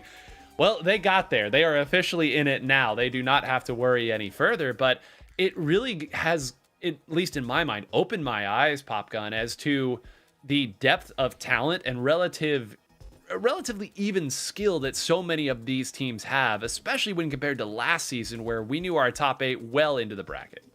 And one of those other teams we haven't talked about yet that pushed Moonlight to a Game 5 last week is Duck Motif, a team who I think is now secured to make top 8, I guess, unless any kind of super crazy thing were to happen here. We didn't see a strong showing from them this week. Obviously, that would have been a little bit of a cherry on top, maybe improve their seeding a little bit, but we know what they're capable of, especially against Moonlight. Not the fact that they lost to them in a Game 5 last week, but they've beaten them in other weeks before as well. There have been some back and forth between those two teams for the past couple of seasons, and Duck Motif at their peak, I wouldn't say is capable of beating the Milky Ways or the Cream Sodas of the world, but they're good enough to make a podium, kind of have a Moonlight run in them, going up against the teams that they would be facing when they get to the playoffs as well.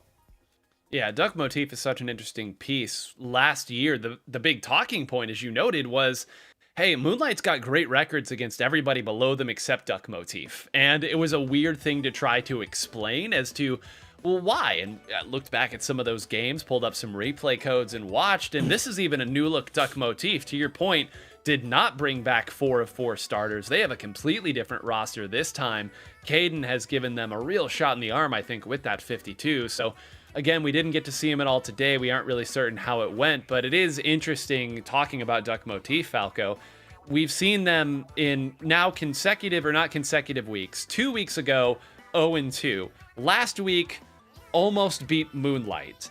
This week, 0-2 again. You just never know. I mean, we're talking Dr. Jekyll and Mr. Hyde. I mean, maybe Heelbook needs to hand that title over and pick a different piece of classic literature. It's hard to be inconsistent because there are moments you need to shine, and especially the playoffs are one of those moments. But Red Shell on Duck Motif, one of my favorite players to watch too, especially with how skilled they are with the Octobrush and how unpredictable they are and just how well they can use their Zipcaster and get to the backline players and to get the splats. It's really impressive, their skills. And for Duck Motif, again, we mentioned we didn't see them today. They did play in the top 8, but for those teams like Duck Motif, Cream Soda, and Content Cat, again, we didn't see Content Cat either. These are the chances for them where they can experiment a little bit. They can try new flavors of things that they want to do. They don't really have anything to lose, and there's just ways that they can try and figure out, is this comp going to be good? There's a chance this team might make it into the playoffs. Let's try this against this comp, or maybe we want to try a specific game, a stage that we don't want to do, or that we wouldn't want to do in the playoffs unless we practice it. So a lot of good opportunities for them to try and figure out how they're going to navigate this. But yeah, for Cream Soda playing today, for the definite team who has been in and is already gotten 2 wins and is a solid second seed. This is just, they're having fun. They're having fun playing, and we have seen it, and especially with how dominant they have been. Yeah, you talk about teams that have taken games off of Cream Soda, and that's a very, very, very short list. Moonlight and Duck Motif are on that list, but, another team that we haven't discussed here, and I'll keep the literature joke going here, Frankenstein's monster sometimes, is NME. And Popgun, you said earlier, this is essentially the team that got 3rd place last season. I think it took them a little while to gel, but as Falco noted, they have won a week of this event, so I think they're really a threat to any of the teams above them. There's tons of teams in this. When you look at them from that kind of lens, is like, yeah, this team could really pop off and do a lot of damage and compete for not just that bronze medal, but even get that silver medal like we saw Moonlight last year. In my mind, though, if I were to list off who I think could actually honestly beat Milky Way, I wouldn't really say anything, because I don't think there's anybody that could do it. That's no discredit to Cream Soda. That's no discredit to anybody else. I just feel like Milky Way is just on a completely different level from everyone. The question is going to be, with these 2 weeks that we have between now and then, who's going to do some film work? Who's going to find that one thing that nobody else has found that could be the chink in the armor to Milky Way? Can they find a way to pull that off? That is what these next 2 weeks is going to be about for pretty much all those teams. Everybody looking up at Milky Way and trying to find an answer on how to beat that team, because nobody found it thus far. All right, folks, we do have an update for you. 37 Handsome Boys has not checked in for their grand finals match. As such, Cream Soda will be taking event number 10. We'll go ahead and bring up the playoff picture now to give you all an idea of what this is. It is more or less went how we have told you it's going to be for the better part of the hour, which is that Scuba has made it with 285 points. You can see there, Hypernova and 37 Handsome Boys are tied at 280. And you know what? We'll just read them from the top. Milky Way, 400 points. Cream Soda, 385 with their win here today. Enemy, 340. Content Cat, your 4 seed, with 335. Moonlight, 330. Heelbook at 325. Duck Motif, 330. And again, Scuba needing a big performance today and needing a couple breaks to go their way. Get both of those things, and we'll take your number 8 spot in the playoffs with 285. And guys, let's just talk briefly about these top 8 teams now, because we've talked about them already here. We've vamped for a little bit on them, but I look at this squad and I see 8 fantastic teams.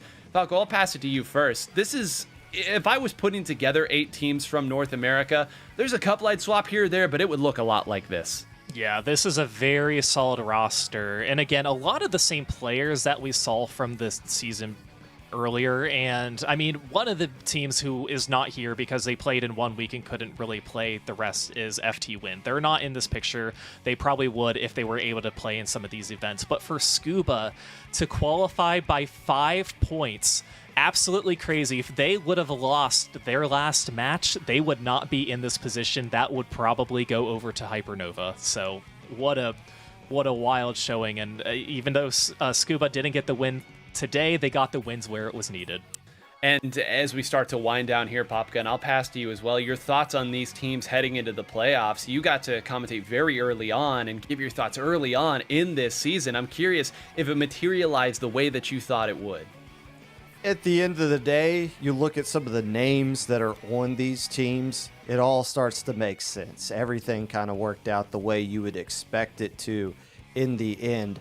Shout outs yet again to 37 Handsome Boys. As you saw, they made the graphic. They're number 10. They're tied for the first team out, just 5 points away. That gives them something to work on if there were to be another season of this or anything else down the line for them to feel good about with how they closed out week 8 here. Congratulations to them. A great showing from a number of teams today. A lot of great matches. And folks, we want to thank you for joining us for the Splatoon 3 North American League 2026 regular season.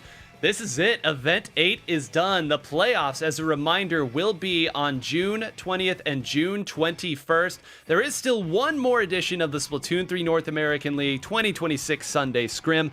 That'll be tomorrow at 12 p.m. Pacific time. So again, still some Salmon-y fun for you all to have. All the episodes of the Splatoon 3 North American League 2026 show can be found, and plenty of fun if you like seeing me lose at games or Popgun lose at games, or Falco actually had a pretty good run this time, so I guess I can't say anything disparaging, but I will remind you all that this is all led up to the Splatoon 3 North American League 2026 playoffs. It's what these teams have been playing for and discussing.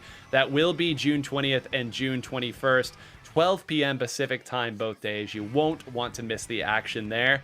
And guys, we've talked about the playoffs, but I just want your final thoughts because this has been a great showing here. I've had a ton of fun tonight, and we'll actually flip this around. Popgun, I want to hear from you first. I've said enough bad about you tonight. Fair enough, and I appreciate it. I'm just happy to be here, honestly. This is a lot of fun to be able to do this with you two and everybody else behind the scenes as well, and to watch some great Splatoon action. Again, the last match we ended up seeing, in the context grand scheme of things, not much, but it was an exciting finish to the regular season nonetheless. Just shows, again, 2 teams at a high level in Splatoon can treat us to some absolute cinema, as some would say. And Falco, you've commentated an awful lot of this league thus far, and I'd love to hear your perspective as we wind down. Yeah, well, for today in particular, I was excited to see which teams would show up for the ladder and which teams would make the bracket. So it was good to have a mix of teams who've already qualified, teams who are really trying to get that last spot. But for the league as a whole, it has been such a blast. This has been so far, and I'm so excited for the playoffs in 2 weeks, 9. Playoffs yet to come. The best is yet to come. We will see you in the playoffs in 2 weeks. And folks, until then, stay fresh.